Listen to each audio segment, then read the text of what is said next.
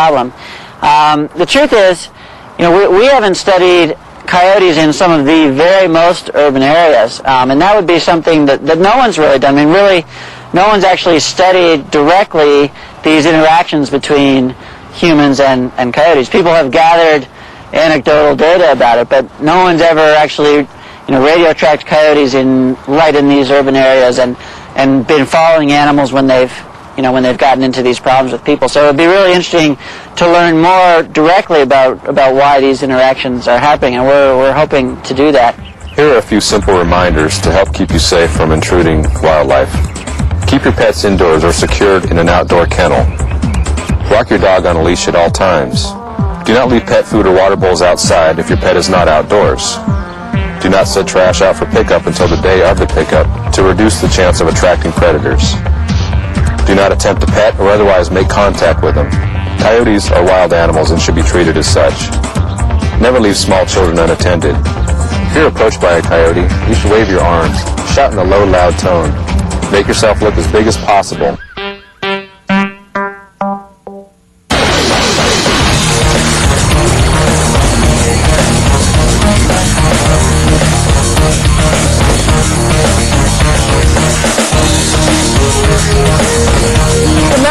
Are the largest cat here in California, here in the Santa Monica Mountains. And here in the Santa Monica Mountains, there are very few of them, actually. And as far as I know, these individuals that live in the Santa Monica Mountains have never had a conflict with people. If you do see one when you're hiking, the best thing to do is to not worry about it so much, is to face the animal and make yourself look bigger, and maybe make some noise and back up slowly, and usually the animal will just move on. Okay. They're usually just passing through. Normally they're afraid of people. So the natural reaction of a cat is to avoid people when they know that people are around. They're usually very shy, elusive individuals, and that's one reason why you rarely see them. Okay. Would you say that most of the cats that people see are cats that maybe were surprised hiking along a trail, nobody making much noise, and suddenly there's a cat in front of you? Exactly. So if you are a little noisy while you're hiking, you might avoid an interaction or even a sighting of one of these animals. Okay. A lot of people are very concerned about children when they're out hiking. Do you have any advice if you're with kids? What should you do if you're in mountain lion territory and come across a mountain lion? Well, make sure the kids are close to you. You might want to hold their hands. Don't let them walk around in the wilderness areas next to the trail. Of course, cats are more attracted to smaller moving objects that are vulnerable. Right. So you want to really do take care of your kids. And of course, again, if you see one of the animals, keep the kids next to you. You might want to put the child on your shoulders. One thing that you can do is wear a T-shirt. Have the kids wear T-shirts and you yourself wear a T-shirt that is very striking, because mountain lions are attracted to deer. That's their normal prey. Okay. And deer are a solid tan color. And so the more striking your clothing is, the less you're going to look like a prey object. People aren't normally prey to wild animals, so it's an unusual situation. If you're jogging or riding a mountain bike, you'd be more stimulating to a mountain lion that might be close by. Okay. So just be aware that the wild animals are there, and we're in their territory. I think it's important for the people of Los Angeles to understand some of the issues surrounding trapping. Is there any light you can shed on that subject? Normally when animals are trapped, they are either relocated in the immediate vicinity or euthanized. So the best thing to do is to take care of your environment and take the necessary precautions to keep the intruders out. And if you do have a question, call Animal Control or an organization like the Nature of Wild Works, and we can help you out with the answers. You're actually much more likely to see a bobcat in your backyard than a mountain lion. Bobcats are small cats, and they thrive on small mammals like squirrels and birds, which are quite common, of course, in urban areas. Mountain lions prefer deer, and they need a much larger territory to survive, and they're also looking for hiding places that are safer, so they'd be much less likely to jump into your backyard than, of course, a bobcat.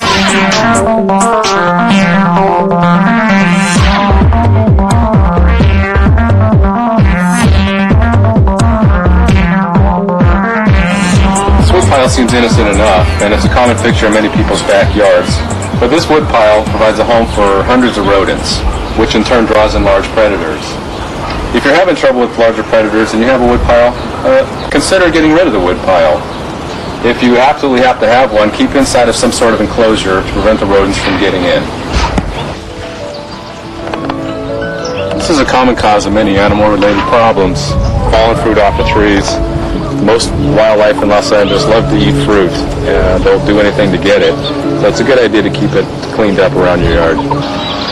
Many people like to garden, and back here we have an example of such a garden. We have plenty of fruits and vegetables. This is a fencing designed to keep rabbits out, but in order to protect it from other mammals, you will pretty much want to protect the entire vegetable garden with some type of sturdier fencing. You know, it's very important for all members of the community to do what they can to keep their properties clear and free of vegetation, to make it less inviting to the wildlife. Behind me up the stairway, there's houses lining both sides. It's hard to see through the massive vegetation, but we have a house up here we're going to take a look at. We're going to see what might make it less inviting to the wildlife.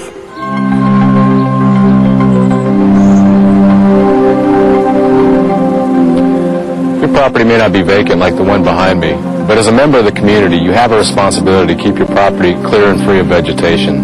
I've seen signs coming in of wildlife intrusion, such as scat, soup bones, that type of thing. But I want to take a closer look. Fences are very important, not only to keep your pets in, but to keep the wildlife out. It's always a good idea to check your fences and make sure they're in good repair.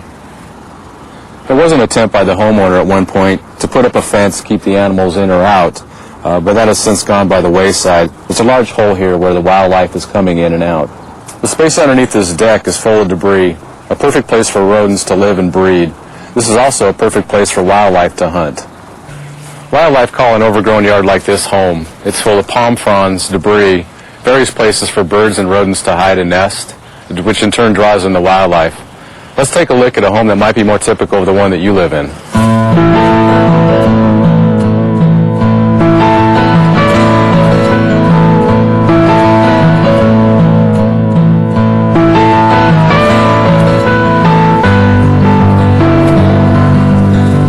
Beautiful Los Angeles neighborhood, and I'm standing in a yard that's obviously very nice. It's well kept and well maintained. The vegetation, as beautiful as it is, provides a hiding place for animals to do their daily activities, their nightly activities, maybe provide a meal for those animals that eat insects. If this resident were having trouble with certain types of animals, I might suggest that they take a look at the vegetation, maybe space things out a little bit, not create such a wall or dark places for animals to hide.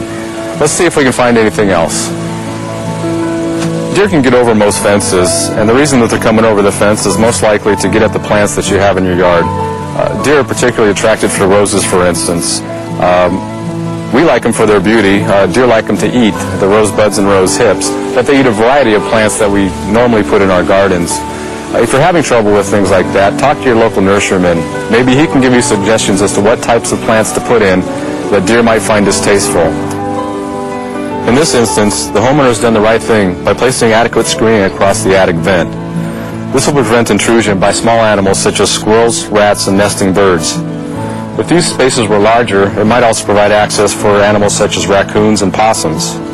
Wild animals really have no trouble finding water in our city. It runs down our gutters most of the time. We don't want to make life easy for them by providing water sources in our own backyards. I don't want to discourage you from getting a water fountain, but if you do, you can expect to maybe have some animal come in and drink at some point. Here we have a capped chimney. One of the problems we have in Los Angeles is with uncapped chimneys. It's often very common to have squirrels and birds come down the chimney and get stuck in the flue.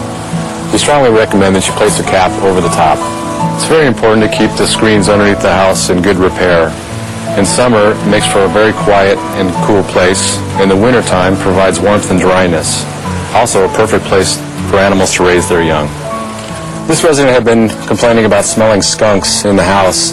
A quick look around, we found a damaged screen. As you can see, it goes through. It's complete with animal hair, so it indicates that an animal's been in and out of here. I'm going to take a look and see if I see anything.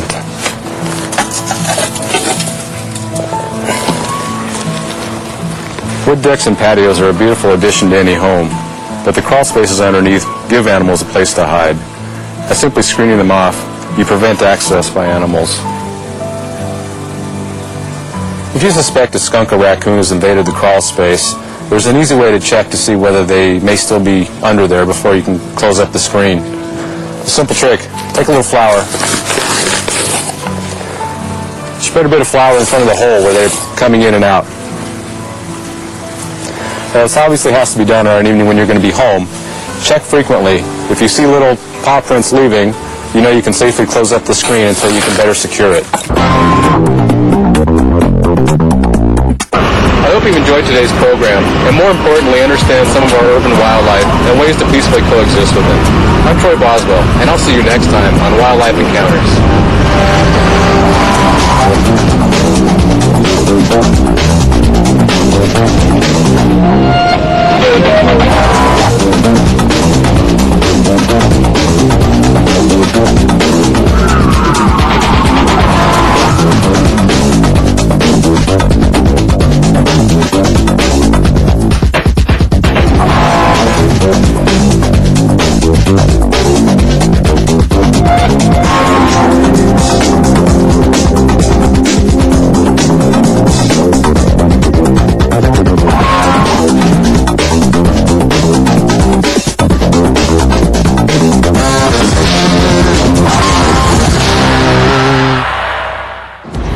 I'm Cindy, and I'm in Little Tokyo, and you're watching Channel 35, Your City, Your Channel.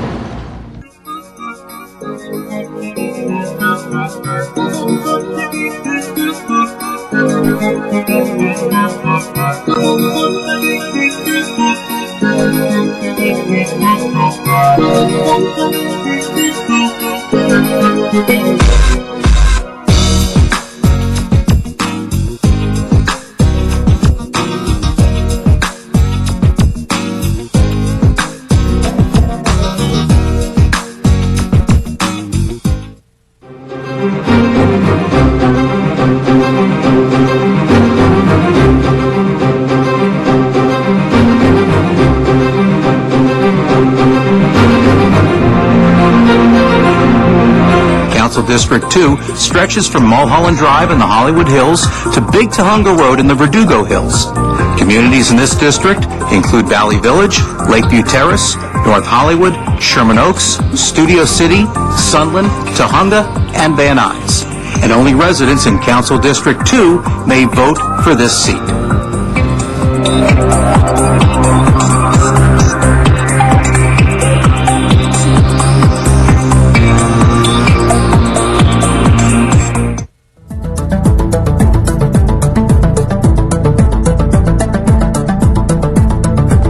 Greetings, I'm Chris Essel and I'm running for City Council to make Los Angeles work.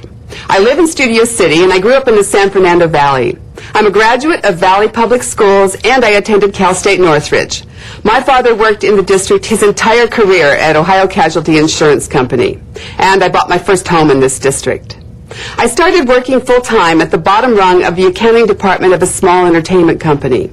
I got my college degree in business, and 20 years later I was a senior vice president for community affairs at Paramount Pictures. I loved my job because it afforded me the opportunity to serve my city. I have served as a community redevelopment commissioner appointed by Mayor Bradley, an airport commissioner, and I was chair of the California Film Commission for 9 years. I've been successful in those roles because I have a background in finance and managing big budgets.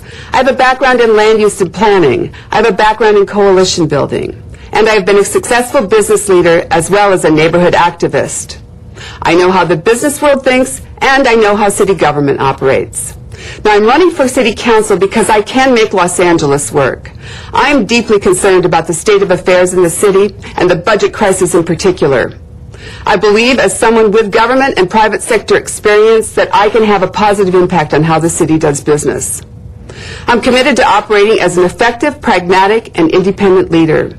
I'm coming to council to do the job right, and I'll be free to make the right decisions because I'm not looking for a long political career, and I won't be running for higher office. I have the endorsements of City Controller Wendy Gruhl, as well as Janice Hahn, Jan Perry, Sheila Kuehl, and Fran Pavley. That's important because it's troubling that a city like Los Angeles only has 2 women serving on its council. I have the support of business leaders such as former Mayor Richard Reardon and the support of environmental leaders like Ed Begley Jr. And I have the support of the IA stage and theatrical workers because I am passionate about stopping the problem of runaway production. In terms of my agenda, I will fight to create a climate that encourages investment and job growth, something I know a lot about, something I have accomplished everywhere I have worked. I'll work to provide job creation tax credits to businesses that bring good-paying jobs to the Valley and fight to stop runaway production. I'll also want to create a rainy day fund in our budget, mandating that government set aside 10% of revenue increases, so during tough times we don't have to cut vital services to Valley neighborhoods like we are experiencing with the fire department. Finally, I will look to create efficiencies and bring innovation to the way we do business. I will work with City Controller Wendy Gruhl. She will need a point person on the City Council to help turn her audit findings into action. I would be incredibly honored to have your support. Please visit my website at essel09.com. Thank you.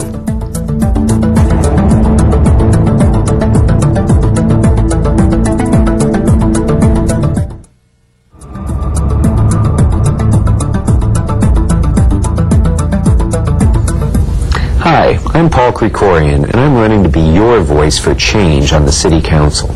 City Hall should be a place where your needs are met, not a place that only rushes to give special treatment to insiders. Right now, it seems like City Hall can always find money to subsidize big developers or downtown corporations, but they can't seem to find the money to keep our fire stations open. We need leadership that focuses on the priorities of the people of this city, and this election gives us a real opportunity to start turning things around. I have a proven record of success in solving big problems, fighting for the people's concerns, and creating positive change. I'm proud of the reputation I've earned for listening carefully to the people I represent and serving their needs effectively. For the last 3 years, my staff and I have gone door to door talking to over 3,000 families in the Valley with just one goal: to listen. It's a simple idea that we don't see often enough in government. We ask our neighbors about their concerns, and then we work effectively to solve their problems. I have the independence and the experience we need to bring positive change to City Hall. Anybody can make promises in a campaign, but I actually have a proven record of success in fighting for what matters to Valley families.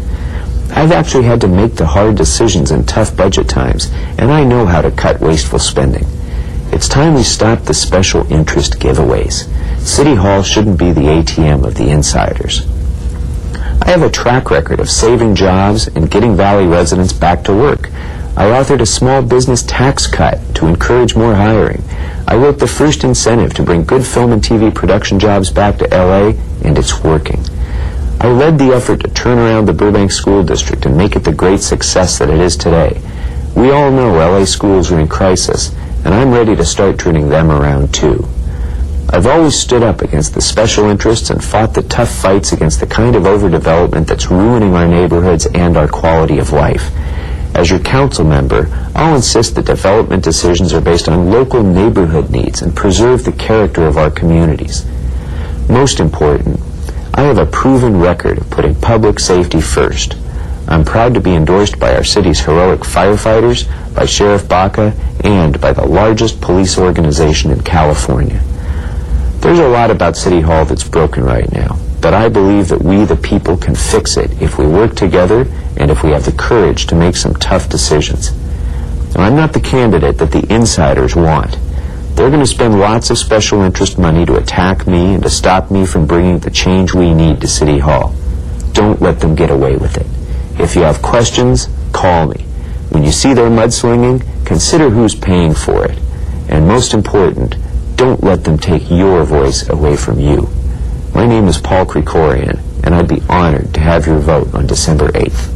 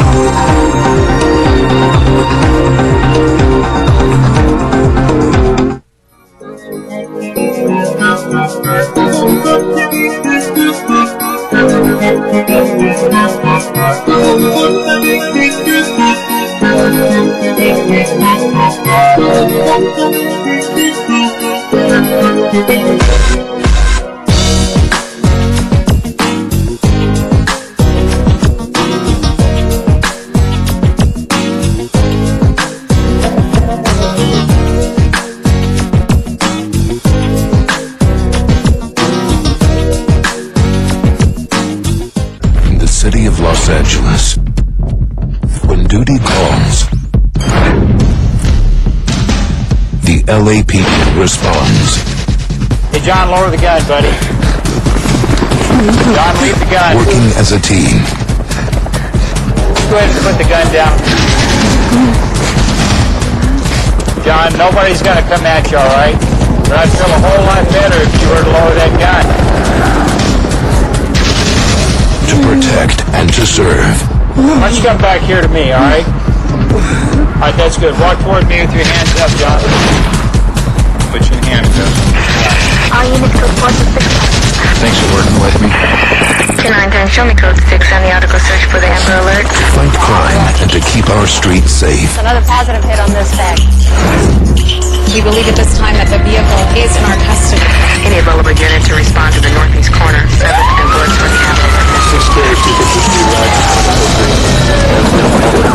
14X11, show us responding. Echo 2 went around.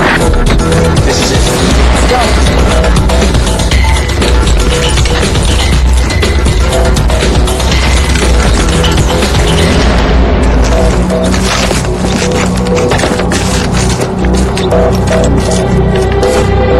For the officers of the LAPD, it's all in a day's work.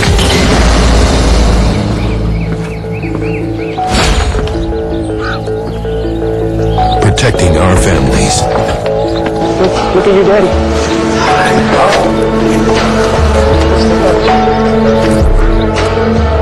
They take pride in what they do. Code for the Amber Alert. Missing child found and returned to parent. Suspect in custody. LAPD is hiring. Become a part of the team. Visit us at joinlapd.com.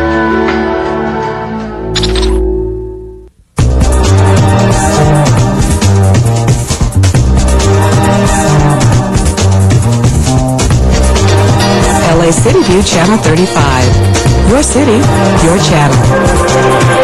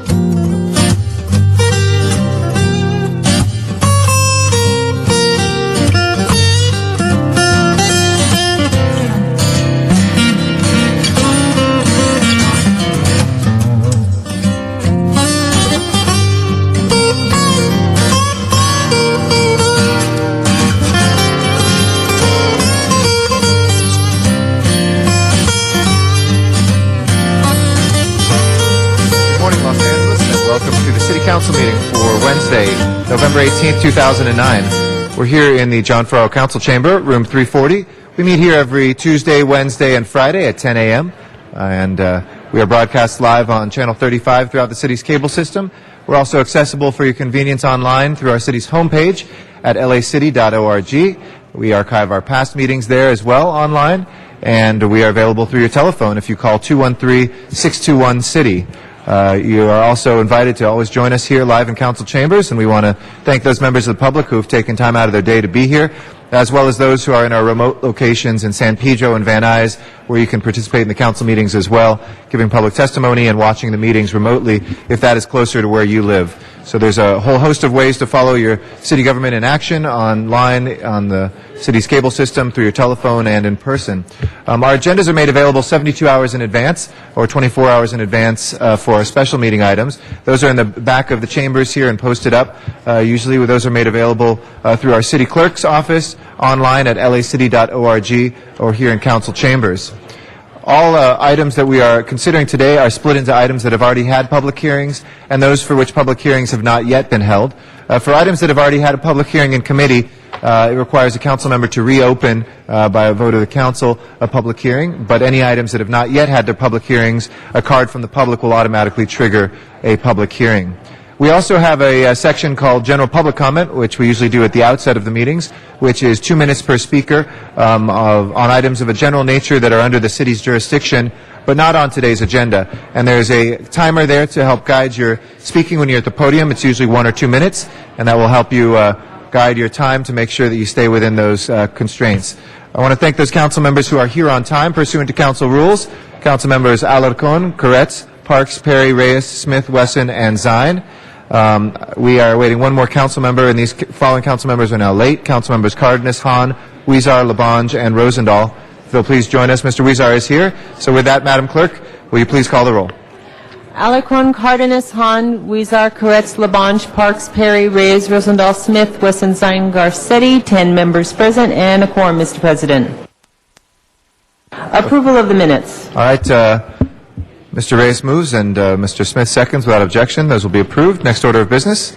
Commendatory resolutions for approval. All right. Mr. Huizar moves and Mr. Parks seconds without objection. Those will be approved as well.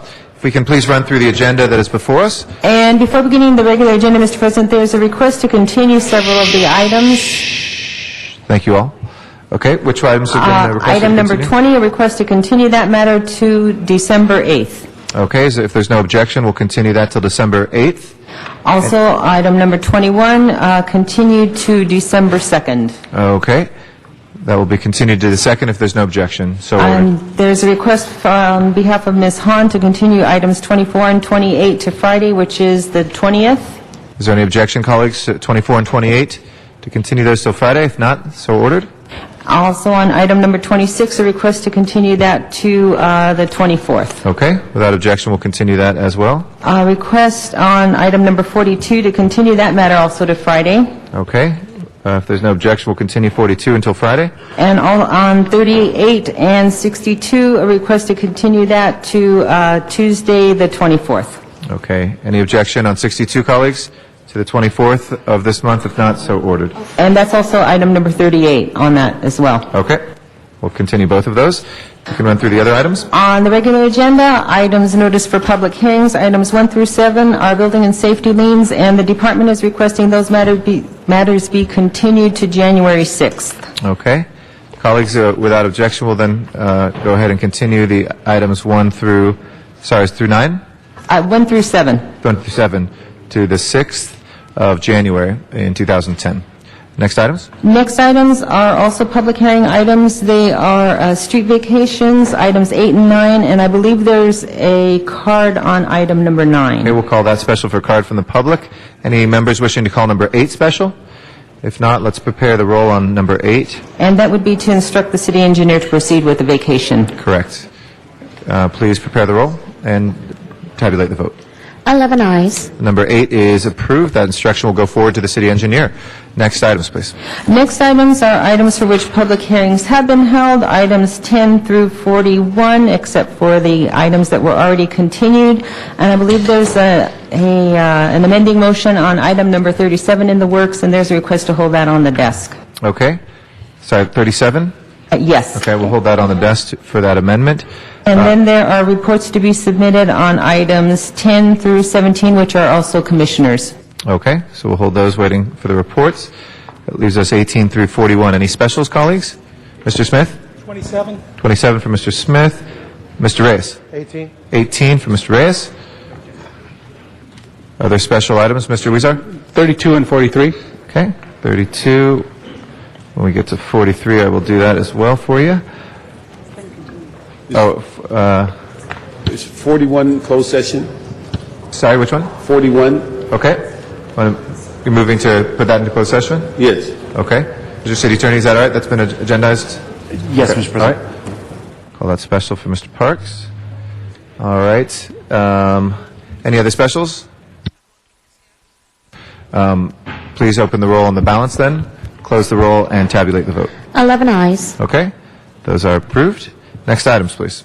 Next items are items for which public hearings have not been held. Items 42 through 53. 10 votes are required for consideration. All right. If there's no objection to considering those are before us. Mr. Weezer asked for 43 to be called special. Are there specials, colleagues? And do we have any cards on these ones? Yes, Mr. President, there's cards on 43, 44, 49, and 53. And also 43 through 47 are ordinances. Do you wish, and I believe 12 council members will be present. Do you wish to hold those on the desk? Yes, let's hold those ordinances on the desk. We're still awaiting the following council members who are late, Council members Cardenas, Labange, and Rosendahl. We need one of you to be here for 12 members for our ordinances to go forward in the first reading. So if you'll please join us as soon as possible, if the sergeants at arms can inquire to their whereabouts. Thank you. Let's hold those on the desk. If we'll take up the balance, please open the roll. And Mr. President, just for to let you know, there are cards on 48 as well. Okay, we'll call that special for cards as well. So 50 through 52, please open the roll, close the roll, and tabulate the vote. 11 ayes. Those are approved.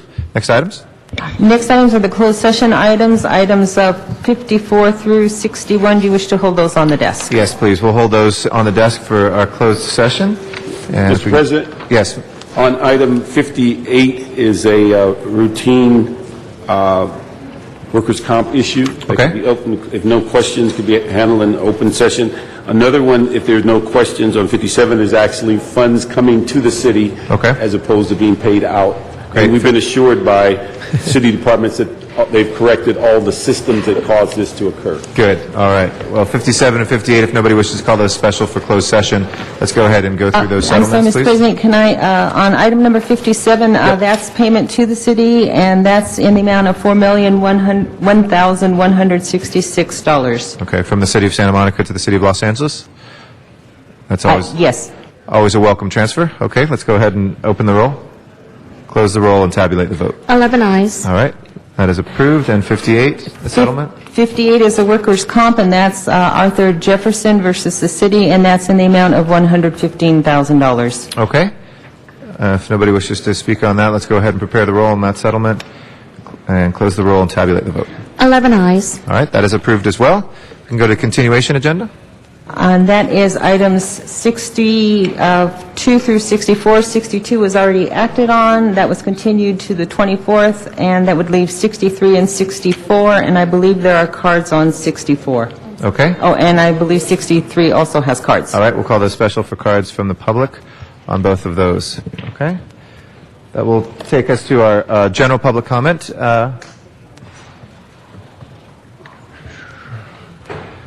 I'll start with cards from yesterday for individuals that were here when we lost quorum. And again, our apologies due to an unexpected funeral that caused that. We have Nathaniel Shaw. Is he here today? I come forward, Mr. Shaw, and our apologies again for yesterday. Thank you for coming back. John Walsh will follow him. Good morning. Good morning.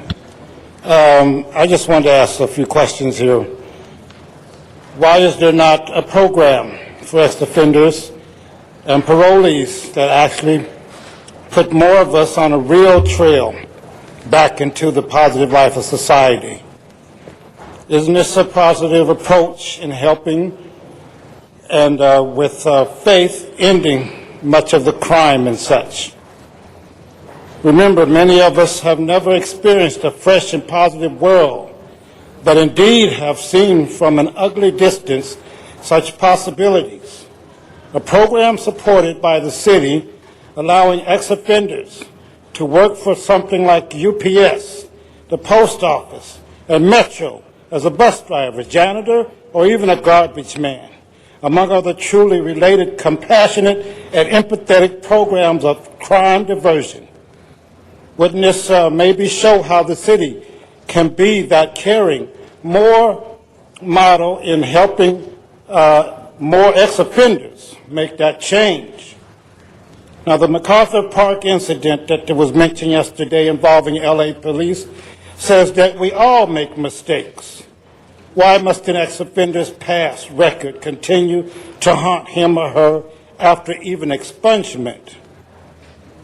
It's not easy for me after 17 years off parole to answer the question on a job application regarding criminal history. Am I the only one wanting a life free of yesterday? Thank you. Thank you, sir. John Walsh is our next speaker. After Mr. Walsh will be Donna Pearman in Van Nuys. Good morning, Mr. Walsh. Good morning. 17,000 visits a week at HollywoodHighlands.org. HollywoodHighlands.org. Angeline announces as governor on our website, and we are going to draft Eric Garcetti for governor. Forget about mayor. Go straight to governor. Incidentally, as you know, later on there's going to be medical marijuana talked about, which means that it's perfectly legal for anybody in this building to be carrying medical marijuana. It's perfectly legal for anyone to have a joint in his hand in this city. Now, in other cities... Mr. President, this is an item on the agenda, and... We can't talk about medical marijuana? Incidentally, I am against medical marijuana bill here. I wanted to attract your attention because I think that we are in a city where we're out of control. Go to Long Beach. Excuse me, that's bad stuff. Go to Long Beach and you will find a good medical marijuana law. Go to West Hollywood. Here, you know why they call it dope? They named it after the LA City Council.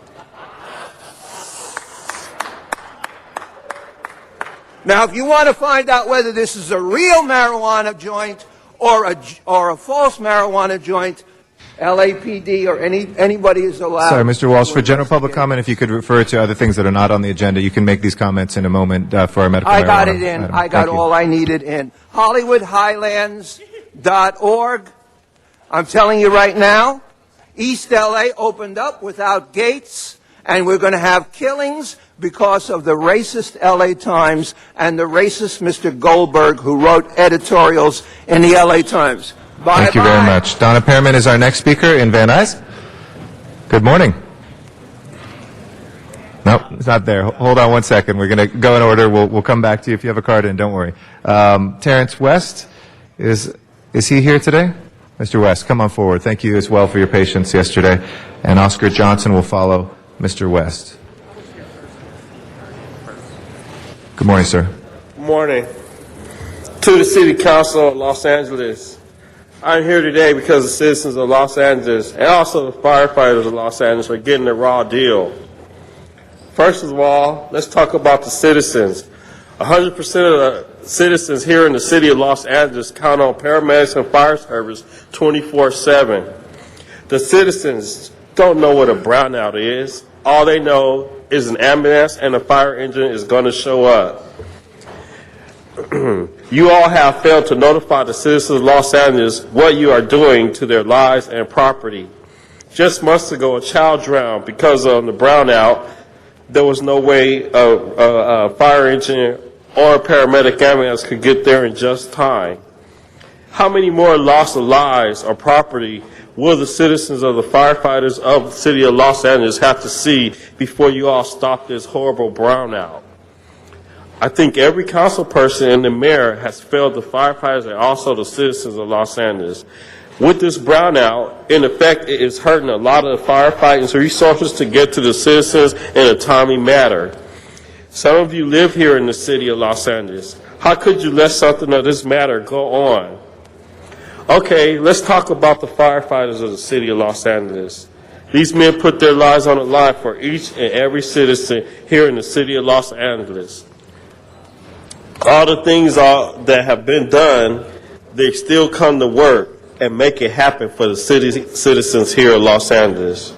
The fire department is the main organization that should be represented at all times because of each and every one of us that sit here in this building today rely on the firefighters of the city of Los Angeles. Please, council persons, let's do away with this brownout before another loss of lives of the citizens or the firefighters could happen. Thank you. Thank you very much, sir. Appreciate your comments. Oscar Johnson is our next speaker. After that is Dr. Clyde Williams. Good morning. My name is Oscar. I speak for the oppressed, and I speak for culture change. I'd like to thank God for our president, Mr. Barack Obama. I'd like to thank God for his wife, Ms. Michelle Obama. And if any elected official do not support President Barack Obama, should be removed from their position immediately. We need to end illegal immigration. We need to make our leaders more accountable for their action. All politicians that's involved with drugs should be prosecuted. All politicians that's involved with illegal immigration should be prosecuted. It was a tragic that happened down in Fort Hood, Texas, with that illegal immigrants doing that type of action. But government is never at fault. It's always something else. We only hear falsehood and hardly hear any truth. We need freedom without responsibility. No freedom without responsibility is no freedom. We have true freedom. We have false freedom. It seems as though we live in an entertainment culture. We talk and don't do anything. We only come here for entertainment and amusement, and that's not the American way. We need to take power out the hands of criminals. Too much power in the hands of criminals, too much authority in the hands of criminals. We should fight for a better government. We should clean up drugs on Skid Row. We should end the genocide of African American people. We have homeless people at the Midnight Mission on Skid Row. They're sleeping on the concrete, on the patio, day and night. They have no roof over their head. In the wintertime comes, it's extremely cold. When the rainy season comes, it rains on them. They have no way to go. The mayor of Los Angeles should be held accountable for his action. We should end construction fraud. The mayor is violating a number of rights that he's involved in, that he's not fulfilling. We need a government that a moral government. We need a government that address the needs of the people, not the needs for themselves. We need to work together. The unity is the key. Unity is their success, unity for progress. We need better leadership in all ways of life. We need more authority. Our business is going to a welfare business. I have more to say. Thank you, Mr. Johnson. Dr. Clyde Williams is our next speaker. Is Dr. Williams here? All right. Walter Bechtel, are you here, sir?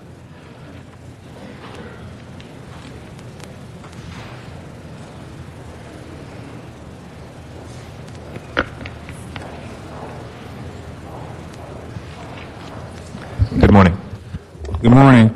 I wanted to reiterate something about the Ford Hotel down there. You guys somebody already made plans without allowing public comment on that, violating the CUP laws, the federal CUP laws. And I want to say there's nothing that should prevent you from extending that if there's some problems with that. I mean, you're giving those people down there too much. All of a sudden, none of us had any cooking facilities, and your plan involves giving cooking facilities and a full bath in every one of the rooms. You're cutting the amount of the rooms in half. You're reducing them from 295 to 149 units. That constitutes a demolition that also should enjoin to a 60-month HUD allegation for relocation. And there's a lot of other legal problems, but mostly I think you're giving too much too soon to these people. I envision within the first 2 weeks there's going to be fires. These people have never had a cooking facility, and it's your intention is in the right area, but the problem is it's like a person that's dying of thirst on the desert. The first thing you don't want to do is give them a big glass of water, because if you do something like that, you're just going to kill the guy. So I would suggest that you put it back to committee and ask for a redraft, excluding several of the units to not give them cooking facilities and full baths, because that's just too much for those kind of people too soon. I do. Like I said, I think it's a good idea. You have good intentions, but I don't think it's proper to do that all of a sudden at this for right now. So we'd appreciate that. Thank you very much, Mr. Bechtel. We appreciate your comments. Our next speaker is Noel Weiss. Is Mr. Weiss here? There you are. And again, our apologies about yesterday, Mr. Weiss. Good morning. No problem. Council members, good morning. Benjamin Franklin said, democracy is two wolves and a lamb voting over lunch, but liberty is a one-armed lamb. I think in this situation, you are a one-armed lamb. We're in a situation where we're not having the kind of policy discussions and decisions that are made by the City Council. You got bureaucrats, you got the public that's basically sitting, waiting for an infrastructure policy, for a housing policy, for a transportation policy. We've got issues on SB 1818. They're not being discussed. I want to again throw out one of your finest moments yesterday was you were all sitting in your seats, you were all listening to each other, and you know what? There's a certain symbolism that goes along with the fact of public watching all of you, listening, and not just, to each other more than anything else. I want to make a suggestion, and the suggestion is once every Friday, and your Fridays you have your awards. How about taking 15 minutes, one council member every week, saying the state of the council district, the state of the city, everybody sitting, everybody listening. And you know what? Symbolically, it will mean a lot to the public. It will demonstrate to the public that you guys are thinking, that you're listening, that you're debating. And you know what? Out of that, I think it will help tremendously to, in this critical time in the city's history, to get the city council really operating and debating and thinking. So that's my suggestion, and hopefully maybe somebody will take me up on it. Thank you. Thank you very much, Noel. Our next speaker is Zuma Dog. Yes, thank you. I just had to come here for a one-time return appearance because I was in federal court last Monday. So for the viewers at home, 3.5 years ago, Zuma Dog came into these council chambers about Ordinance 4215 at Venice Beach, which prevented me from doing things I felt was allowed and was in violation of a federal law. Once I started coming here, I found out that Council President Eric Garcetti had his own rules or something that he's pulling out of some thin air regarding First Amendment and some BS code of conduct that I say is full of hot air and has no legal relativity. And so I was in federal court on last Monday, and after what I heard what that judge said, no, there's no ruling yet. There's no ruling yet. But I'm here to come at this point to issue a fiscal alert to the general fund. Millions of dollars will be paid to Zuma Dog, Matt Dowd, and the Venice Beach performers, because after 3.5 years, a federal judge has had enough of your nonsense and shenanigans, and I heard what he was saying. I heard the questions the federal judge was asking. I heard the things that your city attorney was throwing against him, against me, and he didn't buy a thing of it. So your magic little fantasy world is about to come crushing down. We're going to get paid, and then your code of conduct will be injuncted, and you're going to have to endure much more. Everything that you fear will be thrown at you, and you will have no powers to do anything against it. And the smug, pompous, arrogant looks I get will be so wiped off your face. And the federal Constitution will be restored. And for 3.5 years, Zuma Dog, Matt Dowd, Michael Hunt, say what you want about us. We've been the First Amendment fighters. We've been the one making sure these city council corrupt people aren't running away with the federal law. And I'm here to say that they will be bitch slapped out of here, and the federal judge doesn't like what he's saying, and First Amendment freedom will be restored, and we'll be rich. Thank you very much, Mr. Dog. It's nice to see you too. Matt Dowd is our next speaker.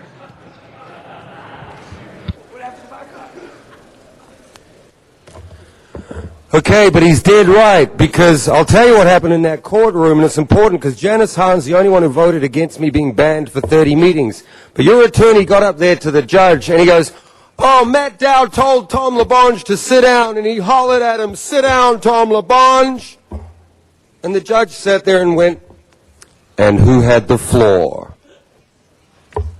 Mr. Dowd did! So he said, get out of here. Tom LaBonge was disrupting me. Because I was talking about Jan Perry doing a pathetic performance. Eric Garcetti, you should know that Jan Perry had was woeful performance.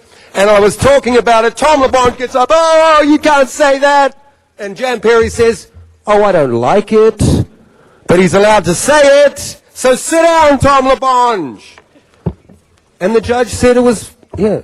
He loved us. He goes, Mr. Dowd, why don't you come forward? Why don't you come into the attorney chair? And why don't you, and your attorneys are trying to dismiss our case. They filed a motion to dismiss. And I'll tell you why there's no ruling yet, because it's an intensive lawsuit. It covers a lot. So they're not just going to pull it out of his bum either in a second. But it's coming. It's coming. Oh my goodness, I felt so good. It was my greatest day in America. I finally felt like there is some freedom. But you got to spend your whole life fighting for it. All these people got to come in here and beg and scream for you to just do what they want because they're the people. But no, everything's a disruption. Let's have a slow hand clap if you believe in freedom and you want the city council to do what you want. 3, 4, 5, 6. My time, I can do that. If I want them to do it, I can do it, for God's sake. So get your disruption bullshit and get it off the agenda. Thank you again, as always, for exercising your freedom of speech, and we're proud to have you do that here, even if we disagree with it. Karen Bonadio is our next speaker, and after that is Richard Eastman. If I could ask you to please sit down to not disrupt the meeting. Thank you. Good morning. Good morning. Why do I always get to come up after this? You could sell tickets. Okay. I'm just here. I would like to thank each and every one of you for what you did on the endorsing the banning the cat declaw. Thank you so much for that. That's wonderful. I can't thank all of you. I love you all for that. I also just wanted to give you the heads up. You also, we're all supporting the overseas military voting bills, which have passed, and as of 2010, they will be law, which it will ensure that all our overseas military will get their votes counted.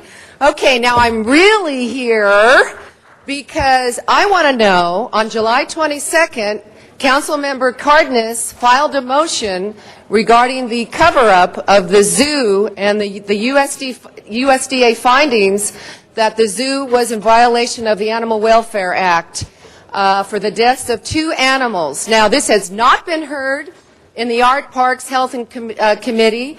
My council member, which is Councilmember Wesson, was sent a letter from In Defense of Animals on October 2nd. Mr. Wesson, we have not heard anything from your office regarding this. That was July 22nd that Councilmember Cardenas did file this motion, and seconded by Councilmember Zine, which I love, thank you. And I want to know, what's happening with this. This is not okay. We don't have transparency at the zoo. They can do what they want. They deceived all of you when the hearings were taking place in January. And this is not acceptable to me. I don't think it's acceptable to too many people that may be watching, or anybody here back in the audience here. We need to have transparency in this city. I need to know, as a citizen and a taxpayer, I need to know what's going on at the zoo. And frankly, if I was the mayor on my watch, I'd replace that zoo director. Thank you. Thank you very much, Karen. Our next speaker is Richard Eastman. After that is Kim Neverman. Very good morning, sir. Councilman Garcetti, distinguished City Council of Los Angeles. Richard Eastman, a resident of Los Angeles since 1976. I came here in the bicentennial to get involved in the motion picture industry, and in 1978 I helped Mayor Tom Bradley get the Hollywood sign restored. Alice Cooper, Hugh Hefner, Gene Autry did that. And a few years later, in the 80s, I went to work at Western Costume, and I helped dress people like Charlton Heston and Michael Jackson and Mickey Rooney and Zsa Zsa Gabor. And then in the late 80s, maybe I got AIDS. And in 1994, I almost died from AIDS. I had 22 T cells, and here I had my dream shattered after being in Los Angeles and saving the Hollywood sign and working with movie stars. And in 1995, I went back to my hometown, San Francisco, and met my friend Dennis Perrone. And he said, Richard, I need you to help me with a controversial subject that I'm not supposed to speak about in general comment, but I'll mention it a couple of times, medical marijuana. Okay, I did that. And I stood up to the federal government, I've stood up to this government, I've stood up to the state. And when we opened that first dispensary in West Hollywood, which is a good role model, I want to say, you know, my life has been saved. It took many years to develop the protease inhibitors that I got in 1996. I have 600 T cells. I'm undetectable. And the medical marijuana keeps me eating. And I'm here to fight for people that need it for all these illnesses. And I appreciate everything that you have done to help us and given us a little more time to work this out. It took years to develop the HIV drugs that have helped save my life. It has taken 13, 14 years to get this issue on the table again. And I hope whatever is decided when item 18 comes up will benefit people with AIDS and cancer and glaucoma and multiple sclerosis. And as a citizen of Los Angeles for over 30 years, I'm begging you to finally get this done so that I can live to see this happen. So a couple of council people said we might not live to see this done. I'm hoping that I am able to live and see my medicine legalized. Thank you. Thank you very much, Richard. Kim Neverman is our next speaker. After Ms. Neverman will be David Lizama. Good morning, Council. Good morning. I'm here to speak. I really know that I can't touch item 18, but I am going to say one thing. I don't think LAPD resources should be used to do the dirty work of Steve Cooley. Let him scrounge up some people from the county, because we already pretty much know what Sheriff Baca's position is when it comes to medical marijuana. Regardless of what happens here today on this ordinance, maybe there should be a plug saying that LAPD should be prevented from doing Steve Cooley's dirty work. Like I said, let him scrounge some county people to help him out. It's not the city's thing that he wants to make a name for himself because he's mad at what you guys are going to do. You know, it sounds like he's just a little spoiled, you know, brat. So, you know, why should the city help the county? Thank you, Mr. Neverman. David Lizama. After Mr. Lizama is Michael Hunt.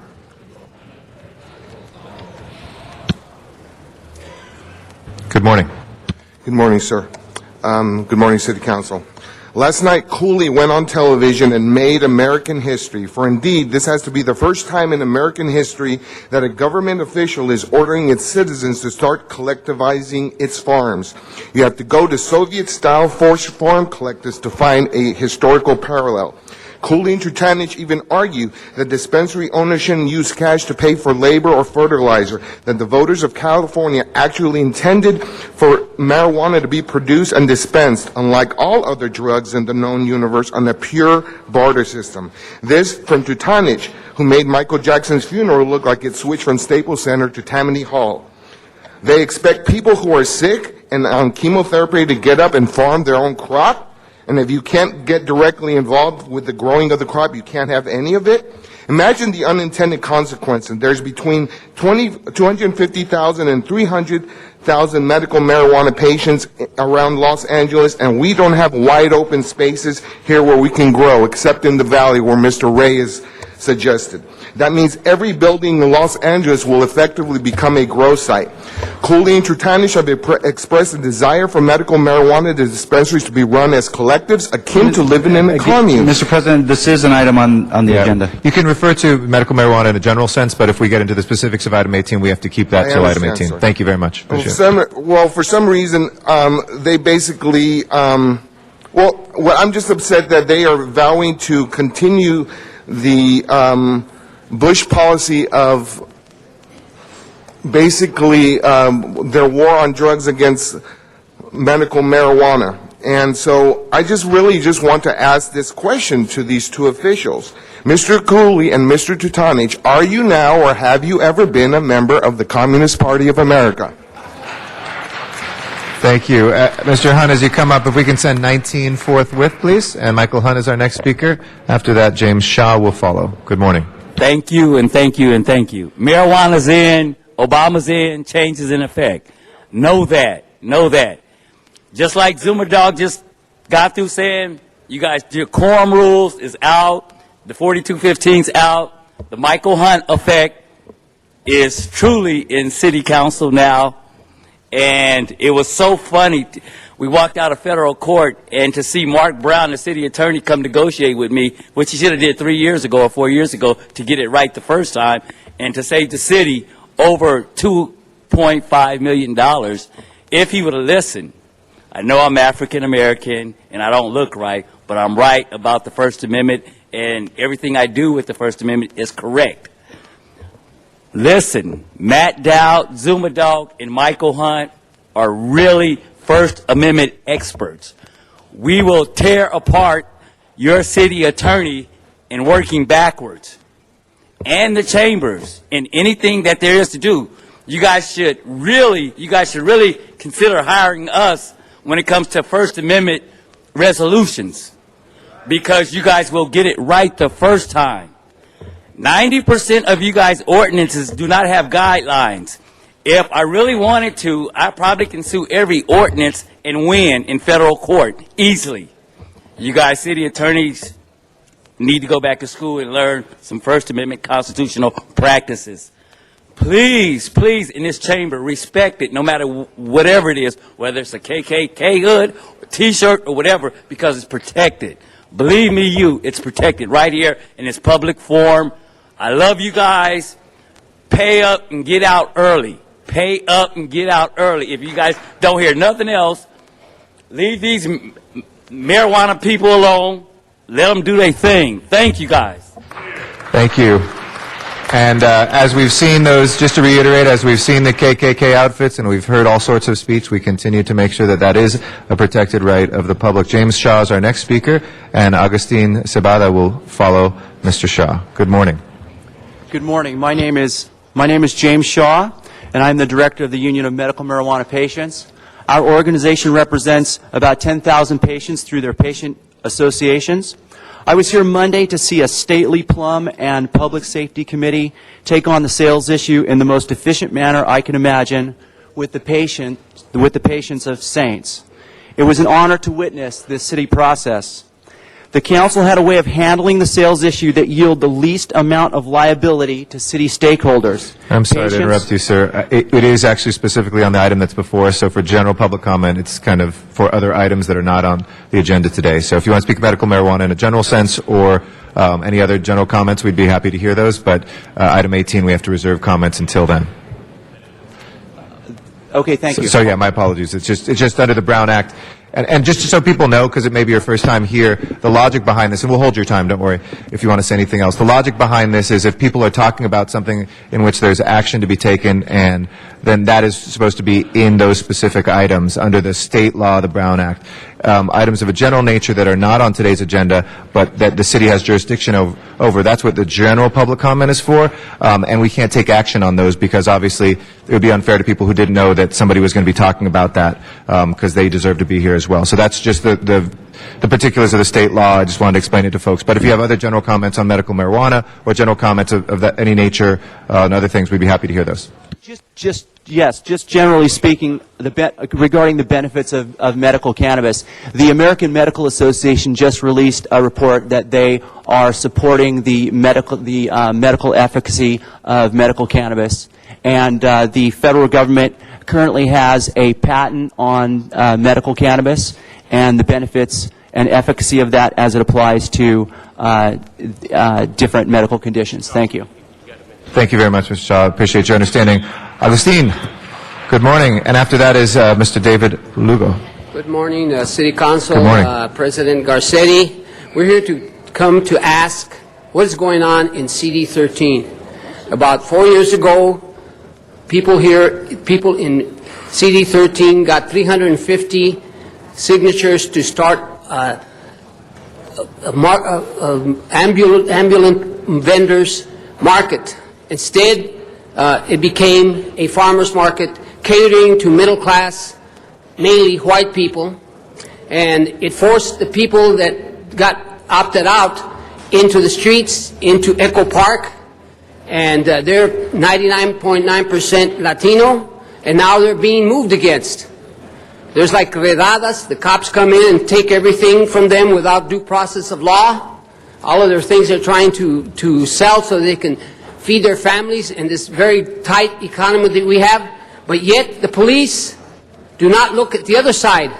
You have all these little restaurants on Sunset Boulevard with taking over the public access, the sidewalks with their tables and people there going around and trying to buy cocaine and things off of people that go up and down the street. Also, on Sunset at night, starting around tonight, all the way to the weekend, you have all these young hippies of many races, predominantly Anglo, who go down there and they're in the streets, especially this one place, the Eco Curio, out in the streets, beer cans in their hands and doing all kinds of things that are illegal, and the police do not even talk to them, do not even say anything, do not even write them a ticket for drinking in public. What is going on in CD 13? We'd like to know. The people of Echo Park would like to know what's going on in CD 13. Why is this being done? Why is there an unjust application of laws to one race of people but not to the other? This is what we call a bad situation. By the way, we support medical marijuana. Thank you. And Mr. Cebada, I'll make sure that Alejandro Marroquin gives you a call today. I'll make sure my deputy for Echo Park gives you a call today so you can talk about that. Mr. David Lugo is our next speaker. After that is Arnold Sachs.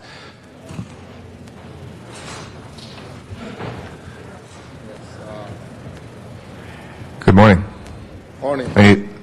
Wait one moment for a Voy a translator. hablar en español. Yeah, no problema. Un momentito.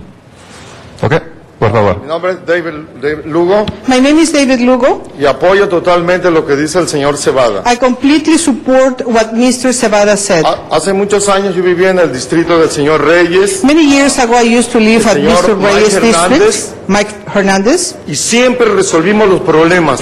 and we were always able to resolve the Gracias a problems. personas como el señor Mike Hernández que siempre se involucraban en la comunidad. Thank you, like people like Mike Hernandez, Yes, he Reyes always también. used to get involved in the community, same as Mr. Reyes. En Eco Park están pasando cosas terribles. Lately there are happening terrible Lo que things in dijo el Echo señor Park. Cebada es una verdad muy cierta de ver jóvenes hippies después de las 2 de la mañana. What Mr. Cebada con said cervezas en la mano. is true. Y la policía, ¡ay!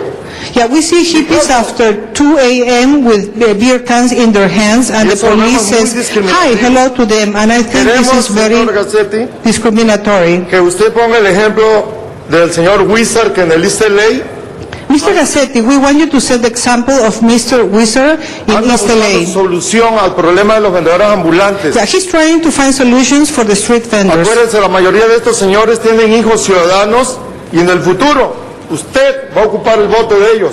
Remember that many of these people has children, they have children that have, that are citizens, and in the future you will use their votes. Hubo un político que discriminó a la comunidad y no quiero mencionar nombres. There was a politician that many years ago they discriminated the community. Que apoyaba las cárceles y no las escuelas. He was supporting jails and not Y no schools. menospreció. And he just didn't treat us Pero yo right. no quiero que eso pase con usted, señor Garcetti. I don't want this to happen with you, Mr. tómenos en Garcetti. cuenta, por favor, y busque una solución al problema que hay en Eco Park. Please take us in consideration and Muchos just find a resolution to the problem that we have in Eco Lugares de Park. masajistas. We have many massage places, Focos de prostitución. and they are just Eco prostitution Park. places in Eco Mucha Park. discriminación en contra de la raza latina. And a lot of discrimination Queremos against Latins. igualdad de derecho para todas las personas. We want equal rights for everybody. señor Lugo. Apoyamos la marihuana médica para todos los enfermos. And we support medical marijuana for all the people that is sick. Gracias, Thank you. I agree. Estamos trabajando muy duro. Gracias, señor Lugo. Estamos trabajando muy duro y juntos con ustedes también. Gracias por su apoyo, su visión. We have Arnold Sachs is our next speaker, and then we'll go to Van Nuys, and Bruce Darian, I know, is standing by there, so he will follow Mr. Sachs. Good morning. Good morning. Thank you. Arnold Sachs. Somebody mentioned it earlier, and I also wanted to congratulate the City Council for their affirmative action they took last week in banning the declawing of cats, whether it was or whatever, so that they could act before state law took effect on January 1st. According to what Councilman Corrett said, I don't think we should allow people at the state level to dictate to us at local actions. So tell me, if you don't mind, where were you when the cable TVs were turned off, where the cable access stations were turned off in the city of L.A.? Wasn't that state action dictating to local governments. I know Councilman Smith said they sent a letter. You sent a letter to the state legislation. Dear Santa doesn't work. Where were you? Public access. You showed great determination in declawing cats. Where were you for public access TV? Mr. Koretz, you ran too late. We needed your leadership last year for public access TV. The rest of these people, thumbs on a log, couldn't do anything. Sent a letter. Where were you? Where were you? Speak up. Somebody wants to know. I'd like to know. People who use public access TV would like to know. What's the difference? State legislation taking effect January 1st. Past January 1st, state legislation took effect over cable TVs. What'd you do? Oh, that's right. You sent a letter. Remember, Dear Santa doesn't work. Said that. It's repetitious. But it's repetitious coming in front of the council and not getting any response.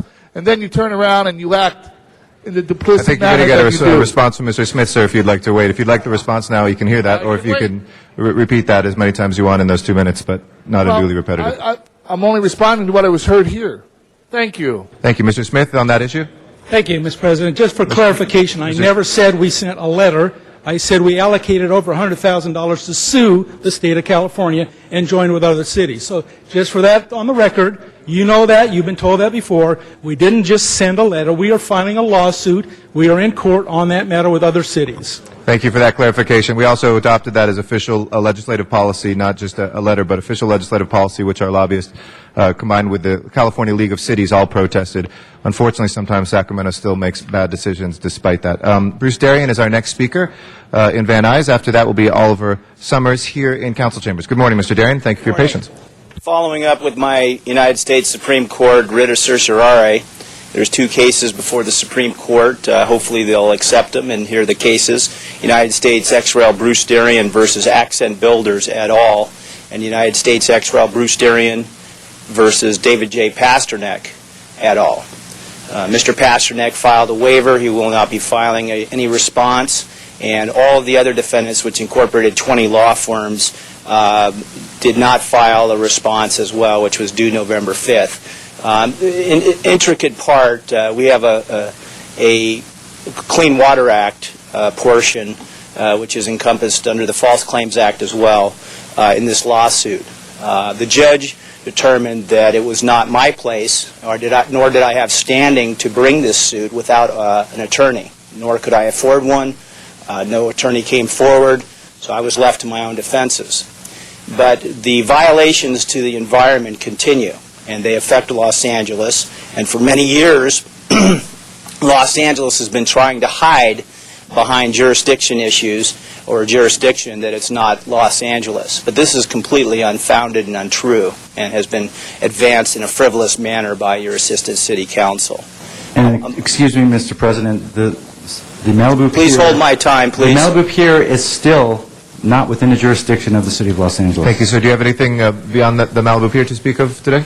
I never mentioned Malibu Pier, and you're violating my First Amendment rights by encroaching on my time to speak here. Sir, you will have your time protected. It's all right for us to comment. You have 2 minutes to speak, and there's no rules about that. But go ahead and please, you'll have another 27 seconds to finish. Okay, Go ahead. I'll take 27 seconds. I did not mention Malibu Pier. I mentioned the Clean Water Act, which encompasses Malibu Canyon, which water is pumped to the Los Angeles River via the Calabasas Creek. This goes down and encroaches on the Los Angeles River, which makes its way down to San Pedro. There was a federal lawsuit brought to stop this discharge of illegal contaminants and also not following the NPDES permits that were issued by the California Regional Water Quality Control Board, the EPA. And you have stifled my time to speak here. Thank you, sir. We've made sure that we had the full 2 minutes for you. Thank you for your comments today. Oliver Summers is our next speaker. After that will be Yamira Golanos. Good morning. I actually was not aware if we were going to be making it to Agenda 18 at one point today. So is there any way I can yield my time until then? Yes, we will be taking it up later on. So I'll keep the card in as number 18. Thank you. Thank you, sir. Appreciate Appreciate it. that. No problem. Yamira Golanos is next. After that is Amanda Brazel, I think. Hi. Good morning. I would also like to reserve my time for item 18. All right, thank you. Amanda Brazel, and then Barry Kramer will follow. Good morning. Good morning. Thank you for taking my comments. I also want to thank the council. I read in the paper about the 3,000 plus uninvestigated rape cases that are backlogged, and so I want to thank the council for taking a stand on mandating that they all be investigated, I believe by 2011. And so with that, I also saw in the paper about what happened in Richmond. I don't know how many of you saw that there was a young woman who went to a homecoming at her school, and she was leaving, and she was... I'm so sorry to interrupt you. There's just a lot of talking going on, and we want to make sure to hear your comments. If we can ask folks to please take their conversations out back or outside of the chamber so we can hear our public comment. My apologies. Please continue. Go ahead. Thank you. And so she was gang raped for hours, and people came and went by and knew that this was happening, and they left her. And then it wasn't until rumors got around to a party that was happening nearby that someone finally felt guilty enough to call the police. And the police finally then went and broke it up, and she was gang raped for multiple hours. This kind of behavior within our society is very terrifying. It is very unacceptable. And so I really want to call within our city that we move faster than 2011 to take action upon this. And it really concerns me that we're going to focus so much attention on medical cannabis dispensaries in terms of their oversight when that should be a health issue. When we have these backlogged cases of rape and women, and essentially what I see is that this is basically sending the message to our children that it's okay to rape women. It is okay to rape women, but it's not okay to rape, it's not okay to help sick people. And so I really want to call upon this council to have the compassion within your hearts to do the right thing and put medical cannabis dispensary oversight within the health department or some kind of other agency besides our law enforcement, because we really need all of our resources to be focused on people we're afraid of, not people we're mad at. Thank you very much. Appreciate your comments. Barry Kramer is our next speaker.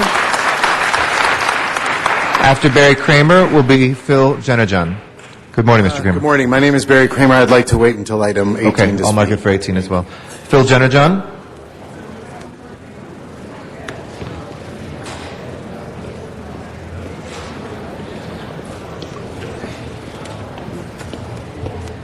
Good morning. Good morning, council members. My name is Phil Jenerjohn, and I'm here today to talk about leadership.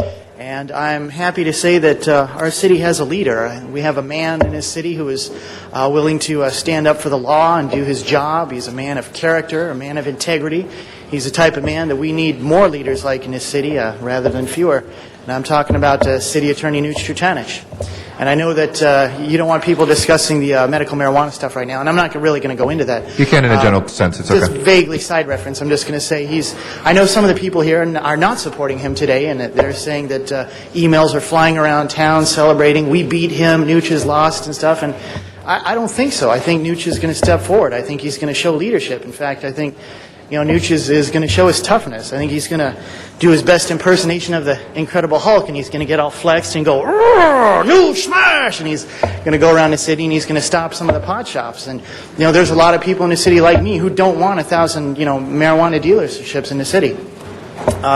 The other thing I'm here to, and of course, for Nuch, I think that's going to make him quite good, and I think some people don't want that to happen because there's certain people on this council who I think are probably going to be running for mayor a few years from now. What are some of these council members going to say if Nuch is able to go on TV and say, I'm the one who, busted 500 illegal pot shops? It's going to make him look quite good. The other thing I'm going to talk about is I'm not happy with my representation from Council District Number 5. This has been going on for a long time. I used to have Jack Weiss, and I didn't like him so much, and he would refuse to answer emails and stuff like that. And I got together with the voters, and we got rid of him, made sure he didn't have a job. But for me personally, I think because I endorsed David Behetti, I think I'm getting Jack Weiss right now, and I don't like it. Just letting you know about that. So, thank you very much.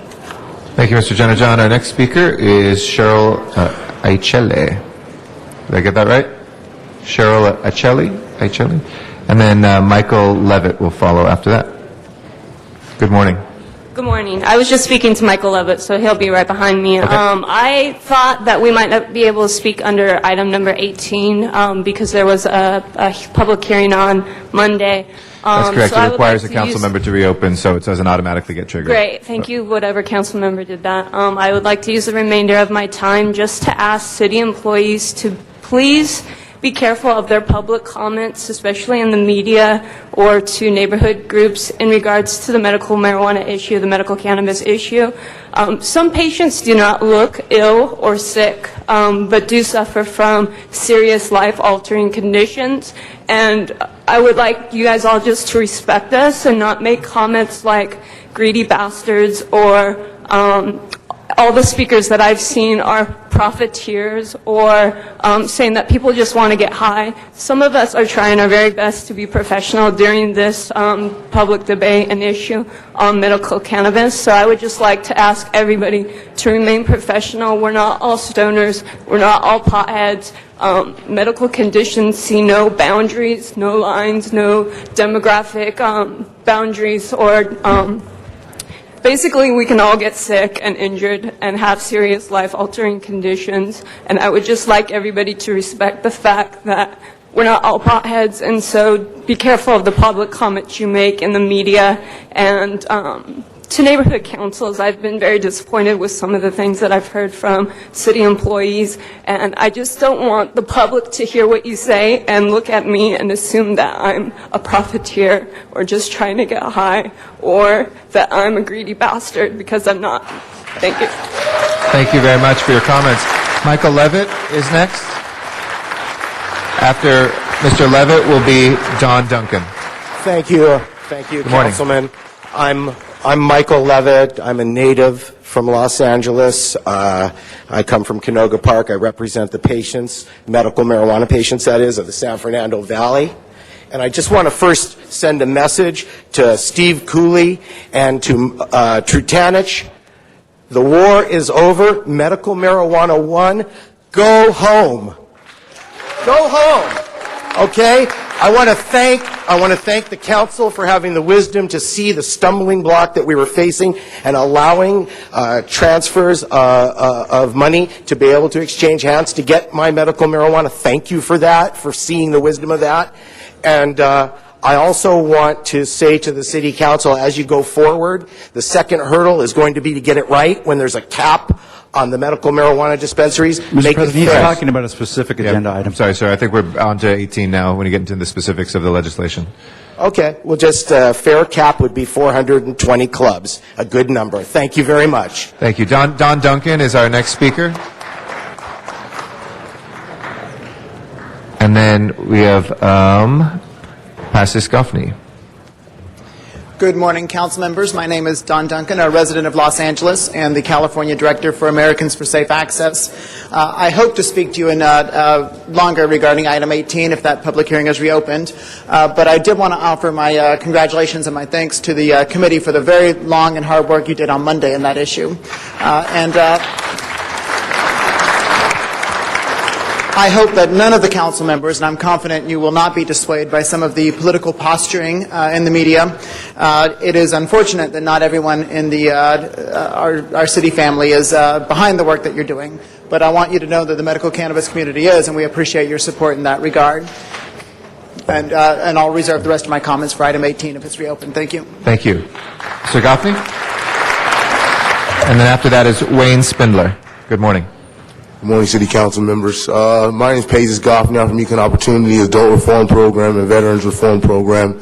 And Mr. Gardy said you had a meeting in my office like 2 months ago and kind of gave you more respect that I'm not some guy in South Central just trying to do a job. I'm right here downtown with the rest of you guys trying to do a good job, trying to help the community. And I've been down here asking for time and time again that I need 10% of the contracts that come to Los Angeles or in order to hire vets and ex-cons. And Roosevelt uplifted the poor people and got out of the recession that he was in, or the Great Depression, by doing that. And I think that you guys should start doing the same. I have a company now that's going to be worth a lot of money, and I'm going to fund this fight fight myself, and I will come and start de-seating every single one of you guys in here who ignore me like you're doing now and look at papers when I've been trying for 7 years to get jobs to these people in these communities, and you guys don't do shit. You know what I'm saying? And I excuse my language for cussing, but I've come down here time and time again and been ignored. I sent everybody in here. Admonished not to use that kind of Sir, language. we're happy to protect your speech right now. We'd ask you please to refrain from the language. Yes, we'll make sure that your time is credited and that not a second is taken off of the 2 minutes, so that is done evenly and equally. But we'd ask you to address the council as a whole, please, and to refrain from, as much as you can, making comments, as the Code of Conduct has right there, that are of a personal nature. And we're happy to hear the ideas and the anger and everything else. Please continue. I've came here time and time again for 7 years saying the same thing. You guys don't do anything. Okay, I sent everybody in here proposals. You guys all know what it's about unless you don't read them because you claim to be too busy. But I doubt that because you guys don't do anything. Okay, now I've been over speaking with the County Board of Supervisors, and they're more apt to pay attention than you guys. I understand there's more of you, but collectively you need to come together and start understanding that we are in a recession that is so cold that we are $102 trillion in debt, and we only get $2 trillion a year in taxes. We're not going to be able to dig our way out of this, and the only way we're going to be able to do anything is by getting jobs to these people and creating new taxpayers. You guys need to pay attention. I've been going through right now, getting all my fundraiser things together so I can get signatures, and I will come down here and individually take care of each one of you guys and get you out of here because you work for us. Have a nice day. Thank you very much, Mr. Goffney. Our next speaker is Wayne Spindler. After Mr. Spindler is Barbara Monahan Burke. Good morning. Good morning. On behalf of the people that aren't here today, the ones that own businesses, the ones that have a paying job, they're not able to come here today. Everybody sandbags Carmen Trutanich and Steve Cooley, but the reality is they're correct on the law. That if this council is doing things that are contrary to state law, and they pass those resolutions, the city's going to wind up in a load of litigation. Lately, there was a proposal to allow garages on single-family dwellings to become legal apartments. I have people near me that do this, and you're changing the zoning laws against people like me that don't do that, creating overcrowding and a loss of parking spaces and crime and corruption. And I believe that what's going to happen is that if you pass something like that, the homeowners... Excuse me, Mr. President, he is talking about a specific agenda item. If we could please just make comments of a general nature of items that are not on today's agenda. Yeah, Thank you, sir. Comes from the city attorney there. I'm actually defending your guys, so you should be on my side, you know. We still have to adhere by the law, sir. Yeah, well, that's something you guys don't do much yourself. But be that as it may, the homeowners have to strike back. And I believe a way to do this is to use the takings clause and apply the takings clause to these city legislative actions that denigrate the value of the properties in these areas. And the final point is that with regards to a comment made about whether the LAPD should enforce a county action, I believe that's correct, that the LAPD should do the work of the city, and if the county wants to come in, they should use the sheriff's department, because the sheriff's department is a state police agency, and they would have more authority to quickly prosecute and arrest these violations. Thank you very much. Thank you, sir, for your comments. Barbara Monahan Burke is our final speaker in public comment. Dr. Williams is back. I still have your card, Dr. Williams. I called on you a while back, but we'll make sure you get your comments too. Good morning. Good morning. Barbara Monahan Burke, formerly representing the Studio City Neighborhood Council. I would like everyone's attention, please. Most recently, this City Council and many of its committees have flagrantly disregarded the thoughtful advice of our city attorney and his staff. You have blatantly disregarded the expressed needs and desires of the constituents of the City of LA. We, the residents who elect you. We need our concerns met, such as of safety, quality of life, various community character, scale, and infrastructure issues. We, the people, the residents, are your constituents, not the special interest lobbyists, big businesses, developers, and big money entities, such as massive unions. We, the people, overwhelmingly elected City Attorney Carmen Trutanich. 2, do the right thing, take his advice, follow the law, do not make exceptions. Make this a respected city, not a flawed one, with never-ending county, state, and federal lawsuits being waged against it because you, and I would like your attention, please, cave into special interests, big money. Listen to your legal advice, to the constituents, to the charter-enacted neighborhood councils. Studio City does not stand alone in this. To the wide-based community organizations. The heart of the city of LA is at stake. Listen, protect, serve with dignity. Thank you. Thank you very much, Ms. Berg. That is our last public speaker for public comment besides Dr. Williams, who will come forward, and then we will take up the agenda items that have been called special. Dr. Clyde Williams, 4115 Barrett Road, El Sereno, Northeast LA, representing Stop the 710, Communities Against the 710. The 710, hey, it's only $5.6 billion as estimated right now, and is to have its environmental considerations completed before 2015 or 2011, depending upon MTA's money. Now, the problem was that the Board of Public Works was supposed to be in charge of it. They had a designated representative from the Department of Public Works who never attended any of the technical advisory committee meetings. Oh, but on Monday, Board of Public Works said, hey, it's not ours. It belongs to the Department of Transportation. It belongs to the Transportation Commission, who's never even heard of it, never even attended any of the meetings. Fortunately, Mr. Huizar's representatives did attend. So the City Council was represented, but no technical department, no designated representatives were there. So what happened? It's only $5.6 billion as estimated now by one group, $11 billion estimated by another one. And if it goes as it is currently planned, it would take out only 300, 400 houses out of El Sereno.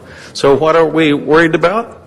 Well, Gloria Molina and the MTA said, hey, East Side gets the light rail. West Side gets the heavy rail.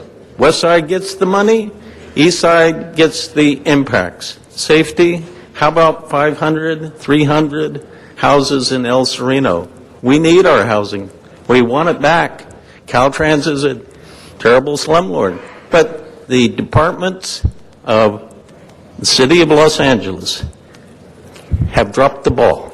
$5.6 billion worth of ball. That's a big ball. So I would hope that the City Council would be able to tell the Department of Transportation, get their act together. And tonight, there's a steering committee meeting. Thank you. Appreciate your comments, and thank you for your patience yesterday, too. Our apologies again about that. That will close our general public comment. We have a couple of pieces to go through the ordinances. We now have 12 members. If we can take up those first. Madam Clerk, which numbers were those again? Those were 45, 46, and 47. Okay. Colleagues, we're going to take up 45, 46, and 47 now. If we could please open the roll on those, please close the roll and tabulate the vote. 13 ayes. Okay, those are approved. If we can take up the commissioners, do we have the report now? On the Yes, the reports have been submitted and distributed to the council members. Mr. Wesson, did you want to say anything on the commissioners, just No, briefly? I think we should just move it. Okay, we'll move those items, number 10 through 17, please. You can please open the roll, close the roll, and tabulate the vote. 14 ayes. Those are approved. Mr. Smith? 28, 29, and 30 go forthwith. Okay, 28, 29, and 30, without objection, we'll send that forthwith. 28 was continued to the 20th. Okay, the other two then, we'll send those forthwith. We'll continue it forthwith. How's that, Mr. Smith? With that, let's go ahead to item 9. Is that the next? Yes, Mr. President. And also, item number 27, I believe there's a request to continue that matter to the 24th. Okay, Mr. Smith, you had called that special. Is that all right to continue item 27 to the 24th, Mr. Smith? Okay. We'll go ahead and continue item 27. We have Arnold Sachs on item number 9. If you'd like to come forward, sir.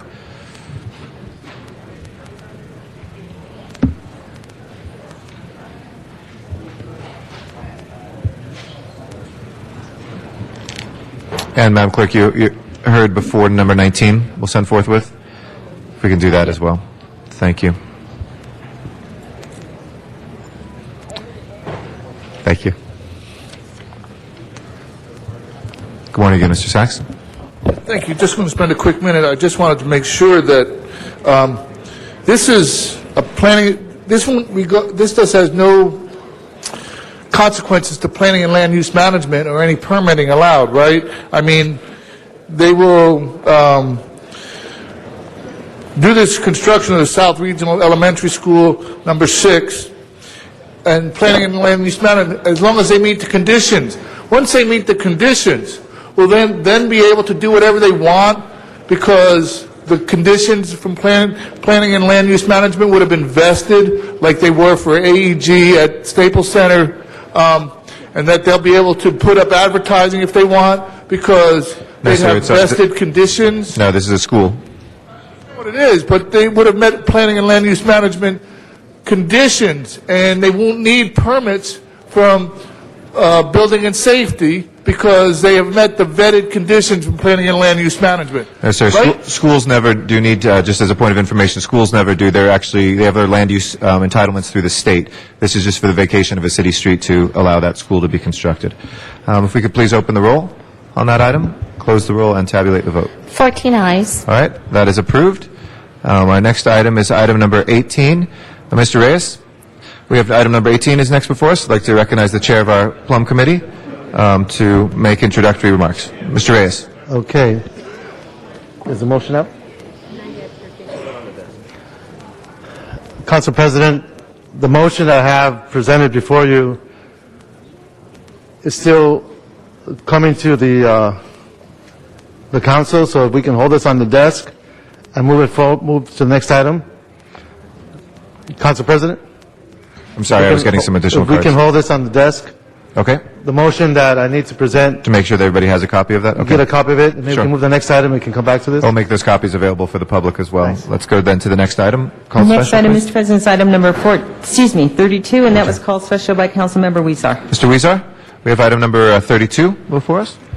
That is Thank you, on Mr. the advertising President. signs on the sidewalks.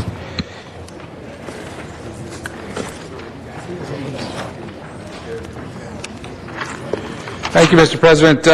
This is a long-awaited ordinance that will allow Bureau of Street Services to use inspectors to assist administrative fees in addition to recovering staff's time for pulling down advertisements that are placed on public property. The 6-person unit that was devoted to taking down these signs was cut from this year's budget because the Bureau was not able to obtain full cost recovery from reimbursement for cleanup alone.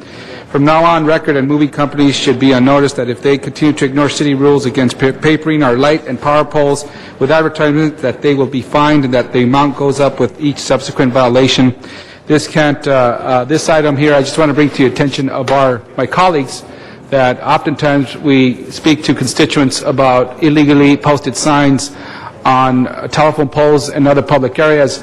And despite us giving warnings to those who continue to post these signs, they continue to do it. This is going to help us recover some of the costs, and our Bureau Building and Safety personnel are going to contact those individuals who are posting these signs and be more aggressive about it. So just wanted to bring it to everyone's attention. Thank you very much.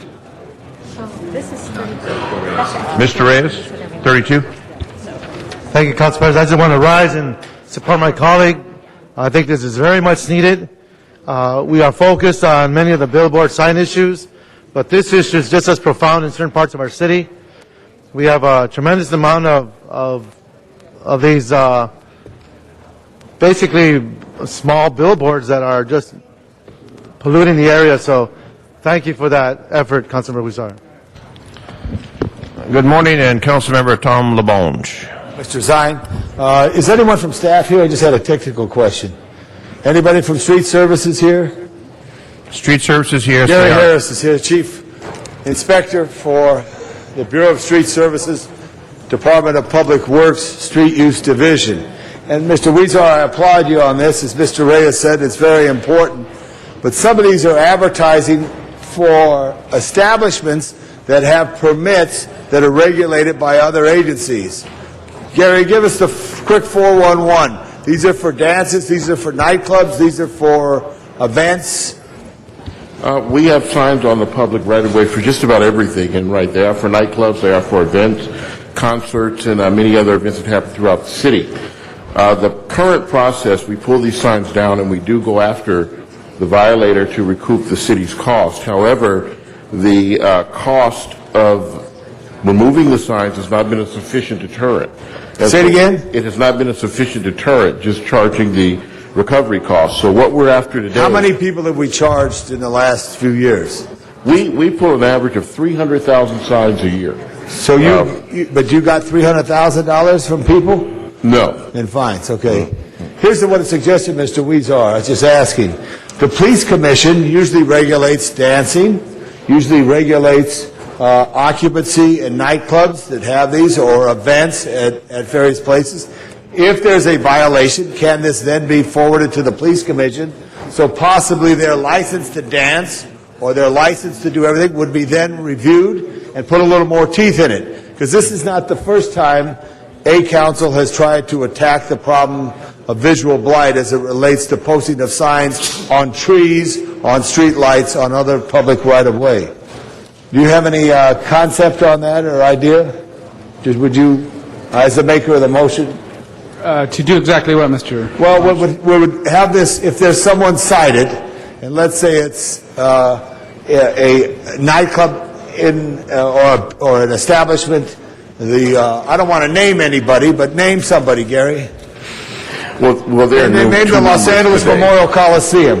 Name Staples, name the Hollywood Bowl.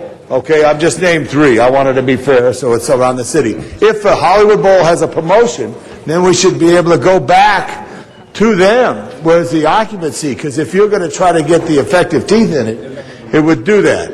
Could I just have a friendly amendment that we ask the street use chief to investigate the feasibility of some additional referral on a complaint of a continual, not a garage sale, not a yard sale, but what would be a commercial venue that is constantly using the public right-of-way to advertise.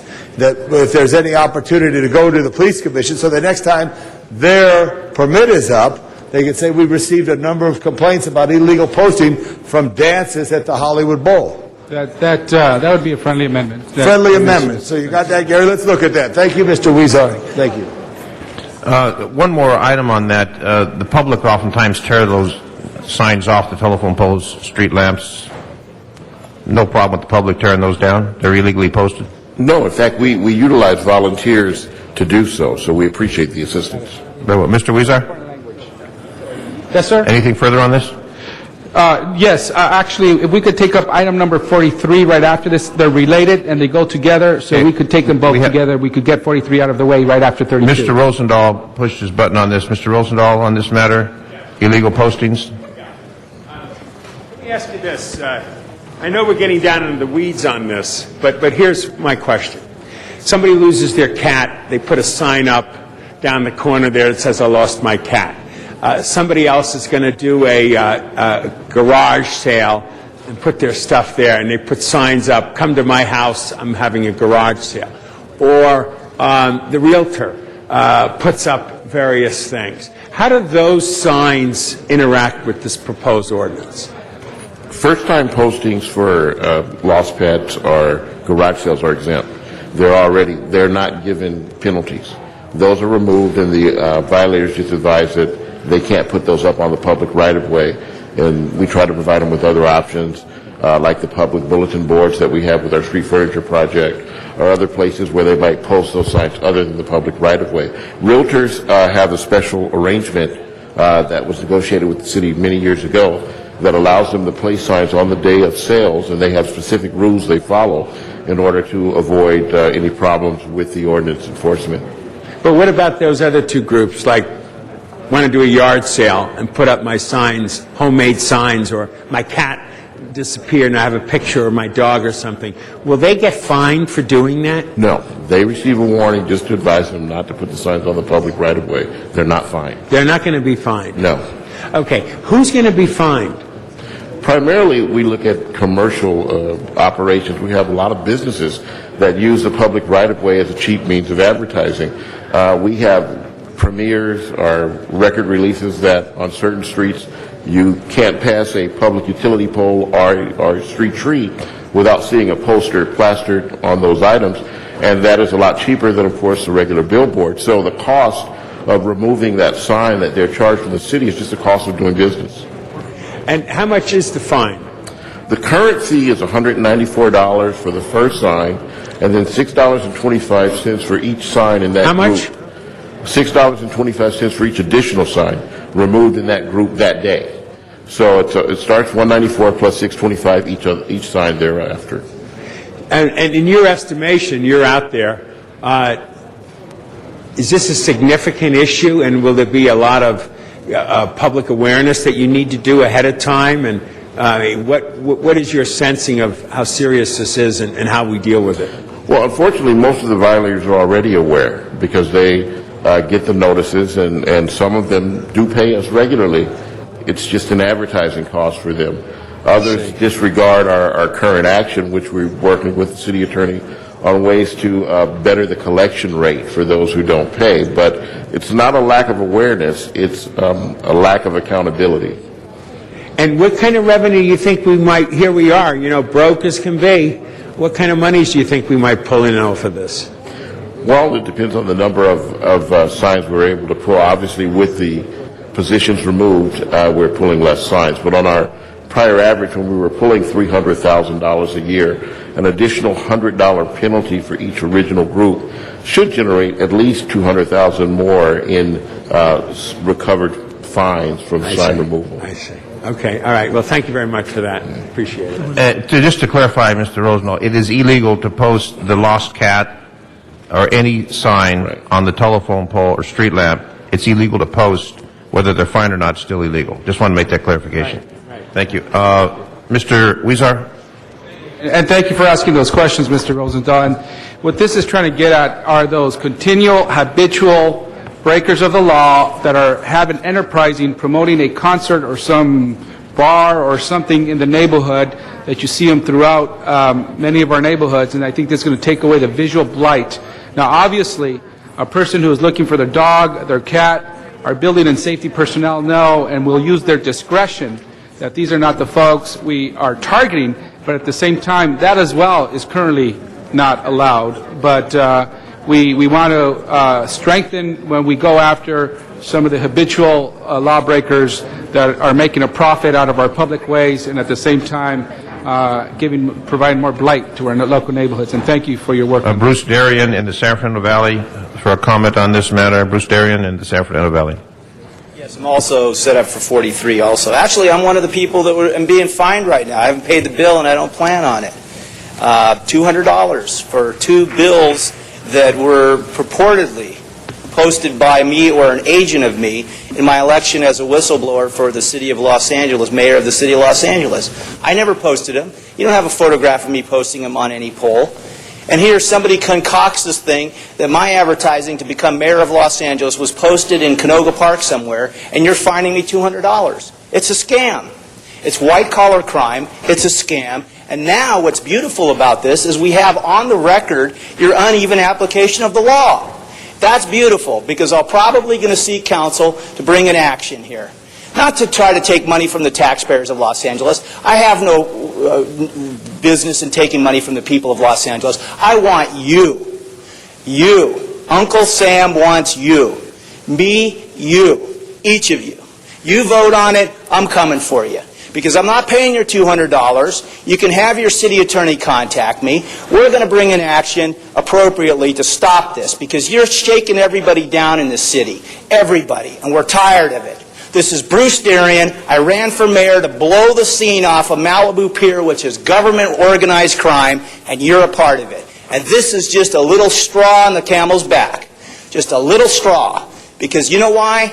Because you're coming down there, and it's an uneven application. You're trying to shake me down for anything you can. It's retaliation, because I come here time and time again of your lack of transparency, your favoritism to big business who've lined your pockets.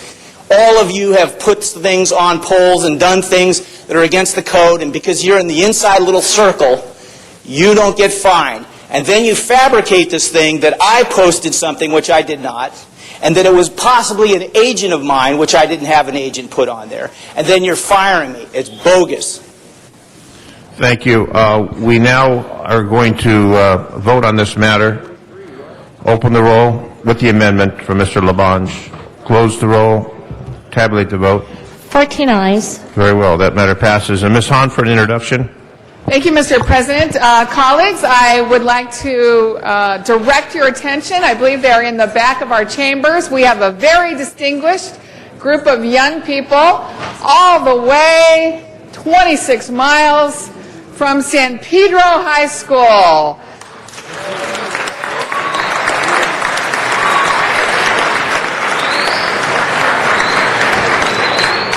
Apparently there's 200 students. It's their senior trip. Looks like they're all, actually, they're more than just around the back. Looks like they're all on the side. If you're from San Pedro High School, raise your hand.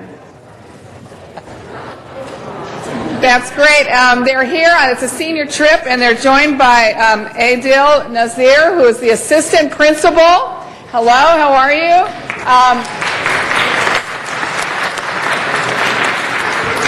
And now you all know how long it takes me every day to drive down to City Hall from San Pedro. It's quite a drive, isn't it? But welcome to you students, and hopefully you're going to go on a great tour of City Hall. Tom Labange would want you to go up to the Tom Bradley Tower, and on a clear day you can actually see San Pedro from the Tom Bradley Tower. So welcome to all the students from San Pedro High School. Have a great rest of your senior year, and have a good day down here at City Hall. Welcome to all of you. Let's hear it for San Pedro High School. San Pedro High School, thank you. Madam Clerk, let's do number 43 now. Yes, and Mr. President, that also has cards on it. We'll hear from the public speakers first. Matt Dowd, number 43. Thank you. Yes, I'll take a minute. And thanks to all the people from San Pedro for coming out here. But look, we're talking about these handbills, and it's going to be illegal to put something up on a public right away. Okay, but here's the problem for the city. You're getting bogged down again, and this is a content-based regulation. So other people are going to sue you because you're picking on them. You're letting other people put up their lost cat, but you don't let them put up their other speech in a handbill. Bill Rosendale's right on this one. See, what if I want to put up a sign that says political, that says, "Stop the Elephant exhibit"? What if I put up 100 "Stop the Elephant exhibit" posters? What if I put "Recall Alarcon"? Does Richard Alarcon get in trouble if I put up 1,000 "Recall Alarcon" flyers all over his district? What if I put "Labong sucks"? Labong sucks. Who's going to get in trouble for that? How's the attorney going to track me down, or just because I said it on public comment now? So that's the kind of thing you're getting into. Janice Hahn, thank you. She's the only one who understands how it works. I want to say hi to everyone from San Pedro. Give a big shout out to Janice Hahn. John Walsh. John Walsh. And while Mr. Walsh is coming to the speakers area, the students of San Pedro, this is public comment on particular matters, and that's what you're hearing for, is the public on specific issues. Mr. Walsh. I'm interested, HollywoodHighlands.org for all the information. 17,000 hits a week. Walsh Confidential. On these handbills, what about illegal medical marijuana handbills? Oh, that's right. They're exempt from the law. And I want to speak to you. Do not use marijuana. Do not use marijuana unless you have AIDS. I'm talking to the children. Or else you'll end up looking like some of these people in this group. And you sure as hell don't want to look like them. You don't want to look like the medical marijuana bandits. And I voted for medical marijuana. Stay away from drugs. Don't look like these people. To the Valley, Bruce Darien. San Fernando Valley, Bruce Darien. Here your council members are questioning your person in charge of public works, that they have discretion to cite the person, to warn them, to let them know it's okay, and then the other council member said it's still illegal, and to send them a warning letter. Here you have a complete lack of even application of the law, that people are being treated differently here. And in my case, you're treating me in a retaliatory mode, I believe, because I didn't put those bills on there. I didn't have an agent do it. So I think that somebody either that had something against me put that on there to get me in trouble, or you guys are making it up. But it's a cash cow for you. You're shaking people down. You've been doing it with a lot of different things. You put a quarter in the meter, you get 3 minutes now. You know, it goes on and on. And, you know, let it be known, we're looking for causes of action to have you recalled. You only came in with 10% of the public's vote in getting elected, anywhere from 50 to 75%, but that was only based on 15% turnout, and that was a fabricated election. You controlled that down so that there would not be an election, a real election. So 90% of the people are disgusted with you or voted against you from being where you sit now, including the mayor and all of you as council. So if we can get you recalled for cause, this would be best for Los Angeles, because we're in a bad spot right now. I know I am. I did a public works job, never paid, and saw more fraud than you could believe. It was a Goodfellows job. Goodfellows. Everything is illegal. So here I was just an honest contractor trying to do some work for the public, and I see everything illegal. To see the courts are involved, the legislative branch, the executive branch, and the newspapers, the LA Times, the Daily News. You can't get anything straight here in Los Angeles. Our country is sinking, and I won't be here for the medical marijuana, and it's a catastrophe to approve that. But you're a catastrophe council. Okay, thank you, Mr. Darien. Mr. Weezer, on this matter? Thank you very much, Mr. Zine. I just want to clarify that everyone receives the same treatment here, but for those who habitually post their signs or who refuse to take down their signs, this is what this ordinance is seeking to go after. I live in a community that is constantly bombarded with commercial advertisements on our telephone poles and our signs, and there's trash all over the place, and no one is taking responsibility.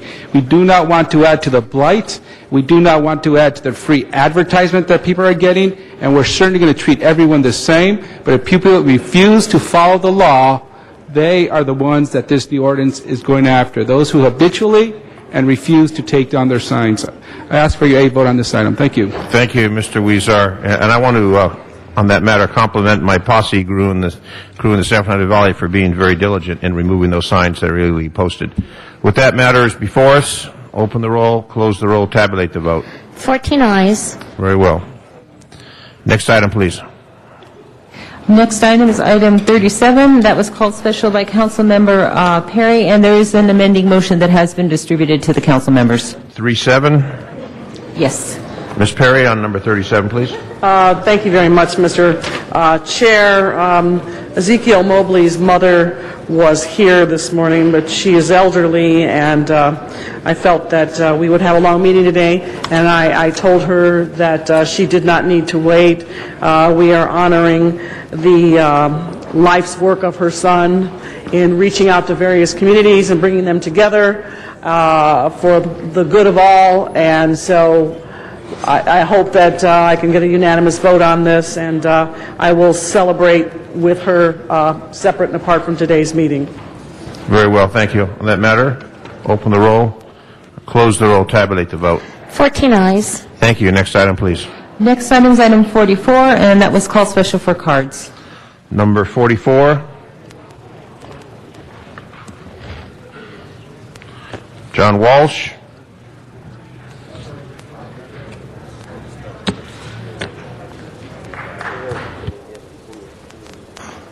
John Walsh, visit HollywoodHighlands.org. Parental guidance is not necessary. There's a racist term here in this ordinance. Bandit taxi cabs. Bandits! And we know who all the taxi cab drivers are. They're minorities. They're trying to make a living. They're bandits. But the people who are selling marijuana to our children, who are selling poison marijuana, I don't hear them called bandit marijuana clinics. And remember, these people up here is an all-white jury, because some of them may be minority, but they were put in by white money, bandit taxi cab drivers trying to make a living. When's the last time, HollywoodHighlands.org, you saw a damn white person driving a cab? Thank you, you racists. Matt Dowd, please. Matt Dowd on this matter. Thank you. Yeah, I'll take a minute, and I'm so glad we've got a lot of people here to witness. I have a federal court case against the city of Los Angeles that says, because we're trying to prove you're allowed to say what you want while it's your time. So while my clock is ticking, or while his clock is ticking, it's still America, and you're still allowed to say what you want. And we've been getting into this, but the city refuses to settle, and this is another thing. See, they're right, bandit taxi cabs. He's right, that's a great point. But here's the problem now. The people of Los Angeles put a bogus attorney into your city attorney office. He's a fix. Mr. President, he's not talking about this item. It's not being enforced by the city attorney. And I'm talking about the city attorney of the city of Los Angeles. Stop interrupting me. If you've got a problem with what I'm saying, deal with it after my time is up, fool. Arnold Sachs on this matter. Arnold Sachs. And as we bid farewell to our San Pedro students, have a good day, students from San Pedro. Thank you for visiting us today.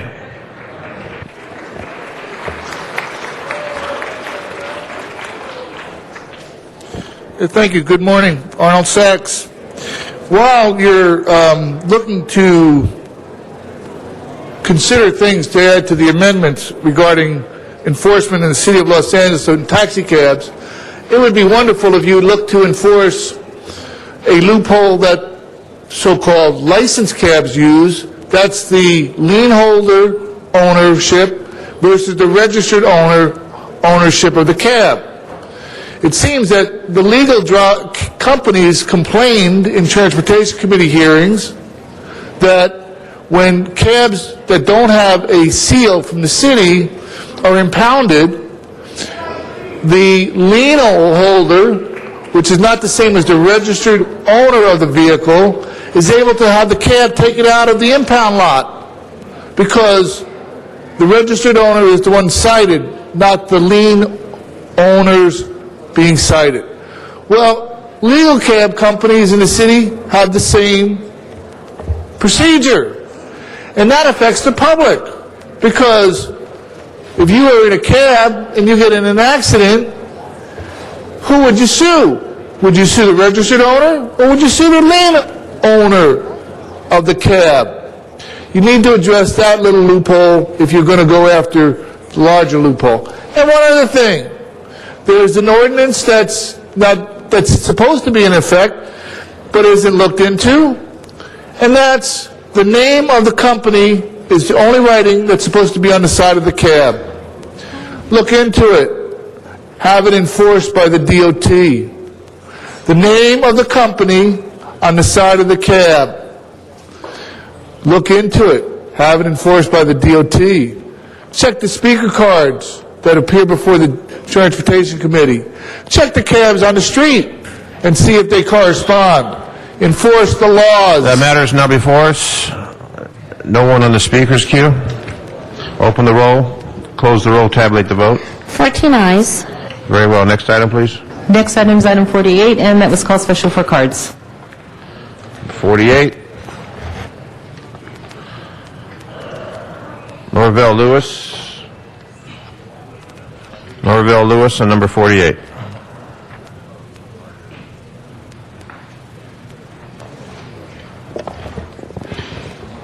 Hi, I'm Ms. Perry, Mr. Alicon, Mr. Wesson, Mr. Parks, and Ms. Hahn, and did I say Mr. Alicon? Anyway, I've met all you guys and worked with you guys in different arenas. But what I'm here today for is I am for the resolution for my mother, who's almost 90 years old. And I came because I wanted to ask for possible exemptions from these fees and costs that she have incurred over the last couple of years. My mother has dementia. She forgets a lot of things and she hides a lot of things. So we are not in we can't ever find the information because she stashes them in places that we can't find. So when all these things came about, I was not aware. I'm back at home with my mother because she's getting worse. She has, problem remembering. She has bouts of crying and all kind of little different spells that when you're used to seeing a person that has been strong all your life, it's really kind of hard to have them pay all these fees out of their pockets for fines that the REAP program has put up on her. I'm asking for you guys to allow her to have some kind of exemption on some of these fees. You're killing my mother slowly with all these programs that have been implemented from the city. And she's not aware of them, and neither are we. We're just informed about some of the programs that you guys have out here that's causing homeowners to lose their homes in other ways. I'm just asking for some kind of assistance with her help with an exemption on paying these astronomical fees that she has to pay. Also, I wanted to say something about the... Thank you. Your time is up on that matter. Thank you. You have a certain amount of months to speak. Mr. Parks? Can we ask you what address you're referring to? 461 East 43rd Street. Okay. Could you just sit down and we'll make sure somebody comes talk to you? All right, thank you. Mr. Parks, you want to approve this or hold this on the table? Move it forward? Okay. That matter's before us. Open the roll, close the roll, tabulate the vote. 14 ayes. Next item, please. Next item is item 49, and that was called special for cards. Number 49. Dr. Williams.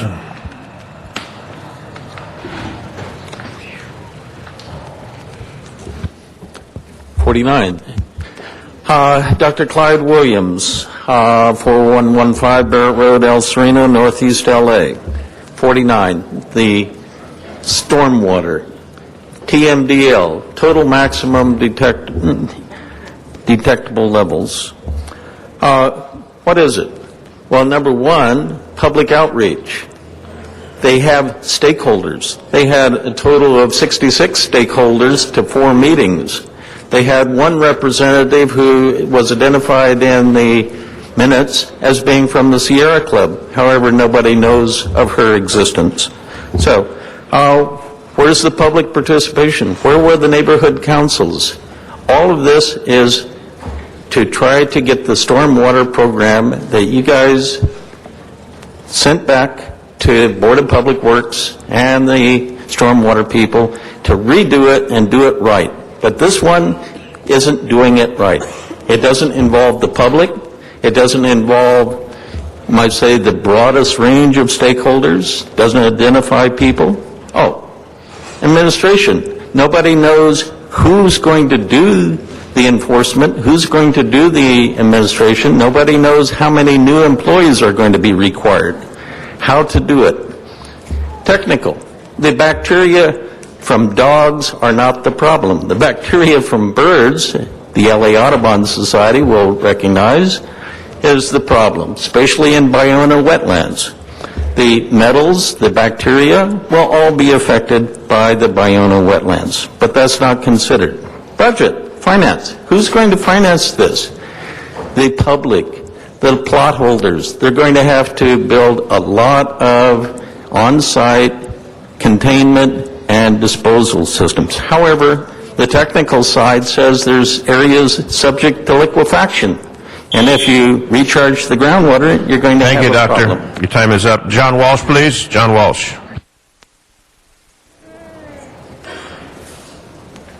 You know, the person before me, HollywoodHighlands.org, a few minutes ago, he used the word SHIT, and this is what it's about. It's about development. It's about hundreds of thousands of people being out there and how we're going to deal with their SHIT.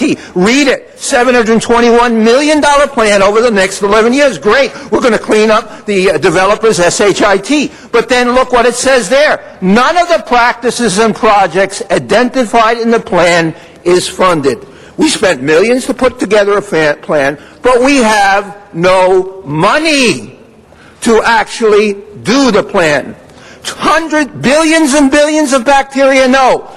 quadrillions and quadrillions worth of bacteria coming to your neighborhood. There's no money, because the number one thing here is to make sure that your friends get their marijuana medical clinics. That's the number one. They can't go to Santa Monica. They can't go to Long Beach. I'm leaving now, but I want to tell you, coming here makes me want to vomit every time I come. But thanks to City Hall Gold, I no longer feel the urge to vomit in front of you. It has cured my nausea, my City Hall nausea. Bye. Jonathan Weiss.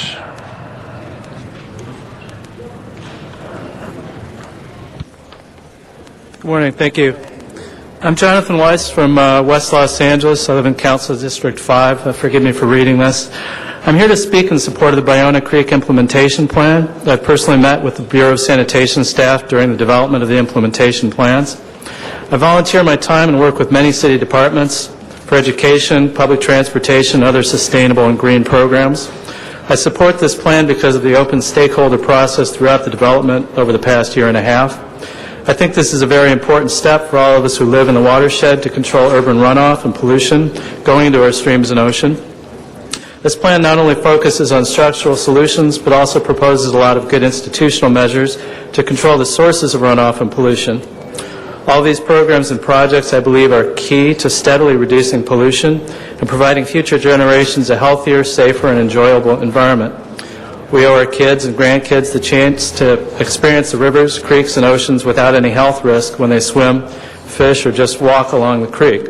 In conclusion, I support the Ballona Creek TMDL implementation plans and recommend the Council adopt the plan promptly so we can move forward to obtain all available funding. Thank you. Thank you. Our next speaker on number 49 is Susie Santinella. Santalina? That's right. Santalina. Thank you. Go ahead, ma'am. Good morning. My name is Susie Santalina, and I'm a water quality scientist at Heal the Bay. Thank you very much for having me to speak today. Heal the Bay is supportive of the proposed implementation plan for the Ballona Creek Bacteria TMDL. There are many positive elements to this implementation plan. First, the plan uses the City of Los Angeles Water Quality Compliance Master Plan for Urban Runoff as overarching guidance, which was the product of collaboration between the city and many community stakeholders, including Heal the Bay. We strongly believe compliance with the master plan is essential for the city to meet its TMDLs. As a side note, we hope that the Council approves this plan in the very near future. Second, the implementation plan relies on the Los Angeles County-wide Structural BMP Prioritization Analysis Tool, or SBPAT, as the means for identifying potential BMP locations and types for implementation. Heal the Bay was a partner in developing this tool and is very supportive of this approach. In addition, the plan utilizes natural solutions to meeting a required TMDL. For example, a green infrastructure approach is utilized, which looks to maximize the capture and infiltration of rainwater to prevent the transport of contaminants throughout the watershed. Also, the LID ordinance that staff is currently working on and will hopefully come before Council in the near future will be critical for this implementation plan. This leads to supplementary advantages, including infiltration of stormwater runoff as well as groundwater recharge, in addition to a reduction of urban runoff pollutants other than bacteria. Finally, staff did an excellent job in reaching out to the community to get stakeholder input on selecting projects. They drew on community knowledge to develop the most effective projects, which would also be assets to the community. We thank staff for their work on this, especially Sharon and his staff, Reza, Ryan, and the rest of the team. In sum, we urge the committee to move forward with this draft implementation plan. Thank you very much. Thank you. Mr. Garcetti. Thank you. Let me start by thanking our chair from the Energy and Environment Committee, Ms. Perry, for putting this forward. She and I wrote and helped put forward Proposition O, which the voters of Los Angeles passed with the second highest vote of any bond that we've ever put before the people of Los Angeles. And folks thought that people would not vote to tax themselves to clean up our water. But what we had was, since the 70s when the Federal Clean Water Act was passed, that has been strengthened over the years through Republican and Democratic administration alike. But guess what? Washington has given us less and less money to actually clean up the water, but they've told us we had to do it. So we had a situation of cities actually fighting to get out from under these requirements instead of just cleaning our water up and finding a way to do it.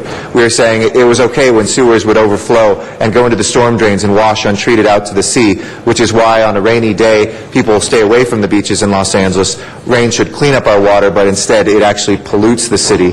But Los Angeles, we said pretty bravely we would take a different way. We would clean up our own water, and we would tax ourselves to do it. If the feds wouldn't give us the money, we would look here locally.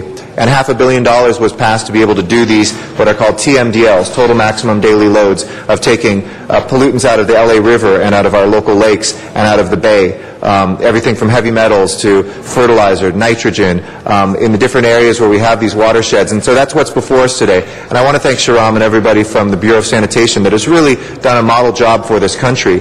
We're working together with the county to find where the next round of funding will come from, because we have to do this to bring our water back to a swimmable, drinkable, fishable standard. But just in closing, Bayona is an amazing ecosystem, and it is a gorgeous place that is protected and that has birds and other life in it.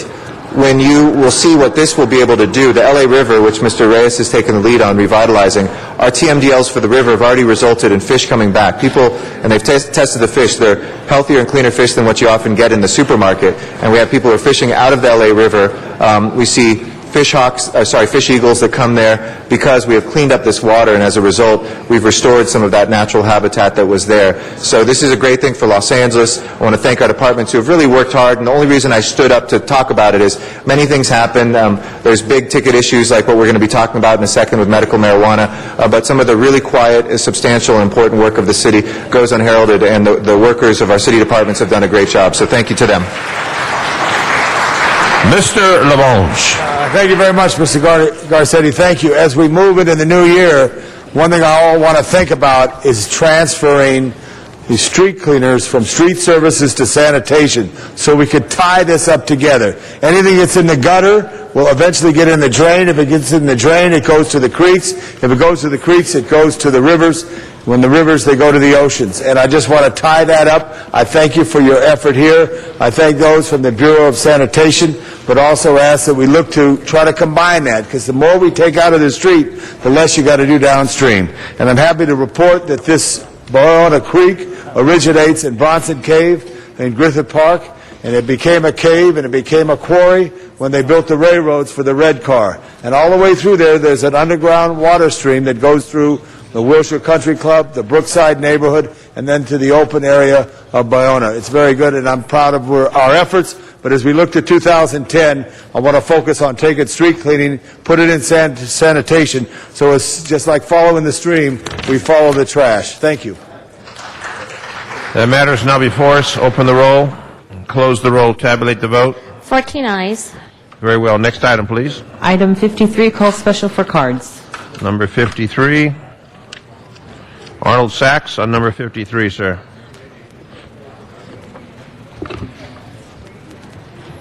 Arnold Sachs, are you still here? I don't see Arnold Sachs. Arnold Sachs is not in the chambers. That matter is now before us. Open the roll, close the roll, tabulate the vote. 14 ayes.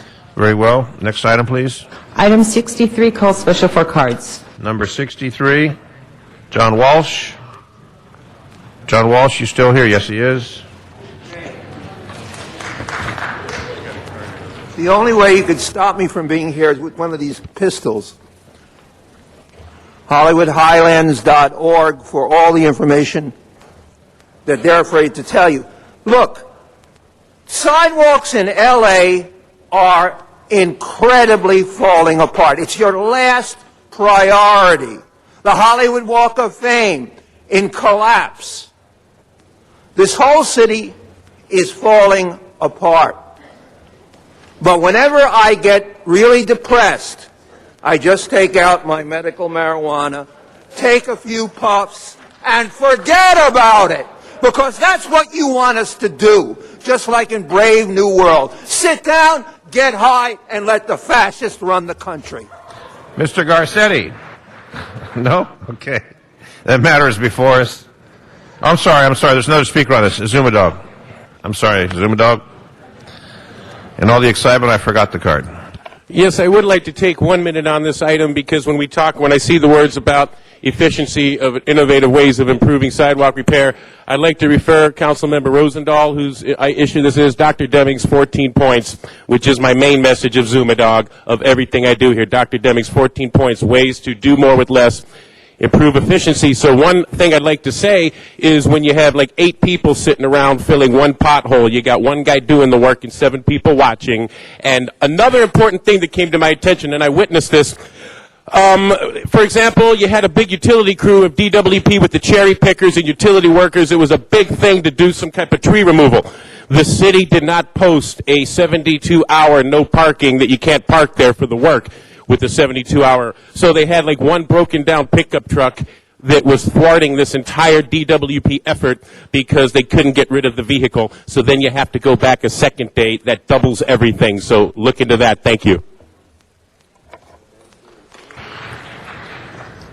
Very well.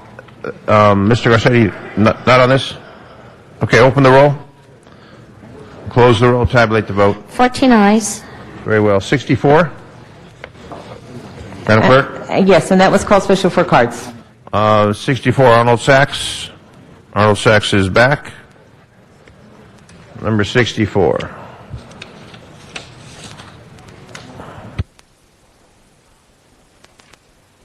Mr. Sachs, you have 1 minute left on the time.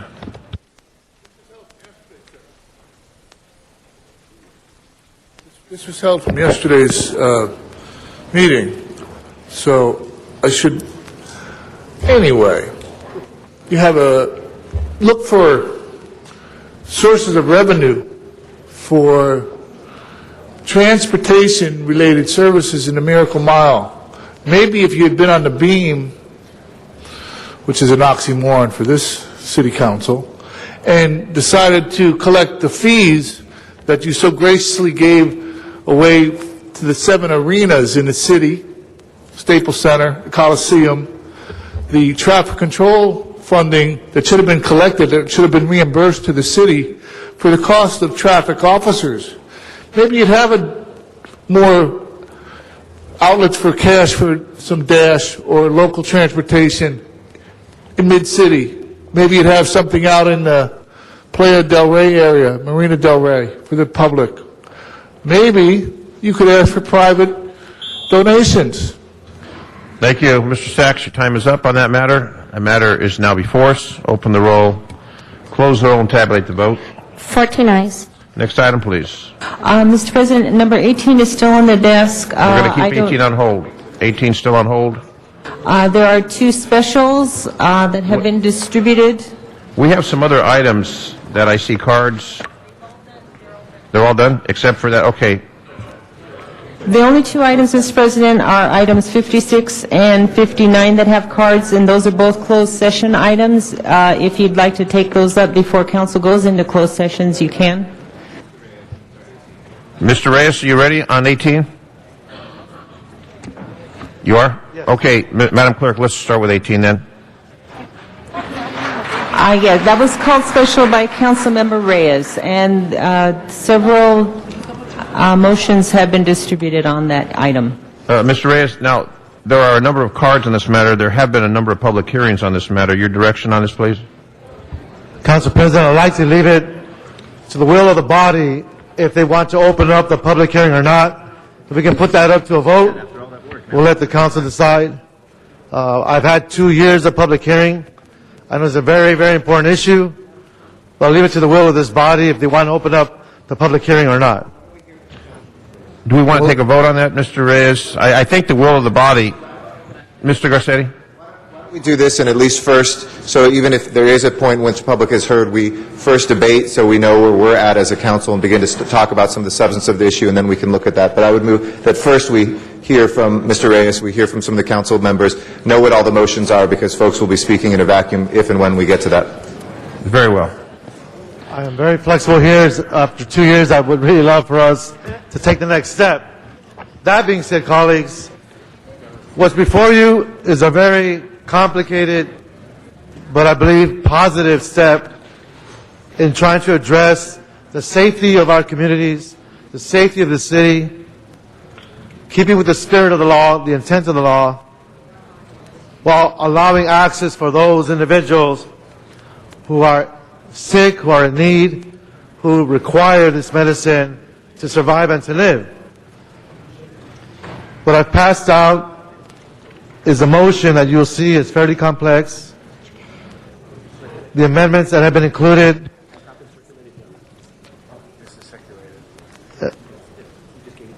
okay, so it's been given to the clerk and it shall be circulated. In 1996, the Compassionate Use Act, Proposition 215, was passed by the voters to exempt seriously ill patients and their primary caregivers from state criminal liability for possession and cultivation of marijuana. In 2003, the California State Legislature passed the Medical Marijuana Program Act, SB 420, which supplemented and clarified the scope for application of the Compassionate Use Act, promoted uniform and consistent application of the Compassionate Use Act, establishing a voluntary ID card program within the state, and enhanced access for patients and caregivers to medical marijuana. It allows cities and other governing bodies to adopt and enforce laws consistent with the Medical Marijuana Program Act. In 2008, the Attorney General released guidelines pursuant to a requirement in SB 420. The city has attempted to establish access and regulations since 2005 with a motion from Councilmember Zine. The city attorney responded in April 2008 with a draft ordinance that at the January 27, 2009 Plum hearing was not able to go forward due to large public opposition and city department concerns. Along the way, there's been differences in opinion in regards to interpretation of state law. Areas of highest contention have revolved around the issues including sales and cultivation. Since that time, the city has been trying to establish a city ordinance that is balanced in that it allows A, reasonable access for those who need it for medical reasons, B, protection of our neighborhoods, and C, enforceability. Colleagues, much has been said since Monday of the West Hollywood Ordinance. I do believe their ordinance has merit, but I also believe that our ordinance has about 50% duplication. Colleagues, I'm circulating a motion that details the following recommendations, which I will generally describe to you now, and that I move to be incorporated in a revised city attorney ordinance and in the overall follow-up on this matter. First of all, upon a collective being a nuisance, collectives will be required to submit names of all the members to Building and Safety, which will be required to be updated quarterly with other registration information. Second, protect due process with the records that need to be maintained at the property. Delete the agricultural use certificate of occupancy requirement. This will be addressed later with land use and zoning component. Will prohibit collectives and directly abut exclusively residential buildings. Will establish a 1,000-foot radius between collectives, a 500-foot radius from sensitive uses such as school, public park, public library, religious institution, child care center, youth center, and substance abuse rehab centers. This motion will delete provision on reimbursements as it is not necessary given joint committee action regarding sales and reimbursements under the sales provision. Another bullet, reference generally the state law on the plant quantity. Technical amendment to clarify how to process background checks. It will instruct the CAO, the Los Angeles Police Department, and Building and Safety to report back within a specific time period on establishing a proactive annual inspection program.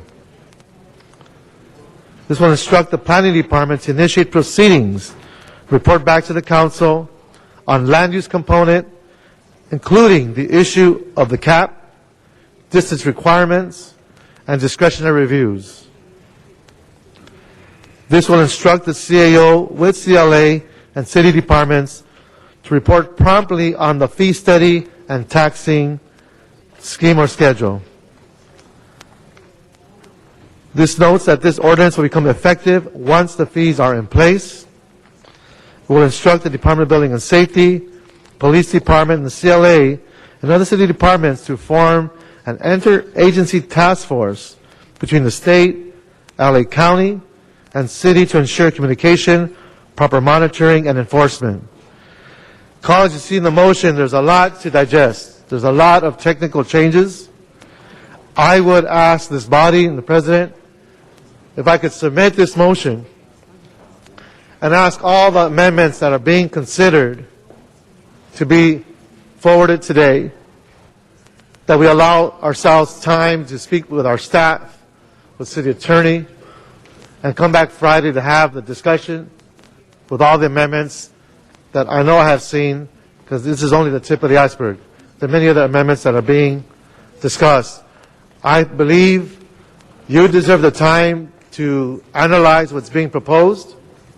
There's a lot of technical information, a lot of legal issues here, but it gives us between now and Friday morning to absorb what's being proposed today. And I'd like to ask the city attorney to come to the table, and or the planning department, if you please.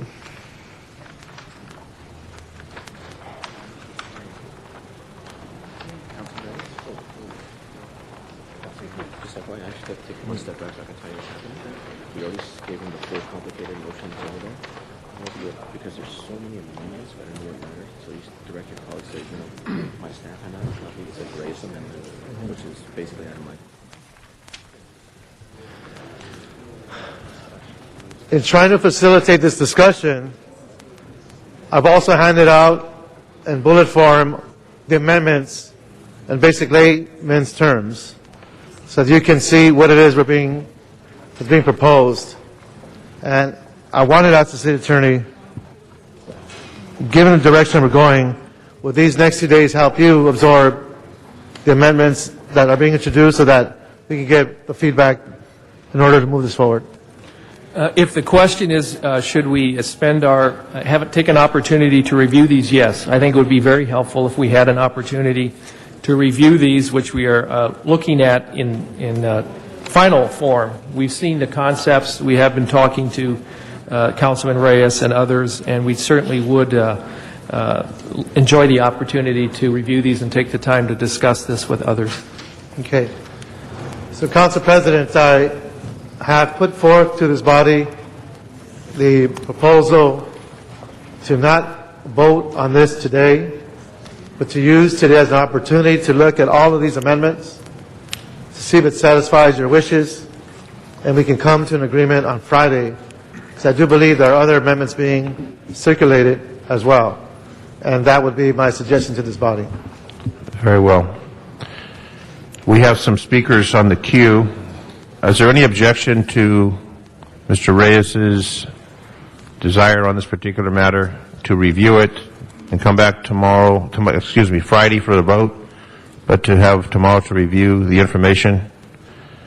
That's the will of the body. That seems satisfactory. We have 3 speakers. Mr. Smith, do you want to address that part? I just want to ask that if the city attorney would be in a constant communication with us as you go down these things, so we can hear from you on a regular basis, because I don't want to wait or have to call you and not find you to get answers on this, because there's a lot of moving parts. So as you go down the recommendations, if you could then communicate to us your feeling about each one of them, that'd be very helpful as we get to a conclusion on Friday. I will have to discuss that in our House to see how we can accomplish that without violating any kind of Crown Act issues. It's attorney-client. Yeah, well, I assume that would be so. I just mechanically, I want to make sure we do it correctly. Mr. Cardenas, you have a question on that matter? Yeah, on that matter to Mr. Reyes, if you could please check with the clerk to see what our attendance is Friday or maybe next Tuesday or Wednesday, and then let's pick the best day where we're going to have the maximum attendance.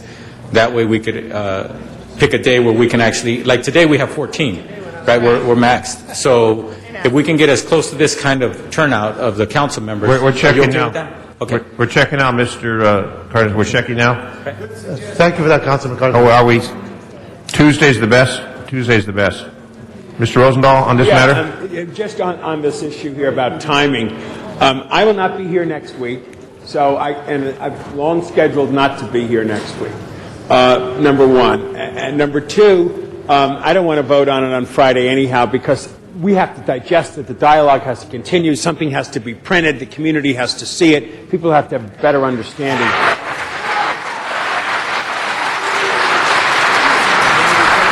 So, Mr. Rosendahl, so Tuesday, Madam Clerk, Tuesday we have a full house except for the absent on the one council district in Mr. Rosendahl? And also, Council President Garcetti is excused on Tuesday. How's Wednesday? Wednesday's worse. Wednesday, you have Councilman Reyes leaving early, Councilman Rosendahl, Councilman... Tuesday? Okay. Mr. Garcia will be here Tuesday. So Tuesday will be the day that we will then consider and vote on the matter. We saw some discussion on this, Mr. Rosendahl. We will do it on Tuesday then. Okay, well, my suggestion would be that the actual vote would be the following Wednesday, the 2nd of December. That would give us a chance to really go through the process rather than pushing it quicker than that. That's my opinion, though. Okay, thank you. Now, on this particular matter, we have Mr. Koretz, Mr. Alarcon, Ms. Perry, Mr. Rosendahl, Mr. Huizar, Mr. Garcetti to address this matter. Mr. Koretz. Well, first, I'd just like to remind everyone why we're here. We're here discussing medical marijuana because there are some folks who are seriously ill or dying, folks who have AIDS who are wasting because they don't have an appetite that can be provided by medical marijuana, folks that have to discontinue chemotherapy because they can't handle the nausea, which can be dealt with by medical marijuana. And a lot has been said about the legislative intent, and the fact was, I wasn't the primary author of SB 420, but I think I can speak with some certainty to the legislative intent. It was intended to make access to medical marijuana practical, easy, and safe for the seriously ill and the dying, and that was the primary goal of SB 420. At the same time, it was intended to do it without creating huge profits for anyone, without perpetrating crime, without creating a nuisance for residents, and without distributing medical marijuana to the general public.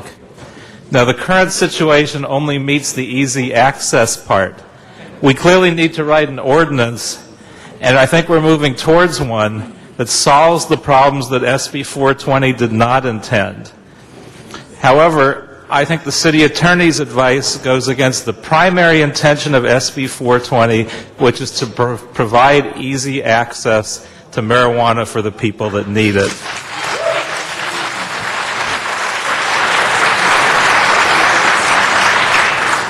And I certainly wouldn't suggest that we follow that interpretation, which I think is an interpretation. Now, I have a number of motions to get this where I think it needs to go. Councilmember Reyes has a number of additional motions, most of which don't address the exact same subjects. My motions address 6 different topics. 1, creating a coordinated and regularly held meeting with the LAPD, other city staff, and at least one representative from every medical marijuana dispensary. Another one creates wording for due process, which I think Mr. Reyes also attempted to address, that pursuant to a properly executed search warrant, subpoena, or court order, or other means, records could be accessed. One motion requires that only $200 be held overnight in any medical marijuana collective or dispensary, and that all the cash needs to be dropped on a daily basis so that we don't have the kinds of robberies that we've had where large amounts of cash are found at these places. One creates the wording that says no for-profit sale of marijuana or of products containing marijuana shall be allowed, making it clear that this is a non-profit activity. One motion requires that Dispensaries provide a neighborhood security guard patrol for a 2-block radius surrounding dispensaries during the hours of operations, and that security guard shall not possess firearms or tasers. This is taking an element of the West Hollywood ordinance, which has worked extremely effectively to eliminate crime in their vicinities. Mr. Koretz, was that a uniformed state licensed security guard? It's not in the wording, but I'd certainly accept that as a friendly amendment, and I think that's a good idea. State licensed in uniform? Yes. Lastly, we would require that law enforcement and all neighbors within a 200-foot radius of the dispensary be provided with the name and phone number of an on-site staff person to notify if there are operational problems with the establishment. And this may be the same person designated as the individual authorized to accept service of process.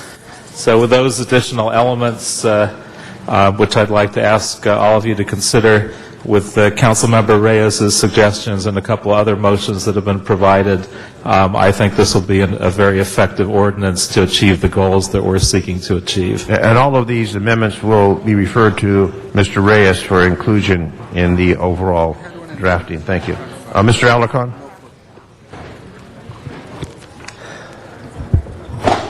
Yes, members, first of all, let me thank Councilmember Reyes for the extra time. This is a very confusing issue, very difficult to understand. The passions behind the issue, I think, are making it difficult to meander through the various sections of the law and the interpretations of the law, and have made it very difficult for us to make a decision about how and whether to provide these services to our citizenry. I, too, served in the legislature and served with Senator Vasconcellos and was pleased to vote for Senate Bill 420. But I have to say that general intent of an author and general intent in general does not substitute for the prescription of the law that is in specific language. You cannot substitute the intent to provide more medical marijuana to those who have need with the fact that the law prescribes certain ways to allow it. And that is what I am struggling with here. I absolutely believe we need to expand the laws to provide medicinal marijuana to our population and allow it to occur for those who have special needs. But I also happen to believe that the intent of the proposition before the voters was not to create what we have created in the city of Los Angeles. It's a mess. And so I appreciate the extra time, because I do want to go through every word of this, and I would like to ask the city attorney about the the sixth provision with regard to the sales and reimbursement. I'm a little confused by the language, and I'd ask Mr. Reyes also. But it troubles me that where we have differences of opinion between our city attorney and bodies of the city council, we have historically, in some cases, asked the attorney general for an interpretation, and so I think that might give us some guidance. I appreciate the motion by Jan Perry to ask for that opinion, and I would add a friendly amendment to that, and I would ask that we move forward with that no matter what happens today. But I would ask Ms. Perry if we could add a specific reference to the Mensch case, because that is truly what we're after here. We're not really. The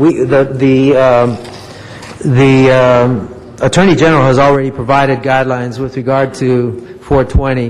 What has changed is those guidelines were written before the Mensch case. It is the city attorney has opined that Mensch case changed everything. So I would like to add language. I want to have a clarification from the State Attorney General as to whether or not it comports with the guidelines as they are currently indicated, and that doesn't exclude what you're doing. I would say including what you're asking today with respect to the Mensch case. That's fine with me. I would accept that as a friendly amendment. Okay, I'd like to just specifically mention the Mensch case. That's fine. Okay, thank you. In addition to, I just didn't want to make it exclusively about the Mensch case, if that's Thank you. okay. Mr. Alarcon? Thank you. Ms. Perry? Thank you very much, Mr.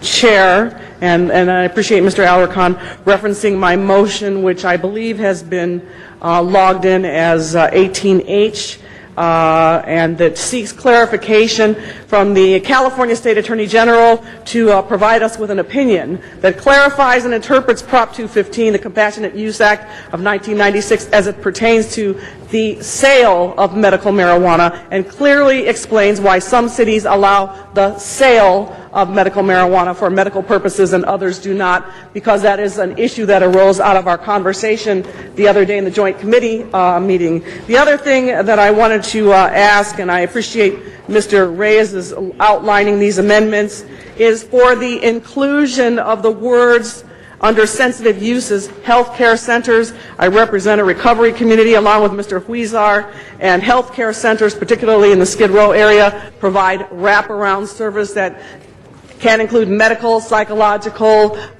therapy, things like that. So, Mr. Reyes, if that's okay with you, for the record. Thank you very much. And just one other additional clarification, the 1,000-foot radius between collectives, I want to just clarify with you that that goes to the issue of distance and separation, so that avoids the issue of over-proliferation. All right, thank you. Thank you. Next speaker, Mr. Rosendahl. Yeah, I'm obviously sifting through all of the motions that are circulating our group here, and I think this is a very healthy discussion we're having to bring it out and to work it out. And my hope is that we will come up with a strategy here that we can then publish and everybody can interact with, and we can have some more substantive hearings to finally resolve this. I'd like to resolve this by the end of the year is my goal.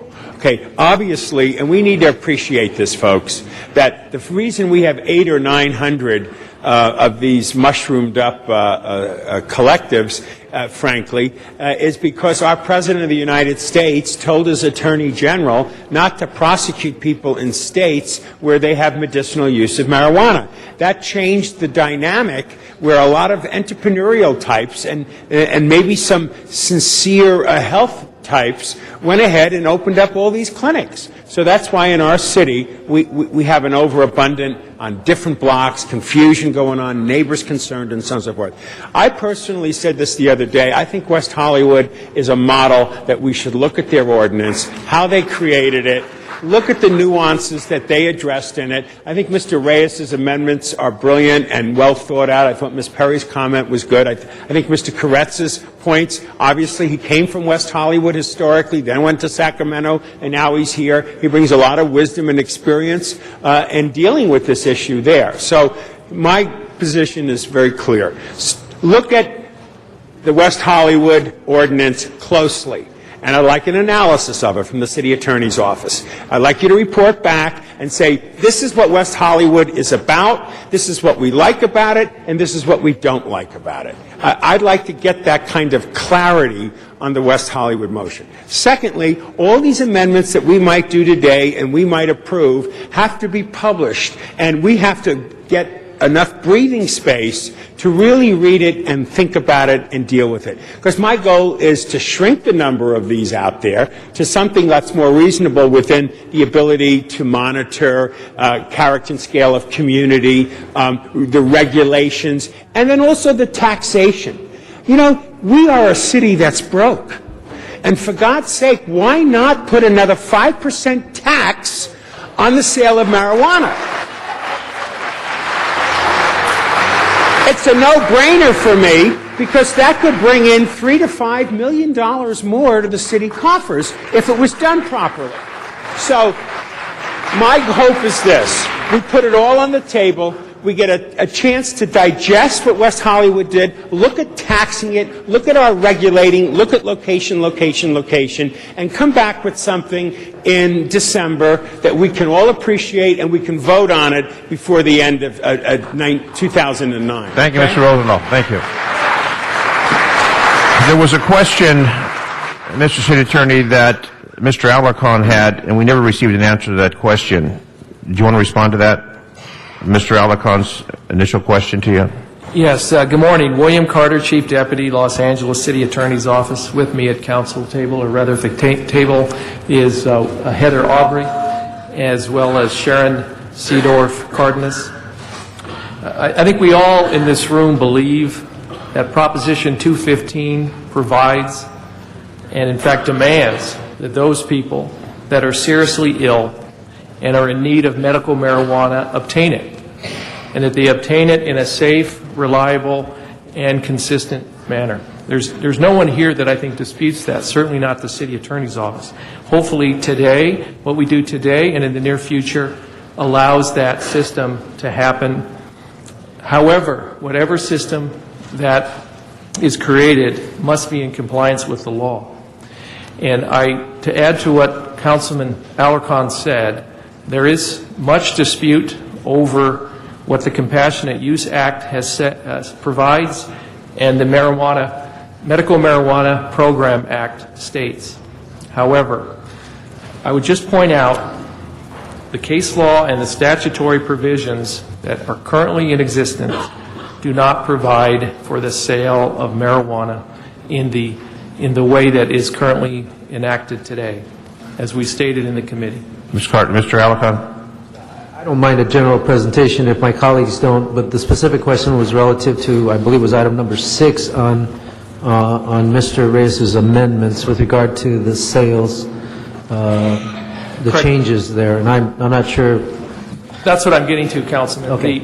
The problem when you use the word sale in any way, it creates confusion because there's nowhere in the Compassionate Use Act or the Medical Marijuana Protection Act that allows for the sale of marijuana, whether it's for sale for profit or nonprofit. What we tried to accomplish in the 5th draft of the ordinance in our provisions 6 and 15 were that sales were prohibited. However, primary caregivers could receive reimbursement. That's where I think the confusion is.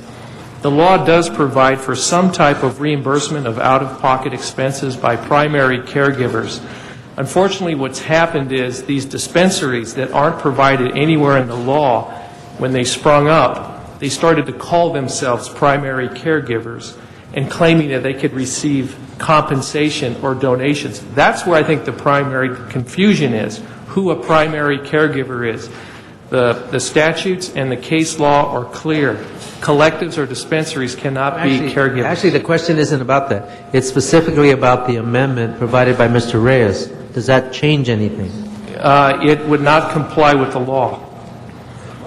So it doesn't change anything for your opinion? It doesn't change the law. It would be confusing and would lead people to believe that they could engage in sales, which is not provided under the law. And with respect to, I'm not going to be critical of the Obama administration because I don't think they're. Maybe I should read it to you again. It says, "Will delete a provision on reimbursements as it is not necessary given the Joint Committee action regarding sales and reimbursements under the sales provision." So I was specifically asking about the impact of that provision. The one I'm looking at was the one that Mr. Reyes pointed out, Councilman Reyes, relating to that sales would be allowed. This is the one I have, the ones we were provided, signed by Councilman Koretz and by Mr. Reyes. No, I don't have that. The one I received, it said no profit for sale, and the proceeds for sales would be allowed. City Attorney, can you get your microphone closer to your... Yes, sorry. Okay, thank you. Yes, now I have it.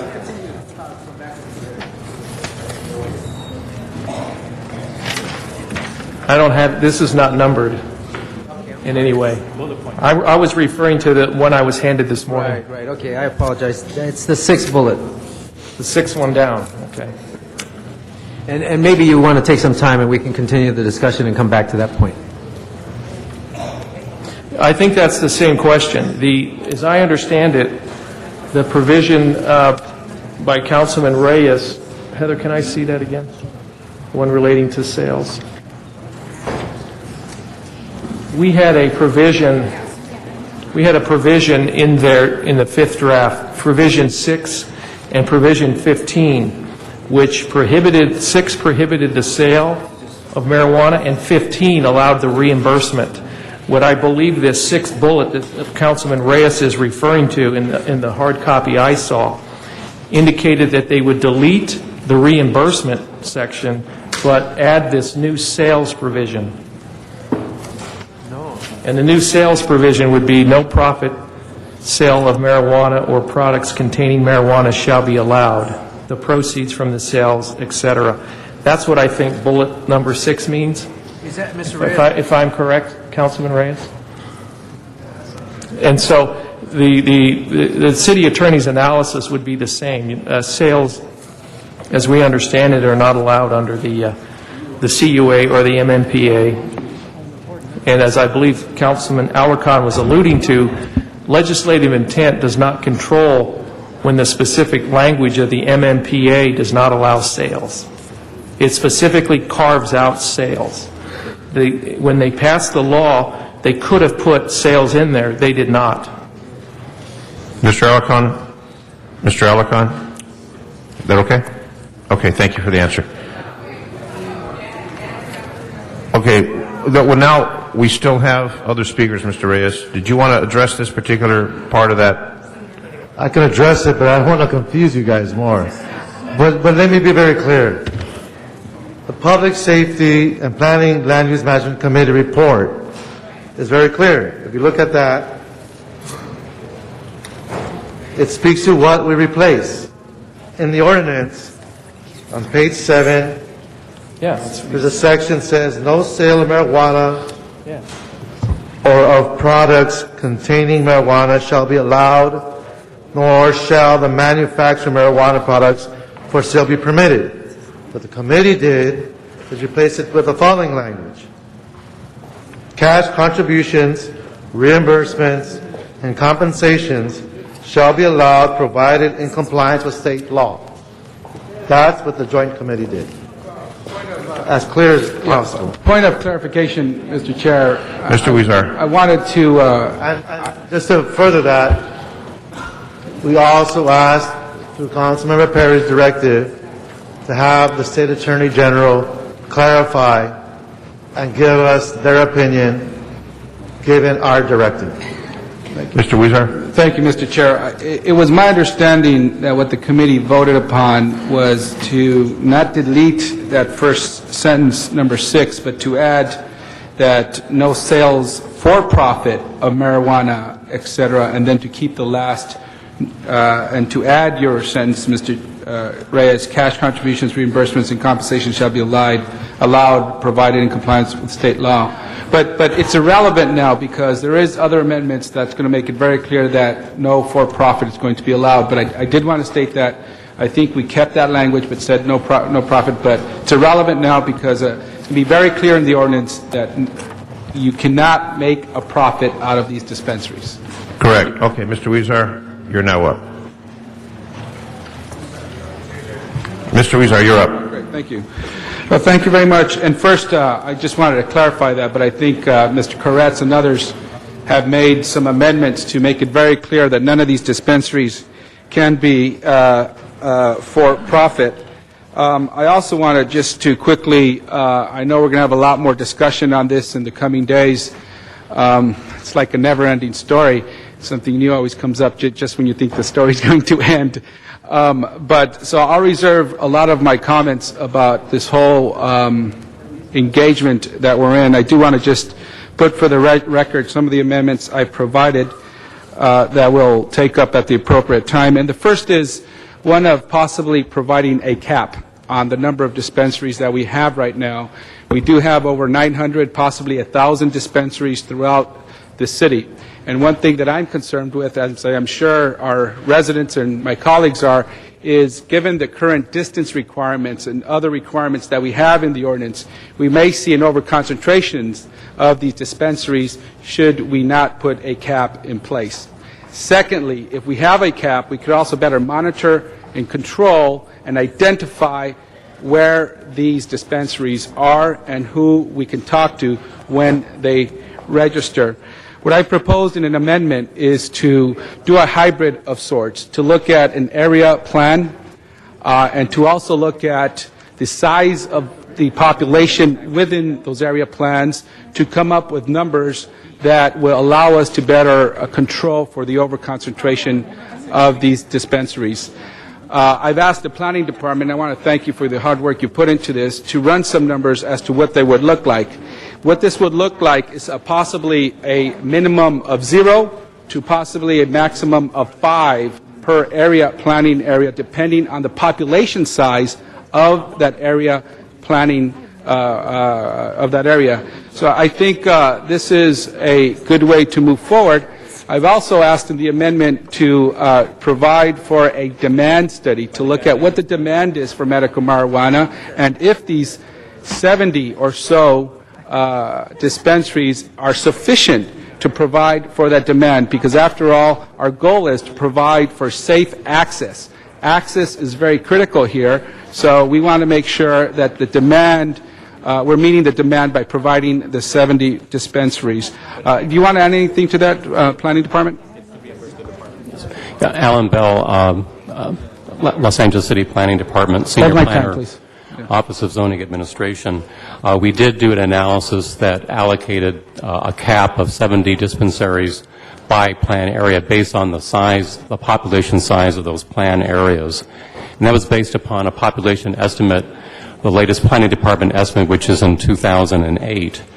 And based upon that model, it would range from a low in some plan areas of no more than 1 for that plan area up to a high of 6. Okay. The Wilshire plan area has the greatest population, so based upon that model, it would be capped at 6 within the Wilshire plan area. Within southeast Los Angeles, there would be a cap of 5. Within Hollywood, there would be a cap of 4. So we have this information organized by the 35 plan areas, and that would be available to the members to take a look at based upon the citywide cap of 70. Great. Thank you. Thank you very much. And what we will do is circulate that graph, that table that the Planning Department has come up with so that my colleagues, you can see in your areas what this means for you. Mr. Reyes brought up the possibility of possibly doing it by police division. If I could ask the Planning Department to do that analysis as well so that we have a sense of what that would look like as well. And I'll quickly go over the remainder of my amendments, Mr. Chair. The second amendment is to require each facility to have a 24-hour on-call contact posted at the entrance to each location. Each collective must have a designated person and functioning phone number as the contact. My third amendment is to provide no grandfathering clause for the existing 186 collectives.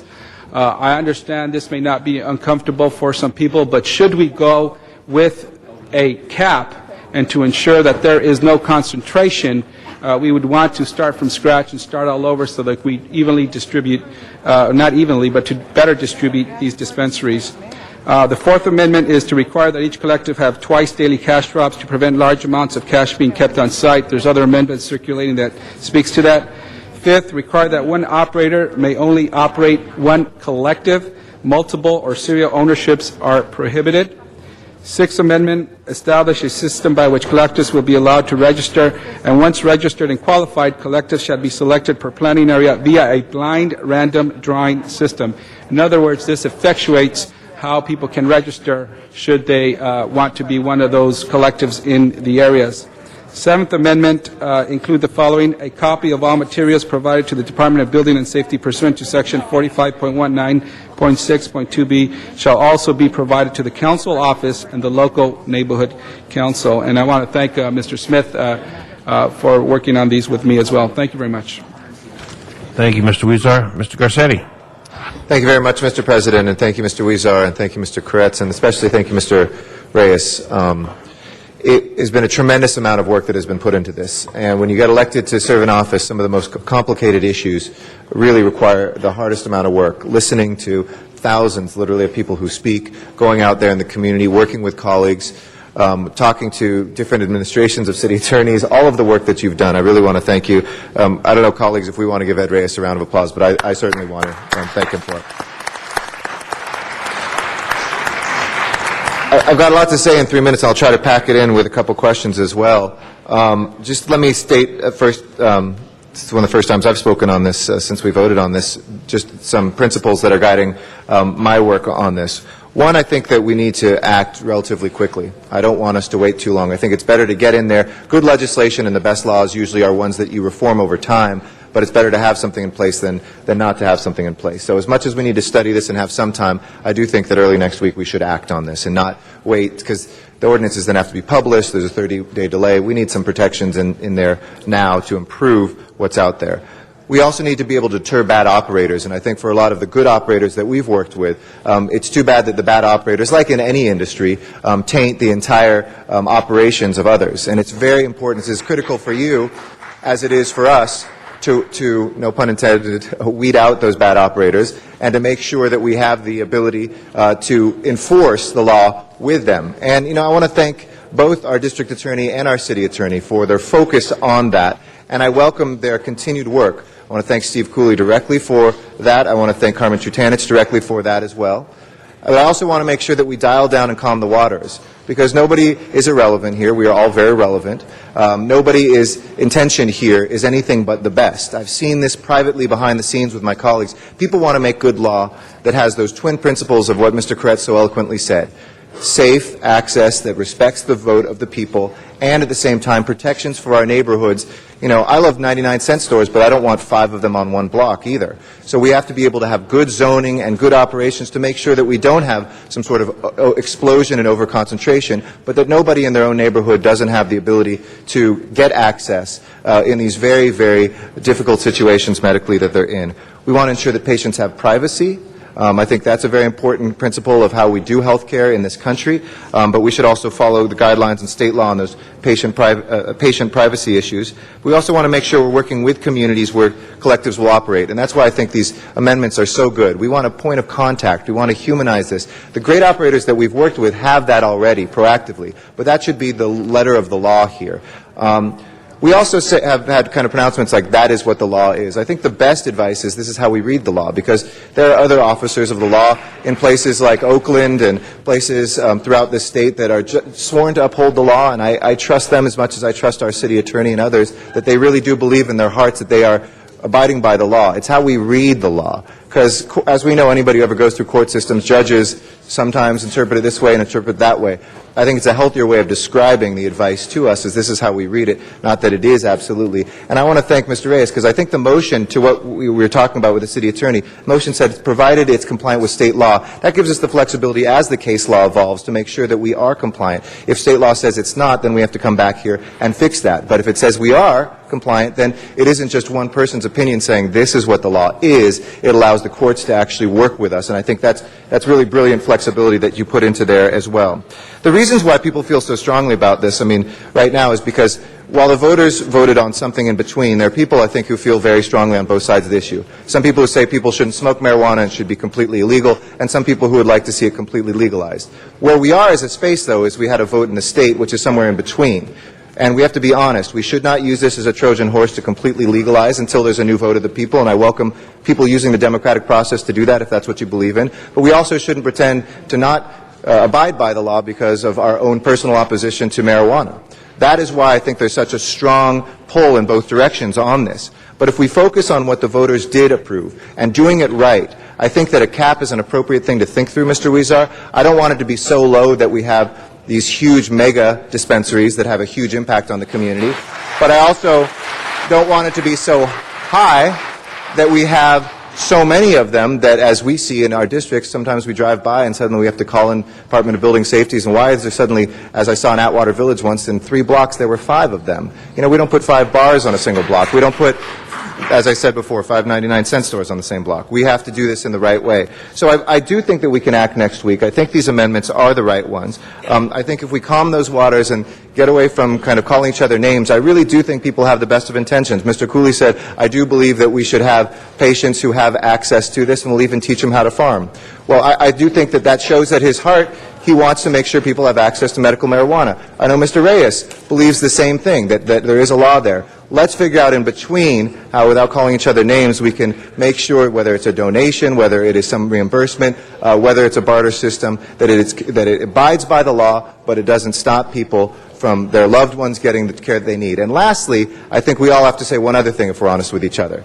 It is very easy to get a prescription, and one of the unfortunate things in Prop 215 is it didn't say, is this for serious ailments? Is it for headaches? Is it anything in between? And I would like the state and the state attorney general perhaps to help us define who needs medical marijuana, because that would also go towards helping us, and it may be a very liberal interpretation of it or not, but it would help us at least define what I think is that last sticking point. When people say, well, we know folks are going in there getting prescriptions for things that are, we all have aches. Every single one of our bodies today have aches. And maybe some people in the audience believe everybody should be smoking marijuana to deal with them. But to the average Angelino, and you can clap about that, but to the average Angelino, I think they also want clarity on that. They care less about whether there's cash transactions than what the impact is on the zoning. They care less about some of the details that we're focused on, which we need to be, than making sure we get a law in place. And so I look forward to doing that next week, to improving what we've done. And I really thank the members for their hard work to make this work for everybody in Los Angeles. Thank you, Mr. Garcetti. Mr. Cardenas. Mr. Cardenas. Can I use the same clock that Garcetti used? Let's give Mr. Cardenas a round of applause, just for standing tall. My question is to the city attorney, if you could help us understand why we're even dialoguing about this. This is a matter of two initiatives that were passed by the voters in 1996, and we're hoping a nice clarification by another initiative in 2003, correct, that pertain to this matter. They were by initiative? And since then, there were actually some legislative potential clarifications that occurred subsequent to that or during that time. And now we have the matter of local government having to deal with how we contend with these matters within the jurisdiction of our city, correct? Correct. Okay. Now, can you outline, for example, the top three things that we're charged with as local government on this matter, and then give us maybe 3 or so examples of matters that we are not charged with that are in fact dictated by the state initiatives and the state's interpretation of what this law is? Well, I can tell you we're in a federal system, and the federal system means federal law controls. And we have a federal system, and I was a federal prosecutor at one time, so I've been a county prosecutor, city prosecutor, and a federal prosecutor. I've operated in all three systems. Currently, under federal law, marijuana is a Schedule I narcotic controlled substance and hallucinogenic. It is illegal under federal law. And that whether it should be or not is not my decision. Okay. If they made it legal tomorrow, that's their decision, not ours. The Obama administration has said that it will not actively pursue these cases in California. However, prosecution of criminal enterprises that unlawfully market and sell marijuana for profit continues to be an enforcement priority. To be sure, claims of compliance with state or local law may mask operations inconsistent with the terms, conditions, or purposes of these state laws. So the Obama administration, recognizing that it is still illegal under federal law, has said, however, we will not waste our federal enforcement dollars on these matters that are consistent with state law. However, the state, if someone is acting within state law, we're not going to pursue them. But the Obama administration clearly recognizes that the sale of marijuana in California is not lawful. So they will be pursuing those cases engaged in sale. Now, when the Compassionate Use Act was passed under a proposition in 1996, it clearly said that this measure will probably have no significant fiscal impact on state and local governments, meaning they didn't anticipate sales and therefore no tax revenue. The actual folks in favor of Proposition 215 said, recognizing federal law controlled, this proposition allows patients to cultivate their own marijuana simply because federal laws prevent the sale of marijuana and a state initiative cannot overrule those laws. So therefore, because we're in a federal system and marijuana is illegal federally, the state can't overrule the federal law, which means the local government can't overrule federal law. So today... But let me, at this point in our dialogue, what I'd like you to remind us, there's something called states' rights. Correct. And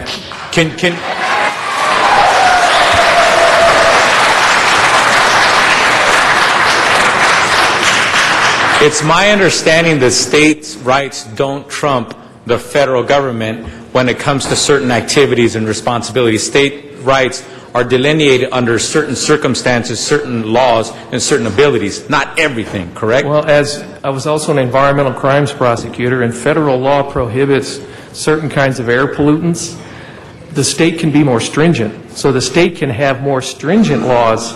Therefore, we could have more stringent marijuana laws if we wanted to. We can't go the other way. We can't be less stringent. That's what state rights means. Okay. So the fact of the matter is, whether the state of California or the voters who voted for this initiative in 1996 and subsequent to that voted to pass an additional initiative in 2003, regardless of that, there still is a responsibility of the state and all local governments within that state to follow the law, correct? Well, in 2003, it was not an initiative. The Medical Marijuana Program Act was a piece of legislation that attempted to clarify the Compassionate Use Act of 1996. The Medical Marijuana Protection Act could not create any new law. It just could only clarify what was in the Compassionate Use Act. But obviously there's clarification still yet to be determined. The courts were clarifying the Compassionate Use Act, and the courts clearly said that sales were not allowed under the law. Okay.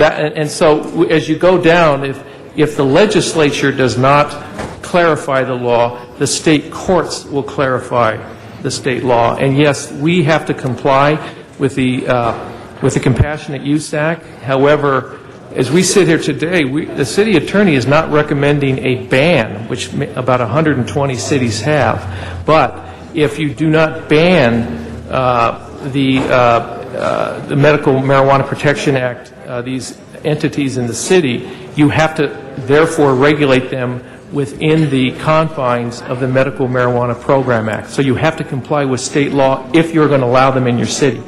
Now, how do we regulate within our jurisdiction? Does the city attorney put out a letter of mandate? Does the mayor put out some kind of executive order? Or do we do it by motions of the council in this case? The council passes an ordinance. Okay, so that's what brings us here, Yes. is that the city of Los Angeles, the body elected to pass ordinances for the city of Los Angeles, has been required, and to this day is required, to try to get to the end of, or some semblance of ordinances that actually do make those clarifications, so that whatever activity happens within the jurisdiction of this city, there are rules, there are models, these motions are to be adhered to. You would, pursuant to your authority under the charter, you as the council would draft the ordinance, pass the ordinance so it implements the Medical Marijuana Protection Act in the city. Yes, you would. Okay. And right now, about how many of these dispensaries or activities, shops or what have you, seem to exist in the city of Los Angeles right now? I would estimate, and I would defer to my colleagues in the LAPD, that I've heard anywhere between 800 and 1,000. I know there are 186 that have gone through the initial program that have registered, Okay, but I would estimate at least 800. Okay. So the fact of the matter is, unlike other jurisdictions, perhaps people keep referring to West Hollywood. Apparently, how many legal establishments, according to their ordinances, do they have in West Hollywood? I believe they have 4.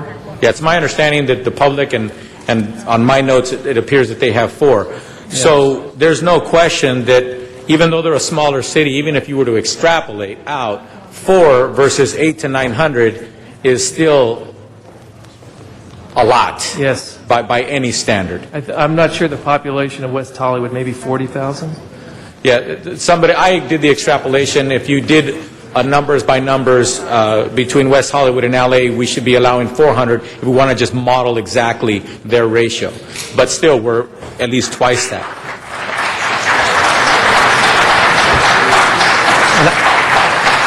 I'm not commenting on the legality of the West Hollywood ordinance. Yeah, and I have my own interpretation. I think mine's a little similar than yours, very similar to yours.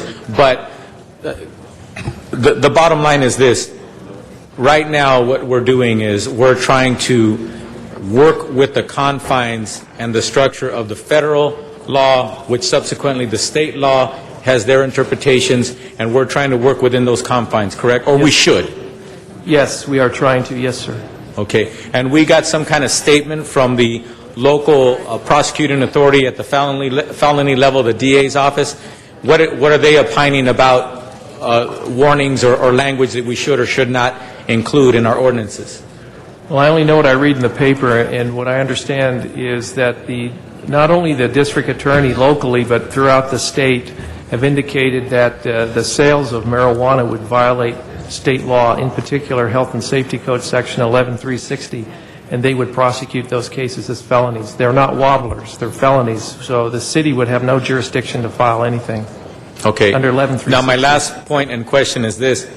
When it comes to the sale of marijuana, as you reminded us what apparently our current DA and many DAs throughout the state have stated, that they will prosecute, there seems to be opportunity and provision within the law, within the state of California, for there to actually be the consumption of marijuana, but only by individuals who have the permit or permission to do so. Qualified patients. Yes, and then those with identification cards. And it appears that the only other entities who can be involved in that activity, not necessarily the consumer end user, and what do you call that other individual? Primary caregiver. Primary caregiver. Yes. And is there any provision for there to be more than one primary caregiver per user, per legal user? One primary caregiver, but you could have multiple qualified patients. You could have one person that cares for 10 or 20 or 100, however many people this person can care for, but it's one primary caregiver. Okay, thank you. Ms. Hahn, followed by Mr. LeBonge. Thank you, Mr. President. Obviously, I think what we've all said is the reason we're here today is because we want to figure out in Los Angeles how do we deal with the Compassionate Use Act, get these dispensaries under control, regulated, so that we have a system that doesn't overly burden particular neighborhoods. But most importantly, this is really about those who are seriously ill, who need this, who've been prescribed this by their doctor, and I'm not in their shoes. I'm not in their shoes. Quiet in the chambers, please. Thank you. Someday I may be, but I'm certainly not in their shoes now. But I have looked into many of their eyes. I have heard them speak to me. And this is foremost for them. How can we legally make sure that if you've been prescribed this for an illness, and I don't want to be the judge of who that is, and I don't want to be the judge of whether or not they should or shouldn't, and I don't want to even know necessarily.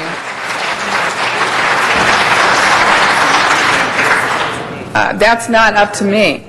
That is not my role. I have a different role as a member of the City Council, and I want to make sure that they have this safe access with dignity, and there certainly is some different interpretation of what this primary caregiver is and how they can be reimbursed. And I would just ask you, Bill, have you called the Attorney General? We've been speaking, yes. And what do they say right now about your interpretation? They have not responded to our comments. We've asked them to revise their guidelines in light of Mensch. You've asked them, though. Have you asked them what they're... Formally, yes. And We they've have. not responded? Not yet. Okay, so that's what we're doing today. And hopefully we'll have one, but I'll just tell you, with our limited resources, both in our city attorney and in our police department, it certainly would not be one of my priorities that our city attorney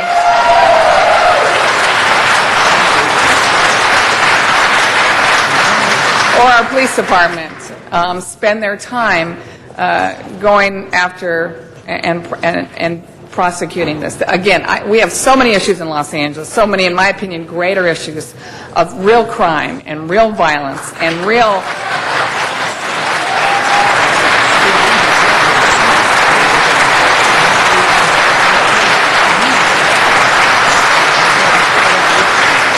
And if you've got some extra resources in the police department or in the city attorney's office, I got some neighborhoods right this afternoon that I'd like you to focus on for some other issues.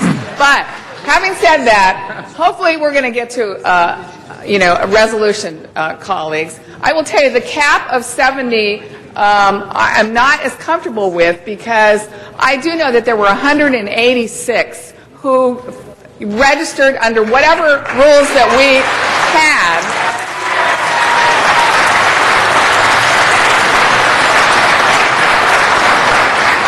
However thin and vague they were, that was what we had before our interim control was put into place and our moratorium. And I at least think those 186 should stand in good standing with the City of Los Angeles. And by the way,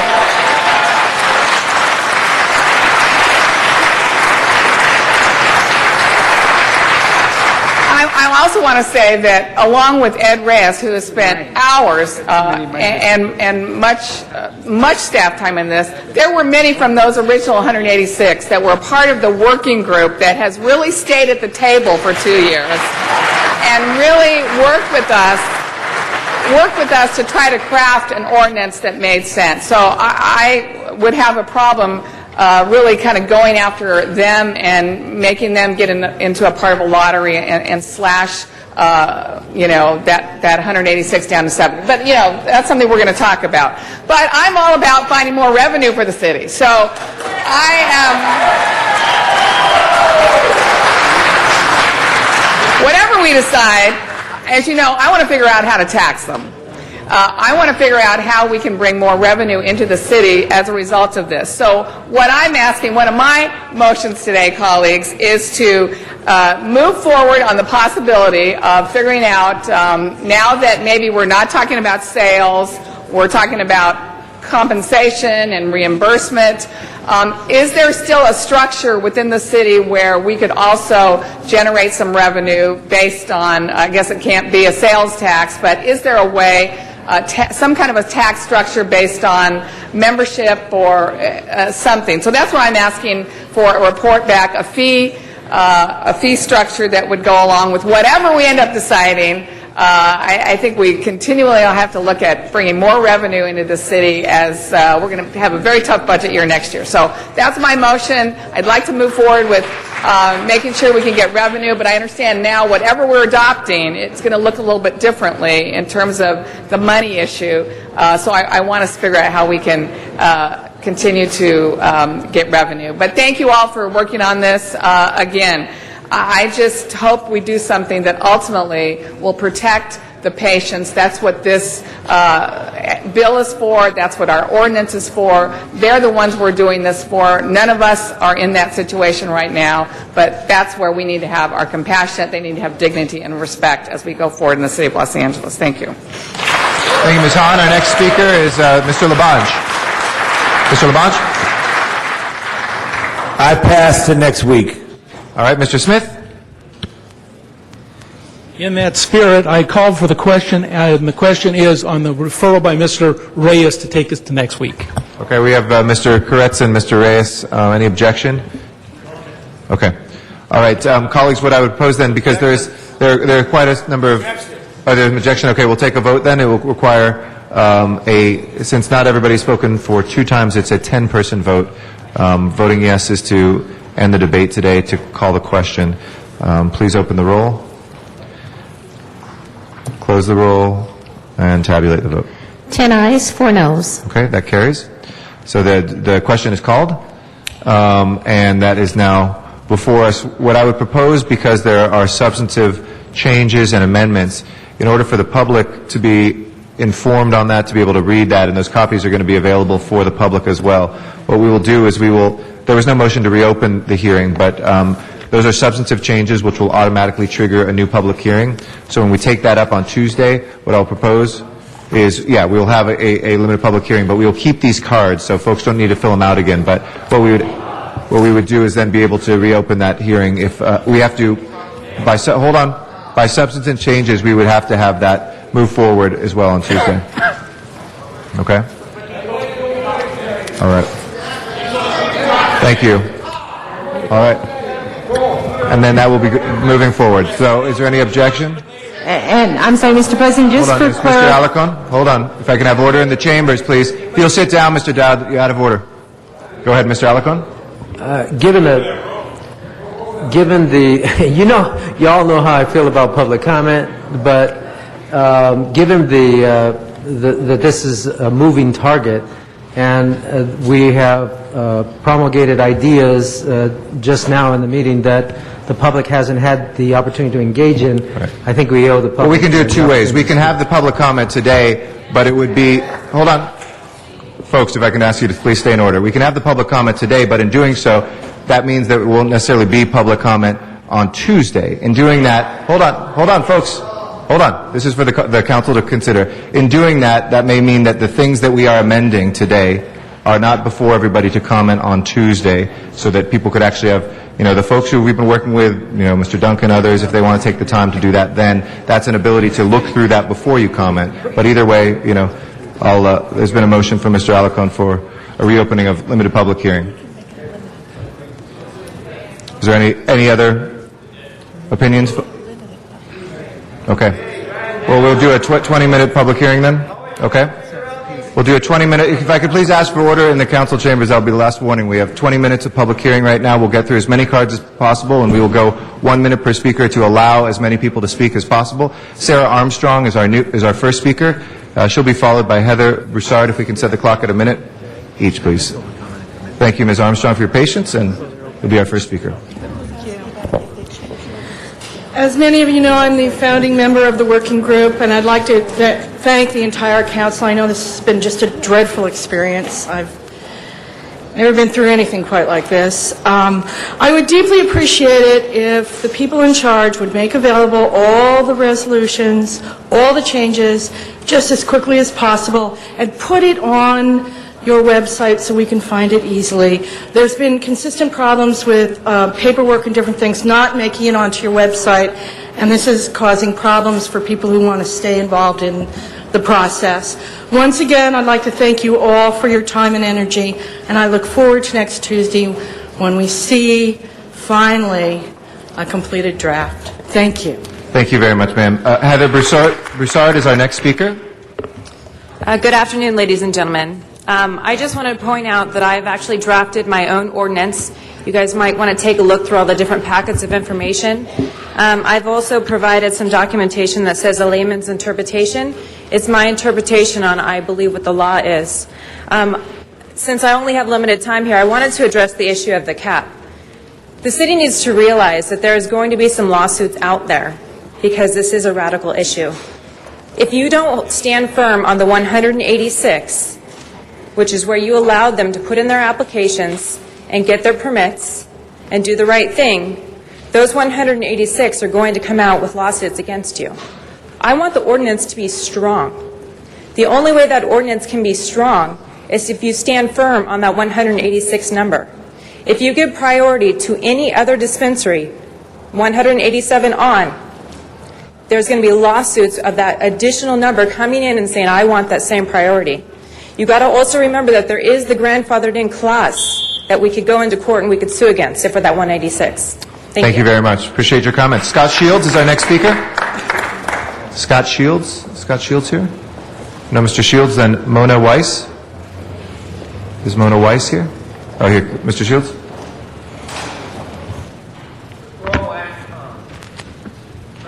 Good afternoon.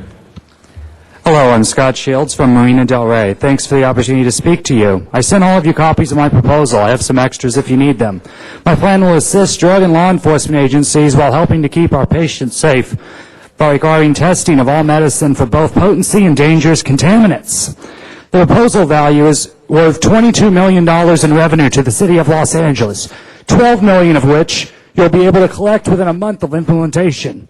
The proposal outlines a system for permits to be issued for the growing and manufacturing of edibles, a system of accountability which will ultimately become nearly self-regulating and will resolve the issue of sales and profit because the city can clearly track money for the first time ever.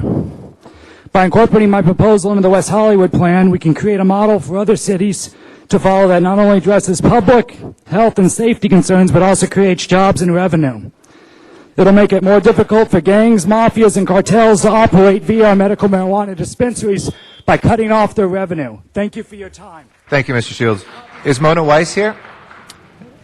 After Ms. Weiss will be Don Duncan. Don't worry, you don't have to run.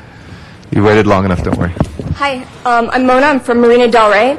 It seems to me that this conflict about dispensaries is all about particular interpretation of the law because of vague wording. Our city's attorney's job is to support their clients, us the people. And other areas of California have managed to interpret the law to include dispensaries and sales.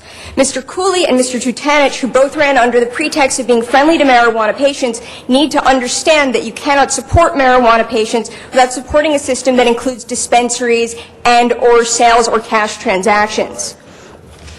There's a system already in place that needs some regulation, so why don't we interpret the law so that thousands of people don't lose their jobs in a down economy and become criminals, and thousands more don't lose safe access.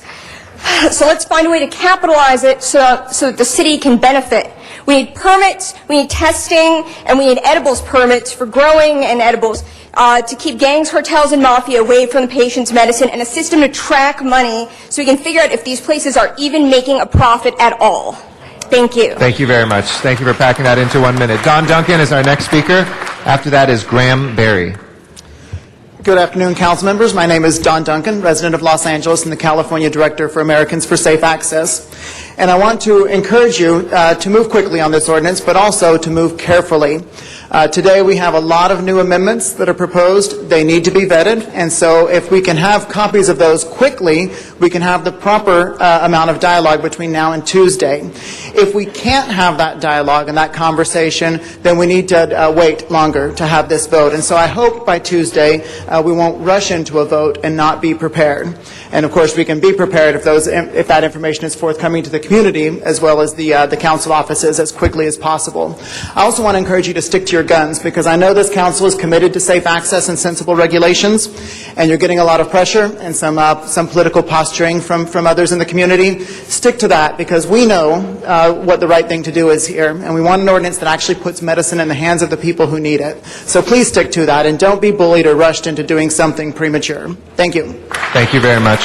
And just as a point of information, through the city clerk's office, and we'll let people know so that you can send that out in electronic form via email and other ways as well. All those motions are immediately made available to the public. They're all there. Those aren't copies to take, but if people want to read, and we'll make sure that there are copies available for everybody so that just as we're reading them, you have the same time ability to do the same as well. Graham Berry is our next speaker. Graham Berry here. Okay. Susan Soares.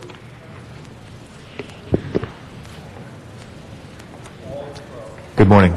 Good morning. Susan Soares, resident of the great county of Los Angeles. Thank you, Council, for taking the time to hear our debate. My involvement in this issue is recent, and I've been watching it develop into a media frenzy on a national level. I've been watching our city attorney with his questionable health study, his public tirades, his crazy pesticide stunts, and I ask myself, why? Why would the city attorney attack the spirit of 215? Why would he go against the desires of the public that he serves? Why would he resort to his showboating stunts? It came to me when I attended a town hall meeting of his last week when he told his favorite story again, how his first staff meeting, he told everyone that if politics were mentioned, that staff member would not be invited back to the next meeting. That's a nice story to tell, isn't it? The fact of the matter is that the city attorney has taken this issue and made sure that his name would be on the news daily, in every national newspaper, thousands of blogs. This is politicking, plain and simple. You've heard him say it time and time again. You don't have to take his advice, and I urge you to do so. Thank you. Yamita Bolanos? Yamita Bolanos is our next speaker. After that is Oliver Summers.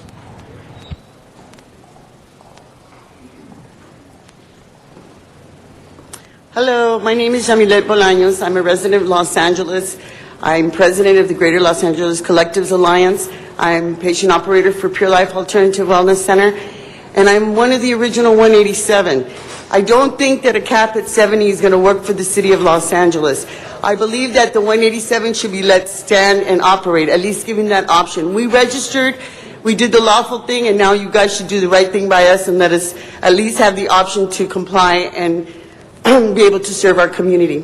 That's all I got to say for today. You guys are doing a great job. You guys made me proud on Monday. Thank you so much. Continue to do the right thing. Let's go forward with this. Thank you. Thank you very much, Ms. Bolanos. Oliver Summers is next. After Mr. Summers is Barry Kramer. Good morning. Morning. Deja vu. Afternoon. Thank you again for all your work that you guys have been doing. Ms. Hahn, thank you so much for everything. Really appreciative.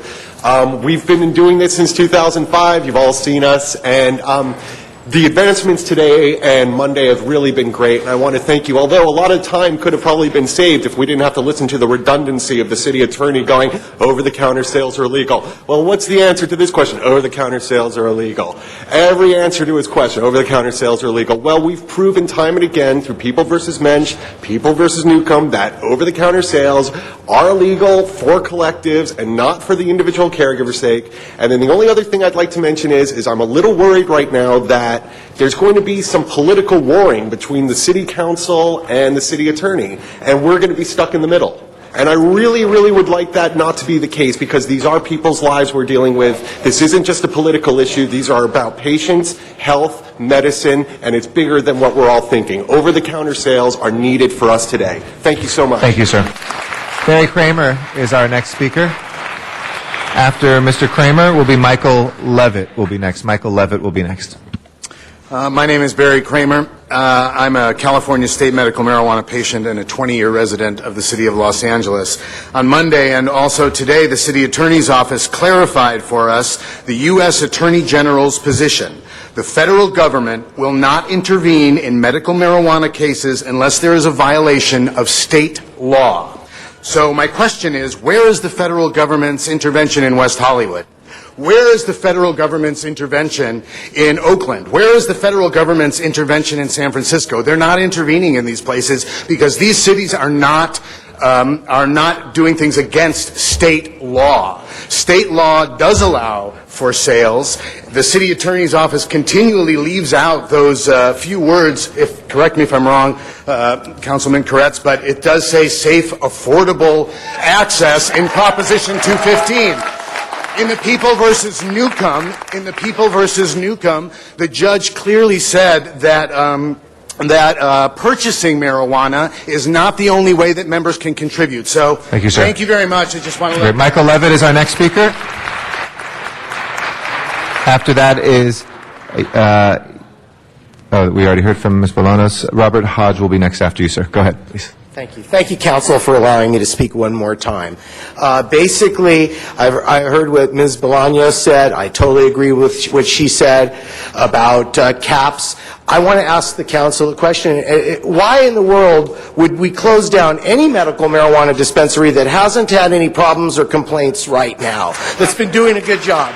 What is it? I don't understand how that would help the patients or help the city, for that matter, or any citizen in it. If they've proven to be doing a good job, if they haven't had complaints, if they're convenient for the patient, let them stay. I don't care if it's 1, 5, or 5,000. All we're looking for is convenient, safe access with a footprint that fits into the city. And that's it. And we've got that in a lot of dispensaries. A cap of 70 dispensaries is ridiculous for 250,000 patients. Do the math. I know you guys know math. Do the math. How many is that per collective? It doesn't work. We're going to need I've crunched the numbers. I've been with this from the beginning. You've seen my face. I worked on the working group. Crunch the numbers. It's 400. We're going to need 400 dispensaries for the great city of Los Angeles. Thank you. Just as a point of information, as I mentioned, this will all be available online. Our clerk is going to actually scan these in right away. So anybody who wants to, through the internet, if you go to lacity.org, you click on the Council File Index, CFI, and then you go to this council file. If folks want to write the number down, it's the number that's up there. Anybody who's listening in, it's 080923, 080923, and you'll have all of the substance of the amendments in the real same time that we have it as well to consider and to give us feedback. Mr. Hodge. Robert Hodge, resident of Gardena, California. Mr. Trudanovich has stated that the City Council and his office are bound by state law. Can you get a little closer to the microphone so we can hear you better? Thank you, sir. Are bound by state law, and the law appears to be pretty clear that sales are banned. Right now, the state of California collects sales tax on medical marijuana and has been since 2005. If sales are banned, how can they collect sales tax?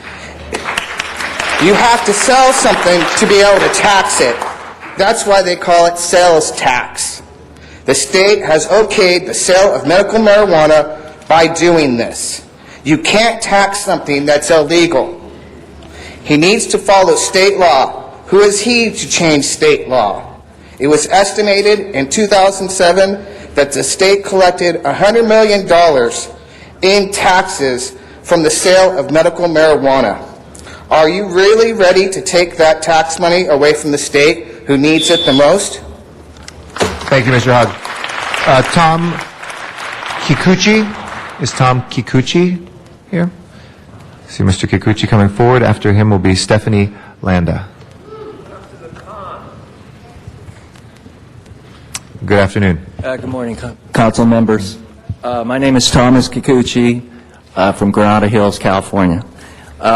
I'm kind of concerned about some of the proposed regulations that you have. For one, like Michael Levitt and Yami were saying, that 70 isn't going to cut it. It's going to leave too many people out of the loop, and you're going to create problems with litigation and perhaps black marketing. Also, the anonymity of medical cannabis patients. I think that we have a right to due process. We have a right to privacy, but we also have a right to medical marijuana. And signing away two of the rights to obtain the right to do something that is a right anyway doesn't make sense. So please consider that. Thank you. Thank you. Stephanie Landa is next. And then Cheryl Aikli.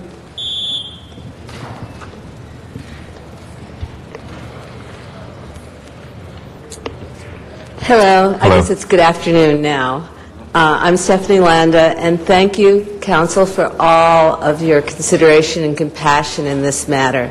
I totally agree with Thomas Kikuchi, as always, and I feel like my judge said to me when he sentenced me that his government pays him to believe marijuana falls out of the sky. And of course we know that that's not true, and it takes a lot of hard work to do it. And I feel that people should be compensated for very hard work. So thank you very much. Thank you. After Cheryl will be Sarah Lovering will be next after that. Sarah Lovering. Hi, my name is Cheryl Eichley. I'm a resident of Los Angeles. Thank you for letting me speak. Did you know the California Supreme Court decision, People v. Minch, bans all sales of medical cannabis in California? Did you also know the Minch decision also bans Michael Jackson's funeral, LA Live billboards, and the city controller? No, the Minch decision does not specifically mention the pop star's memorial, billboards, or Wendy Grohl, nor does it mention nonprofit transactions from storefront medical cannabis dispensing collectives. According to the city attorney's flawed logic, anything that is not mentioned in the Minch decision is banned. Who has read the Minch decision? Does it focus on caregivers or collective?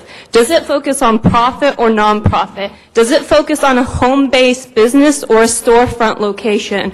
Does the Minch decision really address the issues before the council? I highly suggest you read the Minch decision for yourself before casting a vote. Someone needs to explain to Trudanovich. Thank you. Thank you very much, Cheryl. Sarah Lovering is next. Is Sarah Lovering? Sarah Lovering? Once, twice, okay. David Lazama? And then Dejay Coty. What I think we're really seeing here is just a disunity between what the people see and work with and what the politicians feel that they have to implement. Another thing that needs to really be addressed is the issues of concentrates. Just as many patients do not have the wherewithal to grow their own medicine, there are many patients where the smoked cannabis or the edible simply does not give them the relief that they need. And so any ordinance that prohibits concentrates is really going to be doing a disservice to the patients. It would be just like going to a doctor and he can tell, and he says you, well, this medicine isn't working for you. Let me see if I can prescribe to you something a little bit stronger. All concentrated cannabis is an extraction of the flower. So it would be completely ridiculous to tell the patients who aren't getting enough benefit from the flower that you can't get it from concentrates. Concentrates have to be part of this ordinance. Thank you. All right. Ms. Coty is next. After that, after Ms. Coty will be Jamie or Jaime Green. Good afternoon, council members. I want to thank you very much for your time and energy, your consideration, and your thoughtfulness as we go through this very difficult and lengthy process. I just want to thank you again for that. I do agree with Councilmember Rosendahl that I think December 2nd is a good date that will give us plenty of time to get over these hurdles, to look at these other ordinances, put a good fee schedule in place, and work on those issues. I also was at a recent town hall meeting where Carmen Trutanich was there, and I mentioned to him that the Mensch case had nothing to do with dispensaries, and he agreed with me.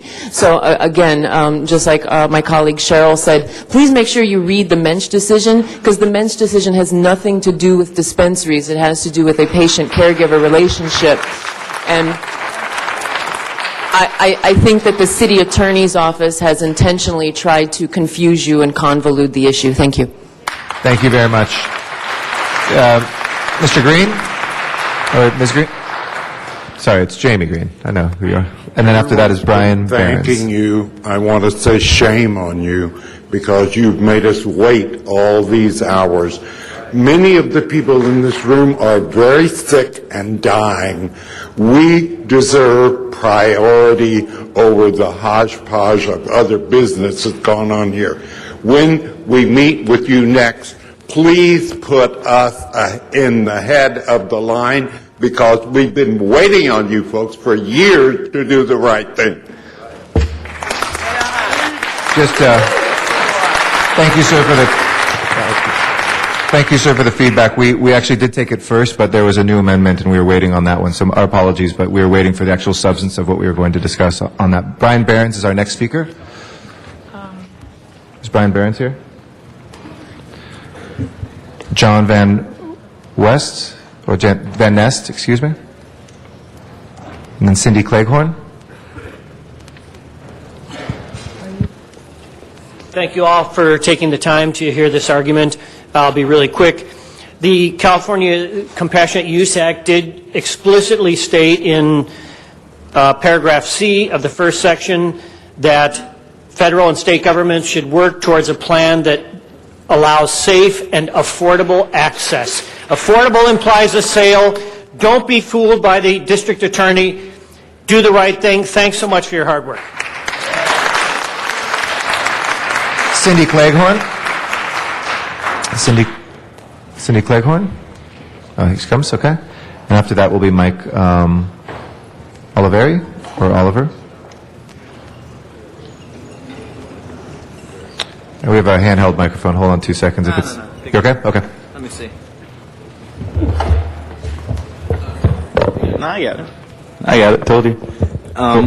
I would just like to say I lived in New Jersey for the majority of my life, and I was under the influence of many doctors that put me on many things, and ultimately it was the morphine patch for 2.5 years. I ended up in the hospital with fecal poisoning, almost died, and if I had mentioned marijuana, I probably would have gotten kicked out.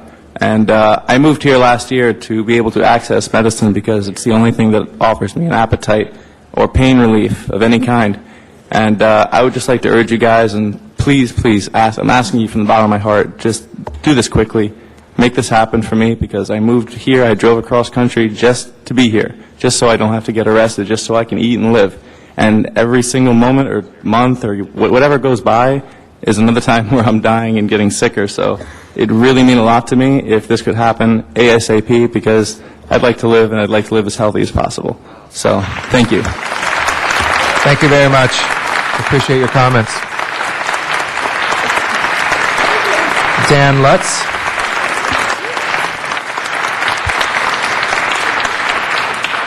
Dan Lutz is our next speaker. Dan Lutz.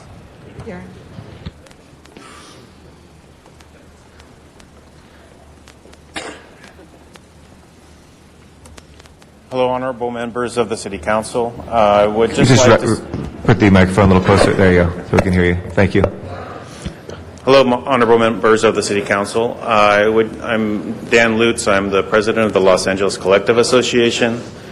I would really appreciate everything that you guys have been doing this last week. We feel a lot more relief that we're being heard. One of the things I would like to say, though, is that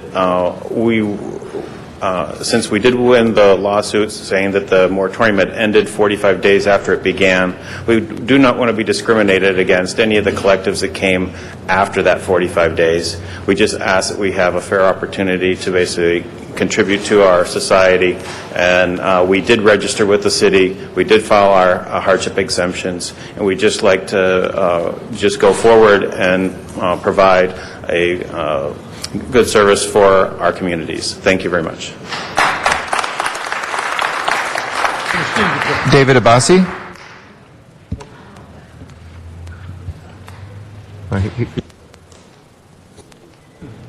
Yeah. After that, from an earlier card, not the new one that came in, Tarek Tabsh is next after that, and then Arnold Sachs to follow after that.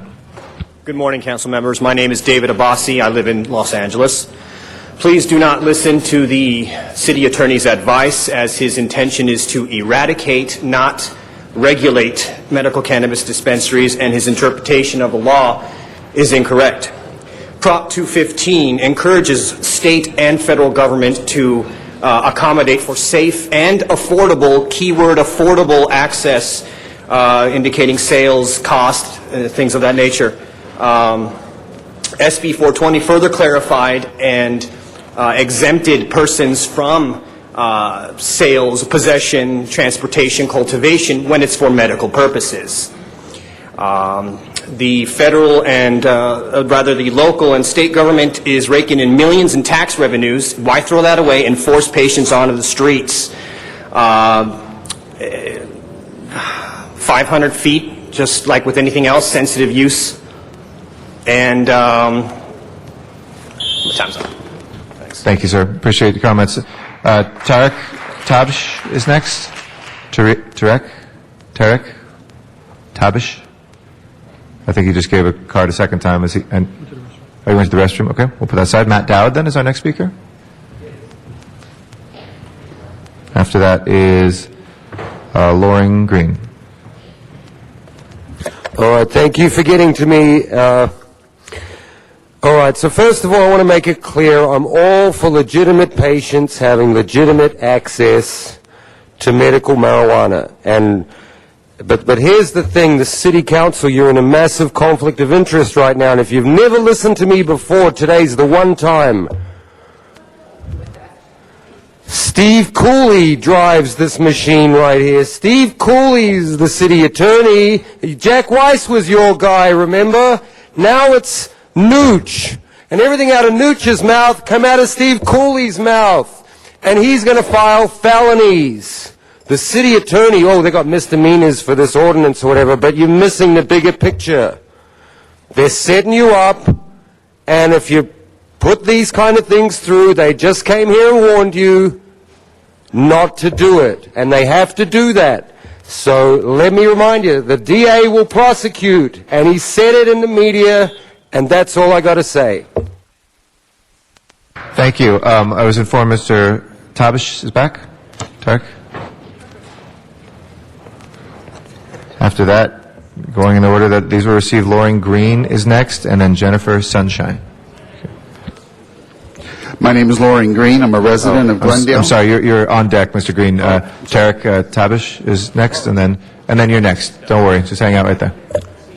As you walk into City Hall at the threshold, it says above the door, let us have faith that right makes might. And I have faith that this council will make the right decisions when drafting this ordinance for this mighty city. My name is Tarek Tabish, and I represent Natural Aid Pharmacy. I registered with the city on time, and I'm an original collective. I had to move within months of opening. The reason I'm here today is that the fifth revised draft ordinance, section 45.19.66, does not provide protection for my collective. I would like protections to be made available or offered to any collective that registered before the moratorium that needed to relocate. We have earned the respect of our local neighborhood, police department, councilman's office, and I don't want to see my tax dollars go to drug dealers. Thank you. We are a bright, shining example of Thank how you, to sir. operate, I and we can will keep it continue as- to do so with As even as possible. Loring Green is our next speaker. Thank you, sir. Appreciate it. And then after Mr. Green will be Jennifer Sunshine. Loring Green, resident of Glendale, a real estate professional for the last 30 years, husband, father, and now cannabis expert witness over the last 7 years. I'm also a volunteer speaker for Americans for Safe Access, who in the past year has provided us all with a plethora of good ideas and wisdom regarding safe access and regulations. In regards to D.A. Cooley's comments, I would like the council to do whatever they can to pressure him to the utmost to use his discretion to go after operations selling foreign-grown medicine and leave our legal homegrown collectives alone for the most part. And I'll say it again, in regards to concentrates, we must learn to allow and encourage them. Some of you may not realize, but smoking cannabis is great for treating symptoms. But now with the recent advent of the Simpson extraction method, we can make an extract so potent and safe that it can cure many cancers when taken orally. But it takes a whole pound of cannabis to do that. Thank you. So please do not limit and put caps on the amounts that we are allowed to have in our dispensaries. Thank you. Takes a whole Jennifer pound. Sunshine is our next speaker. After that is Barbara Monahan Burke. Hi, I just want to start by saying that all I did in the early 90s with my kids, it was a family thing, was work on Prop 215. And I was diagnosed then with arthritis, degenerative disc disease, and fibromyalgia. All of these illnesses caused a debilitating amount of pain for me. And then in 2002, I was hit by a car while crossing the street. 5 years of surgery after that left me with a huge opiate addiction. I've been clean now for 20 months, and all I have is medical cannabis. Without it, I can't eat, sleep, or walk. I'm allergic to all pharmaceuticals. I need it. I need it to live. I live at my mom's right now, and I can't grow my own meds like D.A. Cooley said he would teach me how to do yesterday. He did. I volunteer at a wellness center in order to get my medication, and if they raid it and they come in there and arrest me, they're going to hurt me really bad. Barbara Monahan Burke is next. After that is Diane Rosen. We're about 12 minutes over the initial 20 minutes, colleagues, just as a heads up. So we'll read the rest of the names in at a certain point. Diane Rosen is first. Doing them exactly order. Sir, if you can please maintain order. We're going exactly in the order that these were got. Go ahead, please, Barbara Monahan Burke. Barbara Monahan Burke, formerly representing the Studio City Neighborhood Council. We support the draft ordinance 080923. We request that the City Council pass the draft ordinance now without further delays. that the final ordinance not authorize any activity beyond the limited scope of the State of California medical marijuana laws, and that this ordinance include the following urgency clause.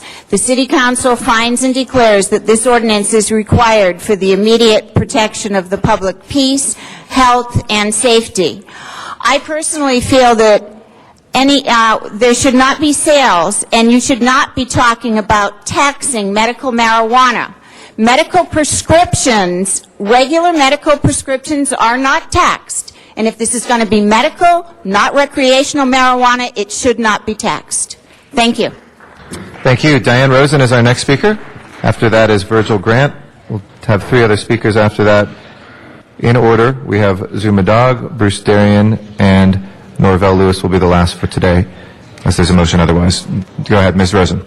I'm Diane Rosen, Chair of the Planning and Land Use Committee of the Encino Neighborhood Council. We're in agreement for brevity with what Barbara has said. There should not be a mockery of the law. State law forbids the sale of marijuana and only permits the distribution to collective members. Therefore, the city should immediately close down all marijuana establishments except for a few that are legitimate, nonprofit, and carefully supervised collectives. Thank you. We have had this problem in our community. We voted against it. They opened up. They were not approved by the Plum. They are still open, and it's affecting our businesses tremendously. We can't tell you the difficulty it's causing. Thank you. Virgil Grant is our next speaker. After that is Zuma Dog. Good afternoon, Council. I'd like to say thank you for your hard work and diligent work at this ordinance. I'd just like to say, in reference, I'm a owner of a registered collective of the 186, and I just ask that you could please respect that process that we had to go through as far as registering. When we did register, we put ourselves on the line. I was rated by the federal government. I was rated twice by the DEA. I was indicted once with a 41-count indictment for putting myself on the line and registering as a registered collective. So it would be a slap in the face to not accept my registration or the other 185 that registered. Please accept our registration. Thank you. Mr. Zumadog is our next speaker. Yes, thank you. First of all, since we have more dispensaries than Starbucks, why don't we have pot for potholes? We have more potholes than Starbucks and potholes. Pot for potholes, and then we could pay for it. But what I'd like to do now in this short period of time is provide the information that the people are going to want to hear. Here's what will be happening next. Since Steve Cooley is not interpreting the spirit of the law, City Council will pass an ordinance that will say LAPD may only enforce the ordinance, the city ordinance. And for anything beyond that, Steve Cooley will have to use his own resources and his own sheriff. So I'm here to say, first of all, I'm very disappointed that Nooch threw out all his credibility and clout in the city, and I just think he's done. And thank you for council for sticking up for that. And so now Steve Cooley has to come in because Nooch, his puppet, couldn't fix the mess.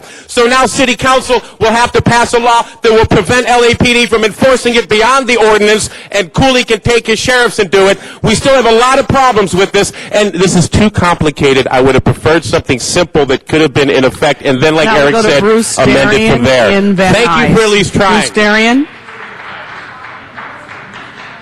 Bruce Darian in Van Nuys.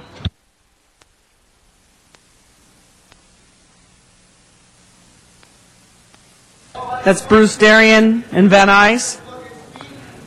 Bruce Darian in Van Nuys. Can we switch over, please? Excuse me, sir. If you can please be seated. And there's no one in Van Nuys. The next speaker will be Norvell Lewis. Mr. Norvell Lewis.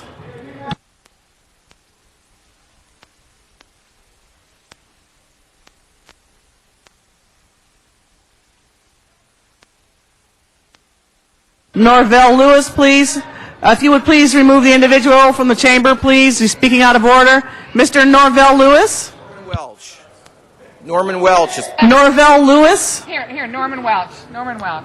Okay, Mr. Welch, we'll come to you next. Okay. Yes, thank you. There you go, Norman. You're Okay, on. wait, hold on a second. Hold on. Is Mr. Norvell Lewis present in the chamber? All right, Mr. Welch. Thank you, Mr. Yeah. Mary. Good evening, and thank you. My name is Norman Welch. I'm a graduate of Northwestern University School of Communication and Oaksterdam University. And last night I watched the DA talk about how he and his staff would teach us how to cultivate. Why doesn't he go to Oaksterdam and take the time? I was there for 13 weeks and I still don't know what I'm doing. What's wrong with this picture? Next speaker will be Dale Clare. Dale Clare. Good afternoon. Well, as Executive Chancellor of Oaksterdam University, I will officially invite all of you to attend on the House.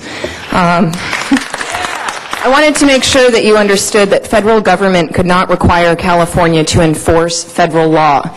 Dual sovereignty allows you to tax and regulate cannabis sales without being in positive conflict with federal law. I commend and encourage you to tax and regulate cannabis. Also, with up to 20 facilities per police precinct, this would serve the citizens fairly. As far as sales go, these taxes would pay for the regulation, law enforcement, public safety programs, and Attorney Cooley at $292,000 a year.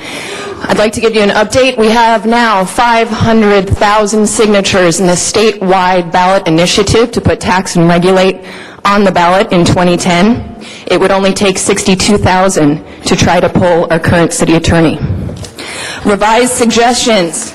Currently, at your 5-pound 100 plant limit and an average patient base of 250,000, you would require 6,000 collectives in the city of LA. Now, I don't recommend that, which is why I believe that 20 per precinct would be completely fair. We're looking now at 600 patients per, if we look at 20 facilities per police precinct. If we limit it to 2, we're serving 3,600. That's 3,600 per facility, but that's just LA City. Quadruple that for the urban area. Thank you so much for your time and consideration. All right, thank you very much. And our last two speakers will be Jeff Jones and Wayne Spindler. Is Jeff Jones present? Yeah, my name is Jeff Jones. Thanks again for taking up this important issue today. I would just echo what Dale Clare said about the actual cap number. If there's a cap that's being entertained here, I represent the city of Oakland in the sense of the medical cannabis issue, and we capped our dispensaries at 4, meaning that that they serve roughly 100,000 per population. I would look closer to the guideline of 20 per police precinct, which would leave us with a number of just over 400, coming up closer to what was discussed being more reasonable. If you didn't allow such a high number of collectives in the city, you are going to have to remove the amount that they possess in their location. In Oakland, those 4 collectives are allowed to possess 6 plants and 8 ounces times their member base, meaning that they can possess a lot of cannabis. It's a large Walmart-like location. That is not something that we should entertain here in LA. I think we should have a smaller cottage industry type setting. It makes it a little bit safer for the community around it. So I would say if you're going to cap it, you have to remove those limitations on how much they can possess per site. Unless you cap it at something that's more realistic, like 20 per police precinct. Those police precincts are Thank you very changed much. as the population has changed. Our final speaker will be Wayne Spindler. Well, the cat's out of the bag, and you guys are dilly-dallying around. You're going to pass this. You've got the motion. Why screw around? Get everybody in their chairs and vote on it now and just pass it. Because what's going to happen is that Carmen, the watchdog Trutanich, and Cooley are each going to start enforcing the law. And that's going to be a good thing, because then, once they enforce the law, we can get to the property owners that are leasing their property for these places, seize those assets, and then we can sell them. So it'll be a nice revenue measure for the city that way. You cannot tax an illegal activity. State law and federal law prohibit the possession for sale and the overall possession with the intent to distribute. If this council votes, as I anticipate it will, to affirm the unlawful sale of drugs, this city council could be placed under arrest for conspiracy. So that would be a good thing for the city. Thank you. Thank you very much. That closes our public hearing. I will read the names into the record of the cards of the people who are present today. Michael Hunt, Patrick Wiseman, Deborah Stevens, Anthony Broussard, Jeffrey Joseph, James Shaw, John Walsh, Miguel Guzman Angel, Nadia Khan, Amanda Brazel, Catherine Shore, Sarah Diesel, Chris Fuzio, Daniel Halbert, Jennifer Farrell, Kim Neverman, Deborah Temple, Victoria Zavala, Richard Davis. Thank you very much, and I will enter these cards into the record, the official record. And that closes this item. And Madam Clerk, I believe the action is this item will be continued until... We have more speakers on the queue. I'm sorry. Excuse me. Yes, Mr. Koretz. I'd like to move to suspend the rules to give me just a minute to make a couple comments, including one friendly amendment clarifying Mr. Weezar's amendment. Is there a second to Mr. Koretz's motion? Second. All right, is there a second to your motion, Mr. Koretz? Thank you, Madam Chair. First, I would make... We have to vote on suspending the rules. Would you please open the roll? Oh. Close the roll. Tabulate the vote. 12 ayes. All right, the rules are suspended. Yes, first I'd like to make a friendly amendment to Mr. Weezar's motion that we not grandfather the 186 currently permitted medical marijuana dispensaries. I think we at least need to offer them a priority rather than just starting from scratch. So if some are in legally zoned areas, rather than giving a new establishment a priority, I suspect we would cause ourselves some legal problems by not giving an existing permitted medical marijuana establishment a priority. So I'd like to offer that as a friendly amendment. Mr. Weezar, did you... Yeah, thank you. I would ask that Mr. Koretz make that amendment a verbal amendment, and we'll discuss it with my amendment rather than taking it as a friendly. Ms. Hahn said she agrees, so she may want to second Mr. Koretz's motion, amendment. Okay, that would be fine either way. Yeah. All right, so I need clarification from the city attorney. Then what do we have before us now? The action. So Let me clarify hold on the a action. second. Colleagues, if I can, I talked with Mr. Reyes, and one of the things we'd like, because there are some, Mr. Weezar's motion, for instance, contains things that Mr. Koretz's motions do, is we'd ask the CLA to go through the different amendments that have been made and to make very clear to us, so if there's any overlapping ones, just what the substance of each of those is, to be able to work with the city attorney, and then to be able to draft something that allows us to insert those, depending on whether they were voted up or down when we take this up next. So to kind of have I think the framework is basically there, a draft of a framework, but then to be able to have the different options, and the CLA can help us make sure if there's any that are overlapping or contradictory. So Paul should be separate. Yeah. There should be a separate motion. Right. That would be fine, so I'll make that motion separately. Right. And the motion that you've made today will be included in the list of amendments that we will vote on next week? So our instruction would be for the CLA to work with the city attorney's office to prepare an ordinance that would include these amendments, give us the option to vote for or against them. Okay. And also, if I could just say briefly, there are a number of interpretations given by the city attorney, which I would just like to respond on that general topic. First of all, and I appreciate Mr. Garcetti's comment that those are opinions rather than, as the city attorney has asserted, that they are just right. First of all, the opinion that prohibiting that there's a prohibition on sales because sales are not provided for, silence on a topic is not automatically a prohibition.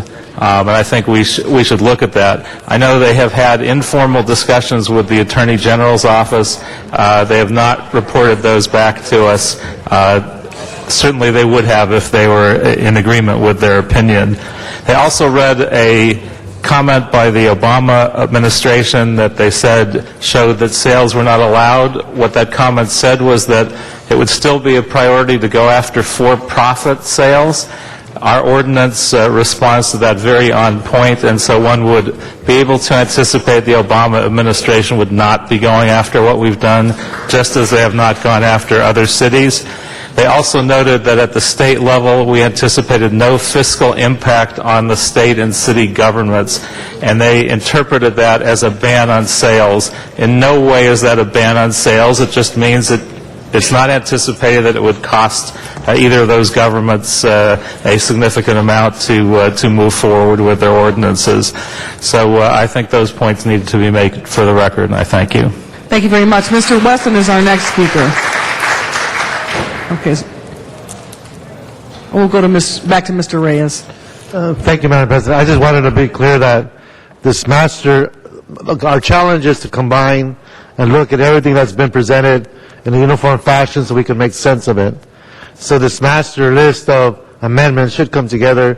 I'd like to ask to be coordinated with the CLA, the city attorney in my office, just that we make sure the purpose of all of these different amendments are clear and concise, and we can start making decisions in a programmatic way. Thank you, Mr. Reyes. Ms. Hahn. I have no idea why that's pressed. No, pass. Thank you. Mr. Zine? Madam Chair, I just wanted to acknowledge Mr. Reyes for this matter. I remember 4 years ago on the motion on the moratorium, you've carried the ball through the Plum Committee in moving this forward. While it's taken a long time, I know your staff and you've done a lot to put this together, hopefully bring it to fruition in the very near future. I wanted to publicly acknowledge you for all the fine work you've done on this. And also, the Personnel Committee will take place immediately after the council session. Personnel Committee was scheduled at 2. It will take place after this council session. Thank you. Thank you, Mr. Zine. Mr. Huizar? President, Public Works Committee will take place right after this committee. It was scheduled to begin at 2 o'clock. Thank you.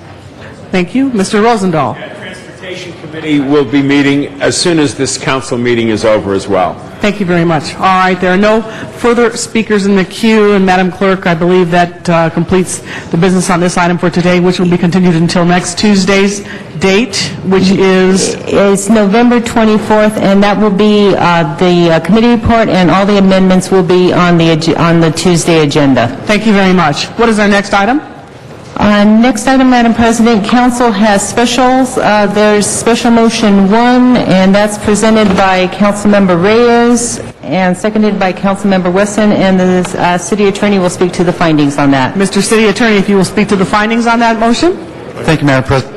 During the recess and since the posting of today's agenda, the LAPD has requested that a reward be offered for information leading to the arrest of the suspect who has committed sexual assault crimes in the community. Immediate action is required for the safety of the community. Council must first make findings pursuant to Government Code Section 5.2 before considering the substantive motion. Right. If we can vote on the findings, please. Open the roll. Close the roll. Tabulate the vote. 12 ayes. All right. That was Mr. Reyes. Did you wish to speak on your motion, or did you just want to vote? I'm just glad we voted on it. Thank you very much. Okay. Okay. Open the roll on the motion itself. Close the roll. Tabulate the vote. 12 ayes. Next item. Next item is Special Motion 2. That's presented by Councilmember Parks, seconded by Councilmember Huizar, and the City Attorney will speak to the findings on that matter. All right, Mr. City Attorney. Thank you, Madam President. Since the posting of today's agenda, there have been determinations of the funding and payee information related to the City Council's approval of the settlement with Monterey Hills investors on November 3rd. Immediate action is required to execute the purchase agreement in order to meet the closing date of November 25th. Due to last week's council recess, council members were unable to introduce motions that would have been considered on this week's council agenda.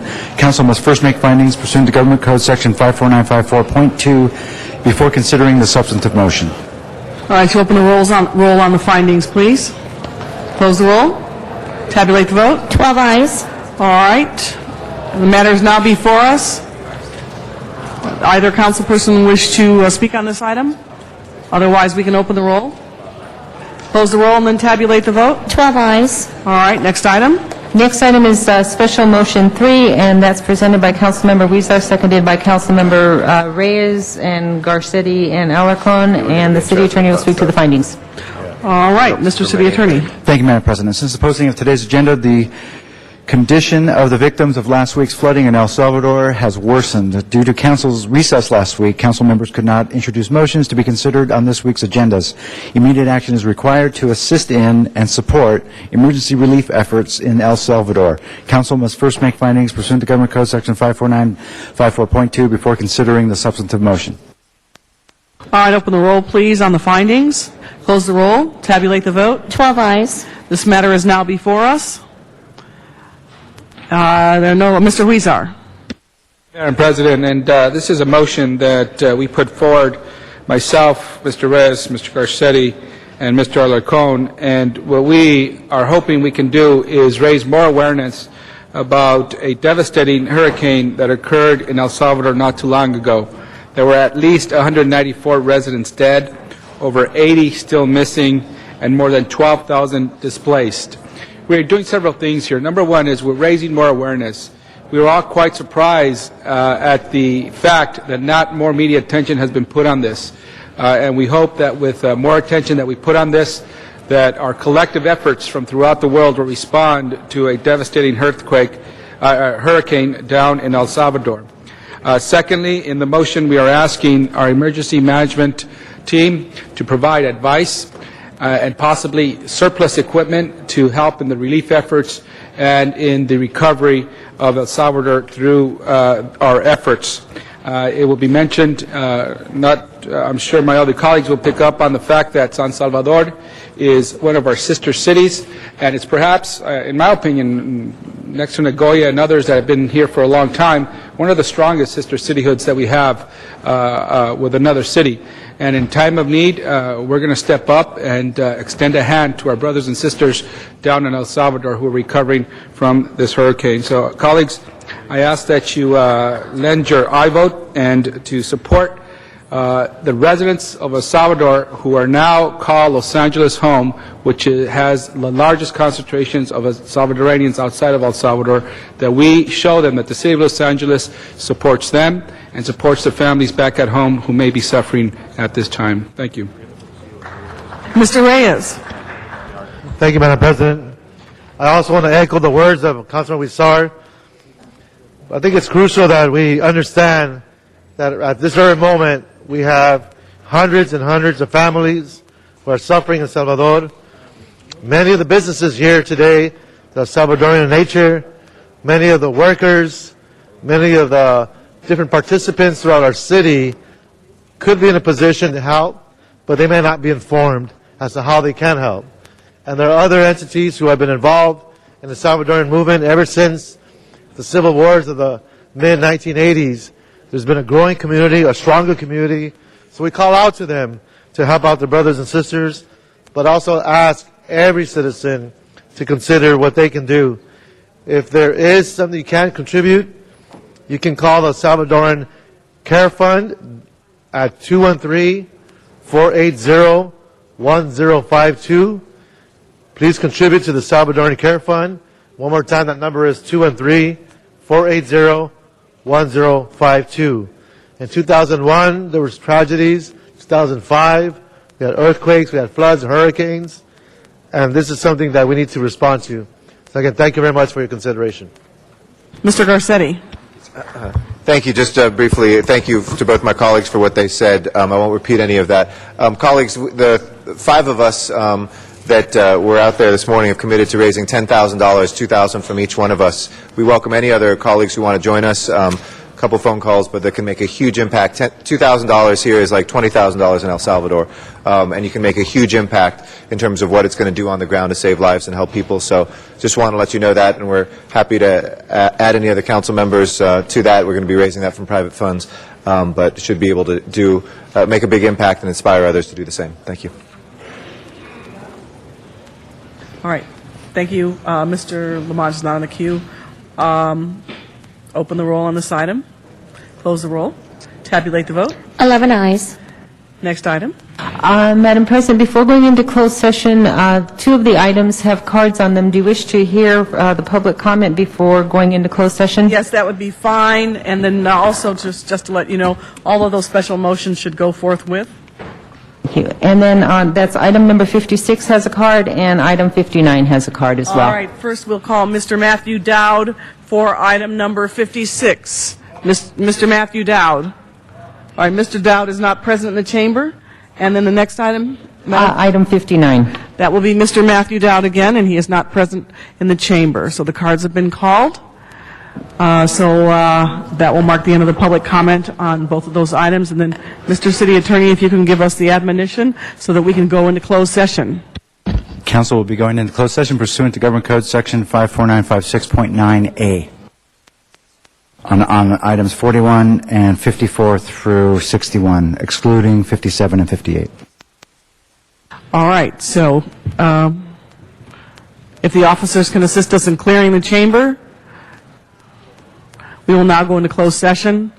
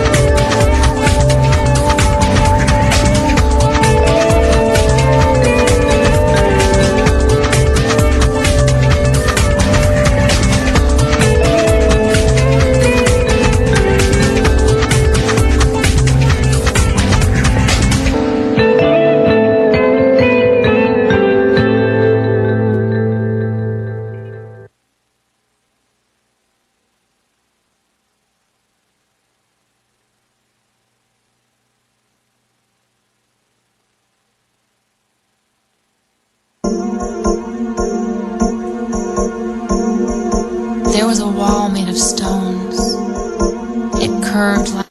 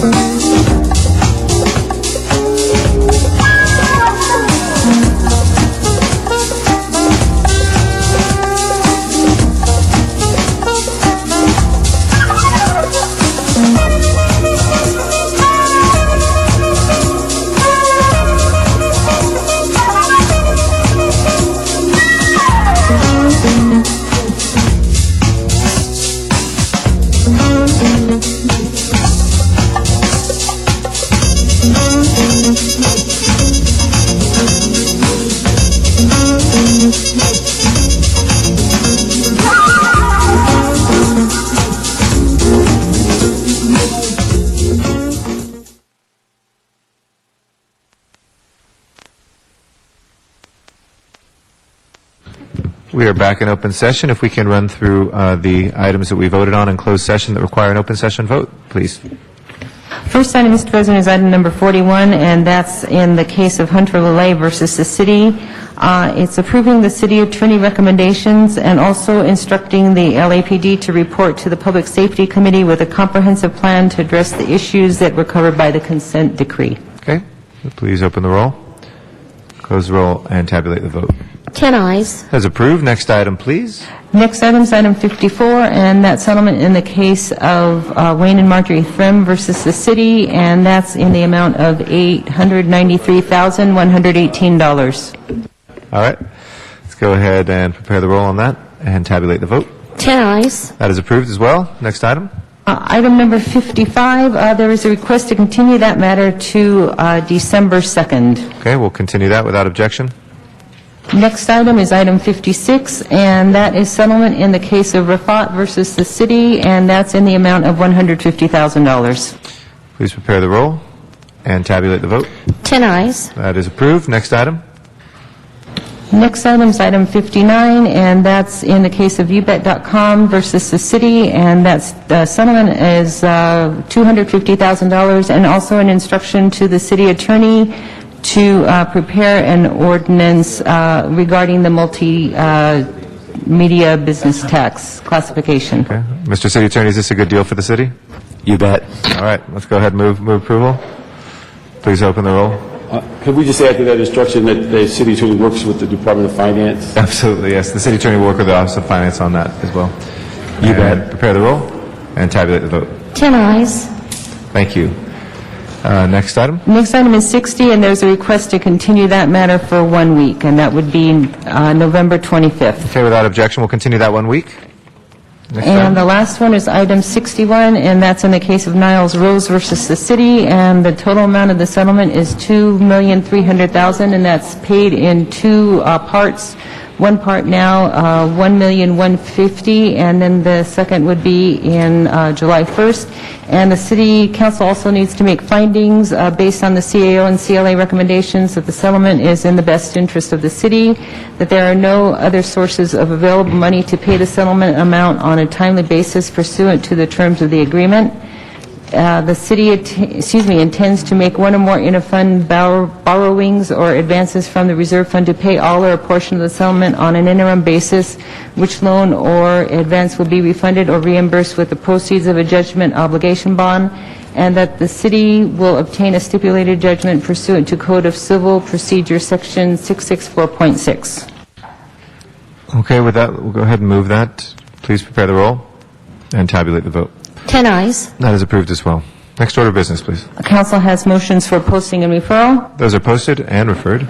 and that clears the desk. Okay. Colleagues, do we have any announcements? I know there's committees. There's still, those announcements still hold, so personnel and, what else do we have at this meeting right afterwards? Public Works? Public Works personnel will meet right after? Okay. And Jobs. And Transportation will meet right after. Okay. Thank you. If I can ask, announcement? So especially for my colleagues, I just wanted to congratulate my Communications Director, Becca Doden, who was elected to the Democratic National Committee by the Democratic Party of the State of California. She is the only young Democrat elected to the DNC in the State of California, and one of 15 elected.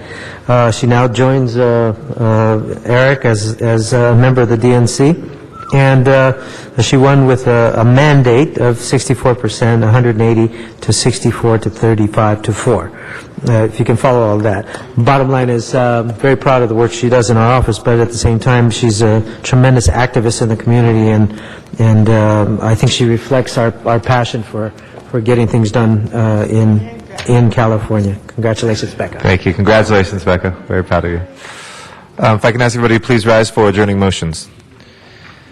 And colleagues, I know that many of us will want to chime in, and yesterday we were saddened to attend the funeral of Doug Ring, who is somebody who had contributed so greatly to this city, a giant in Los Angeles, a man whose commitment to LA and to a better city, mentorship of countless people, philanthropy, and his business that has made a lasting and deep impact on the city of Los Angeles. We were all very saddened to hear that he was found dead Thursday in his Brentwood home at just the age of 65. Of course, Doug was married to our former colleague, Cindy Misikowski, and the two of them were a team, as was described at the funeral services, an indomitable and incredible team. The two of them together were fixtures not only on the social circuit, but on the philanthropic circuit, of being able to always contribute and always make an impact, not just by giving their money, but by giving their advice and their counsel and their guidance to countless Angelinos. I consider Doug a very good friend, and his mentorship of me as a young elected official was something I greatly appreciated. Never shy with his opinion. He was somebody who always had something to add and an angle that was often unexpected or unthought of.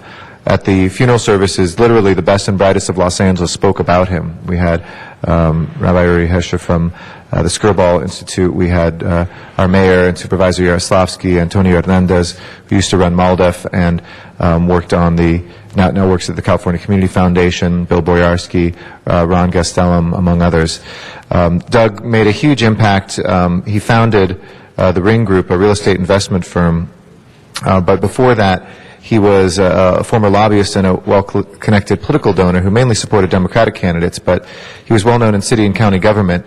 His real estate investment firm, the Ring Group, was his main business of late. He sat on a number of public boards, including being the president of our own city's Board of Library Commissioners and Los Angeles Children's Museum, where he made a huge impact, as well as being a member of the city's Community Redevelopment Agency. And I remember working with him and want to personally remember him for what he did for MALDEF, the leading Mexican-American civil rights group, to help them buy their headquarters here on Spring Street.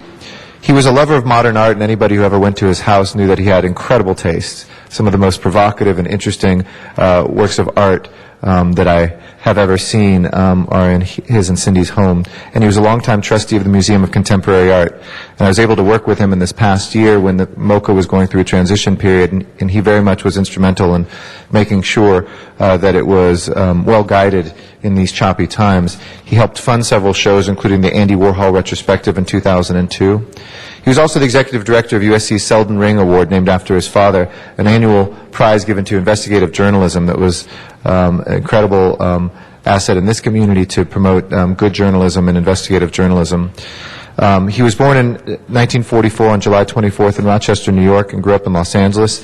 He lived in a kibbutz in Israel in 1967 and underwent rabbinical training in Jerusalem and at Hebrew Union College in Los Angeles until, as it was very fondly remembered, he decided that he didn't know if Judaism was the religion for him, and he didn't believe in God. But other than that, he believed in all the precepts of a Jewish life.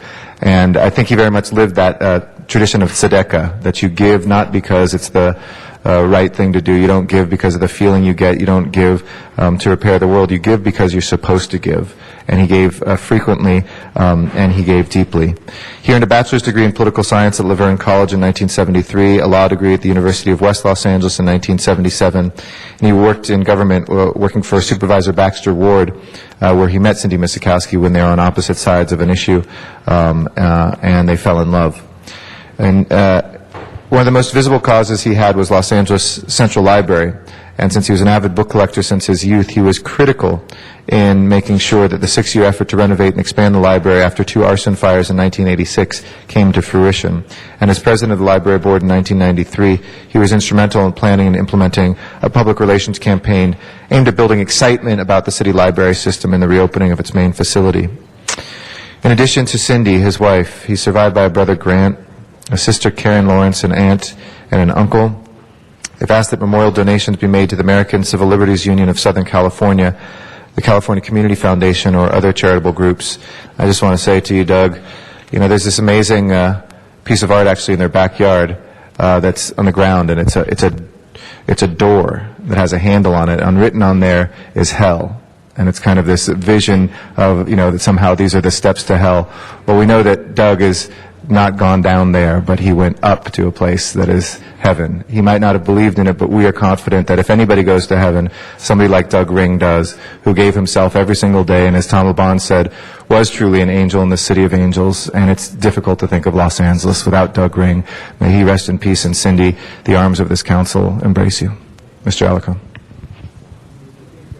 It would be an appropriate time for me to mention that one of Doug's dreams, the Children's Museum, is continuing to move forward, and there are proposals that are being considered as we speak.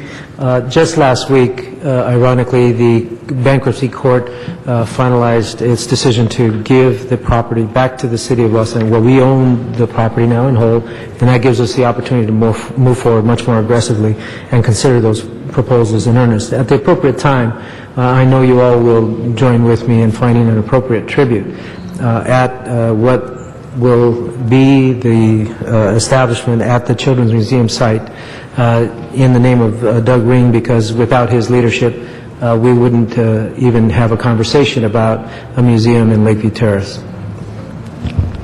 Other members, Ms. Hahn. Yeah, the service yesterday was really incredible, and it was very moving, but I think for even some of us, there were parts of Doug that came out that maybe we didn't know about. But in the early 90s, Doug came to me because he felt like the story of my dad had never really been written. So he wanted to videotape my dad telling stories. So I helped facilitate the first two of those sessions, which I love now because they're the only things I really have where my dad was talking about Martin Luther King, and he was talking about the hospital, and he was talking about starting the paramedics. So I really treasure that, and I was really happy that Doug really wanted to do that. He then just decided, I guess timing-wise, that he would just give my dad a box of tapes, audio tapes, and a microphone, which never really worked with my dad, because anybody knows my dad. I mean, he needed an audience. He couldn't just sit there and tell stories. He had to have somebody that had never heard him before. But anyway, I really always loved that about Doug, that he just really wanted that story to be told about Kenny Hahn, and he wanted to help do that. So we will miss Doug Ring. He just left a lot on this earth. Other members? Mr. LaBonge? Yeah, as you mentioned, when you had your tribute, his life was echoed there by so many of how special he was. Although he was they called him a curmudgeon, I think it is there, he was able to get through that and be a contributor. And as you said, Richard, on the Children's Museum, which will one day come to reality, it takes somebody to be with it all the way, to get knocked down, to get back up, and keep walking.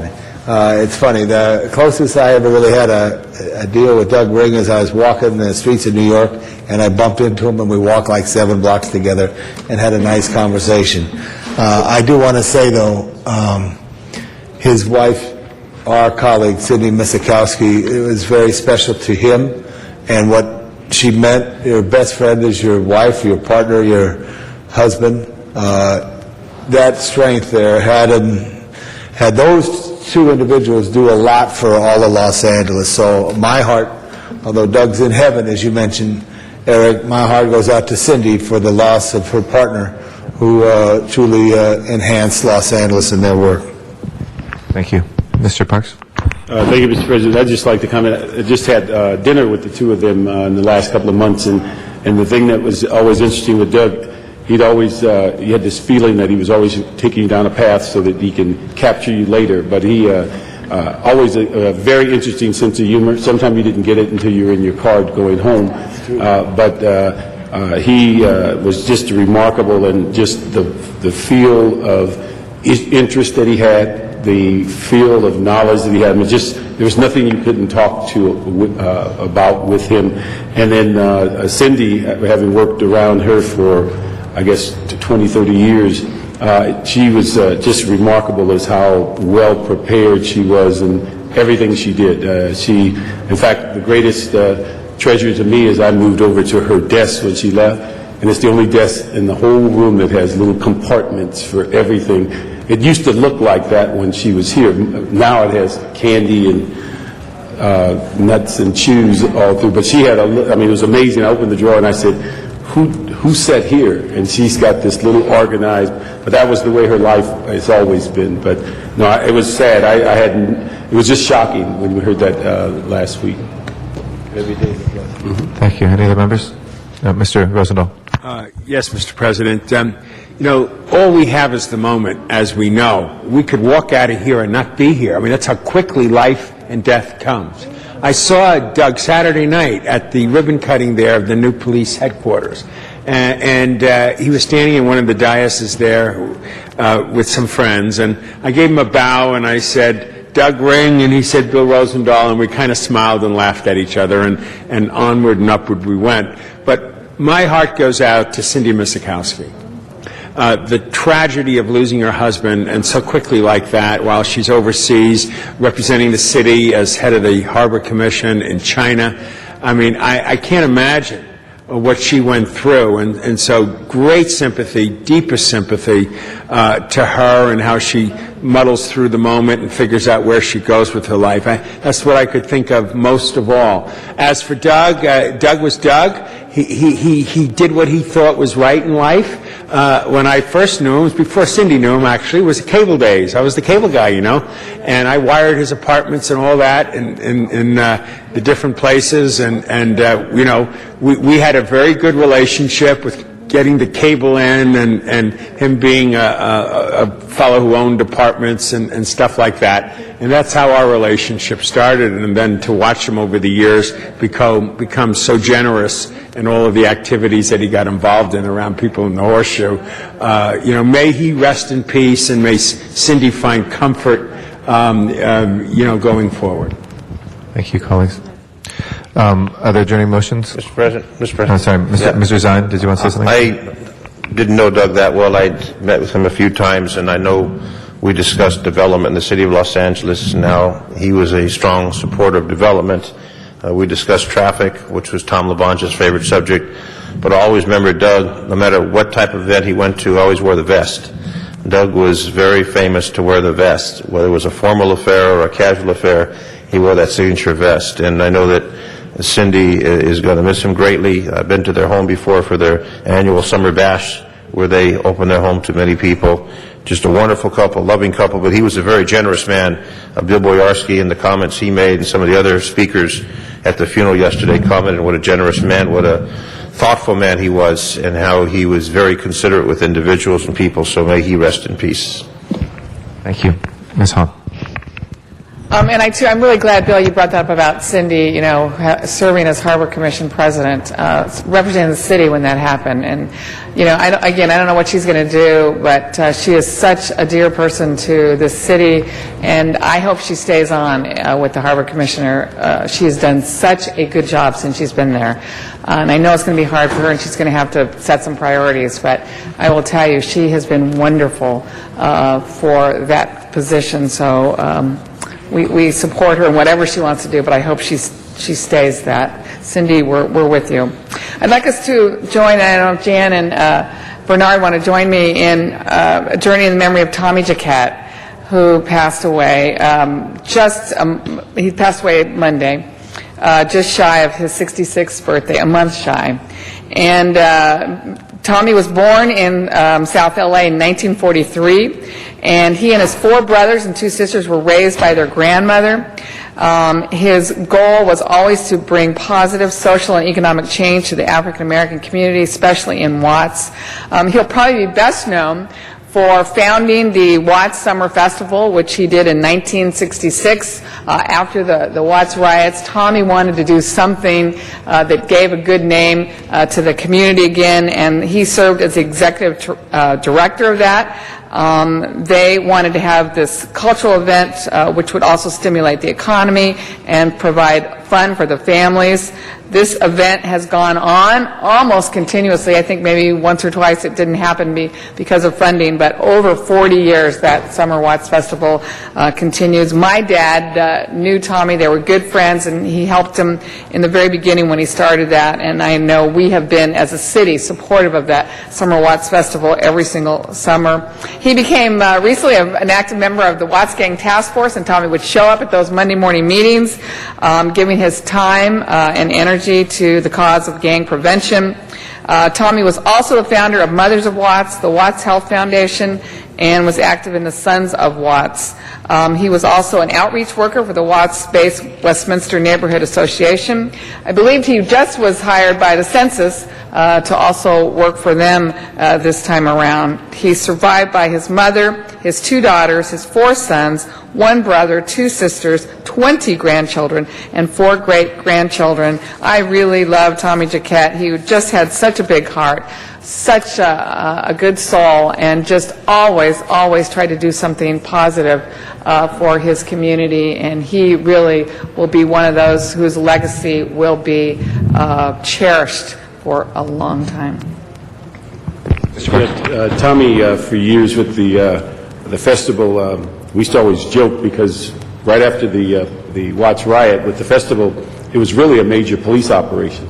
I mean, you'd have that festival there, and because the park is in the county and surrounding the park is a city, you'd have more police often than there were people going to the event. But I used to always joke with him that probably I chased him through the park a few times. And so, but he just recently, in honor of this year's festival, was too ill to come to the Watts Coffee House to celebrate, so they put him on the speakerphone. And so he got a chance to speak to everyone, but he just did worn down that day. He had been up and done too many things. His daughter said that he just didn't get his rest. But again, he suffered for a while with his illness. But we'll miss him because he's a very unique person. Thank you. We'll add Mr. Parks and Ms. Berry on there as well. As to adjourn in memory of George Gonzalez, who passed away at the age of 66. George was his family moved to Wilmington when he was 8, and he graduated from Banning High School, class of 1961, and then he raised his family in San Pedro. His career ventures included many years at the DiCarlo Bakery, 7-Up Bottling Company, and he eventually retired from Certified Grocers. He is survived by his former wife, Amelia, his sons, George Jr., my friend Eric Gonzalez, and Bobby, daughter Natalie, and many grandsons, nieces, cousins, and nephews. George will be deeply, deeply missed. I also want to do one more. Palma Matisich, who passed away at the age of 85.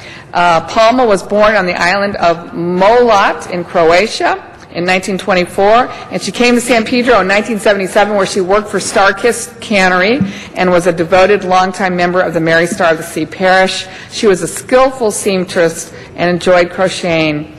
She was adored by her children, grandchildren, friends, and families.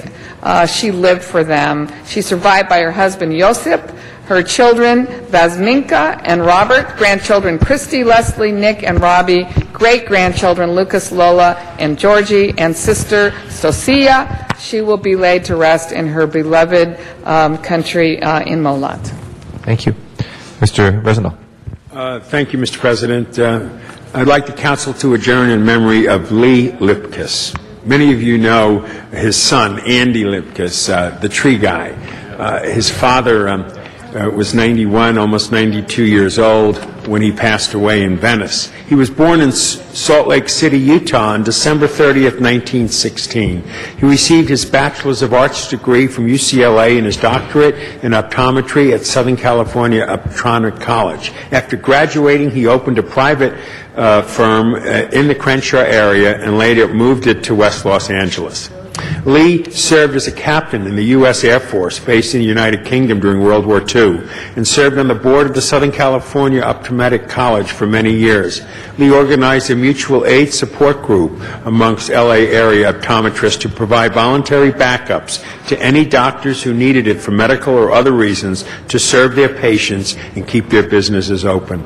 Lee also served as a volunteer eye doctor at the Venice Family Clinic and was a founding member of the board of directors and a major donor to Tree People, his son Andy's project. Lee passed away at his home in Venice on Friday as a result of multiple strokes suffered during September. He's survived by his sons Don, Roger, and Andy, along with his grandchildren Phoebe, Kara, Alex, Henry, Sina, and Sky. A memorial service will be held at Tree People Center over Thanksgiving weekend, which will include the dedication of the Lee and Joyce Lipkiss Garden for Community Forestry. May he rest in peace. We'll do all members on that. Great, thank you. Mr. Stein? I have two, Mr. President. First is Robert James McGill, passed away November 1st. At his home after a brief battle with cancer, born August 21st, 1929, in Springfield, Massachusetts. Graduated from Dartmouth College in 51, enlisted in the United States Army, stationed in Germany during the Korean War. During this time, he met his lovely wife, Ursula, better known as Jackie. They settled near Boston, where he began his career with the Rand Corporation. Relocated to Santa Monica in 1957. Thereafter, his family decided to settle in San Fernando Valley. Retired in 1989, actively participated in several political causes, volunteered at the American Legion Post 826, where he was well known and respected by the members of the 3rd Council District. He will be dearly missed by his family, friends, and community. Survived by his wife of 56 years, Jackie, son Richard, daughter Linda, grandchildren Joshua, Zachary, Tyler, Paige, and Shannon McGill, Andrew, Peter, and Maggie Kurtzik. I want to add that Robert McGill walked precincts with me when I first ran up and down the hills in Woodland Hills. He lived in that area, just a wonderful man, a wonderful member of the American Legion, and his passing is going to be affected a lot of people in the district. May he rest in peace. Second adjourning motion is for Albert Farrell, passed away October 25th, 78 years of age, born 1931 in Chicago, to parents Albert and Genevieve, married Yolanda, September 1950 in Chicago, served in the United States Army from 51 to 53. In late 53, settled in California in the San Fernando Valley. He was a tailor and a weaver by trade, self-employed for over 40 years, dedicated his life to his faith, family, friends, and the community. Be dearly missed by all. His wife of 59 years, Orlando, survived by her, also 3 sons, a daughter-in-law, Albert, Mark, and Donna. May he rest in peace, Albert Farrell. Thank you.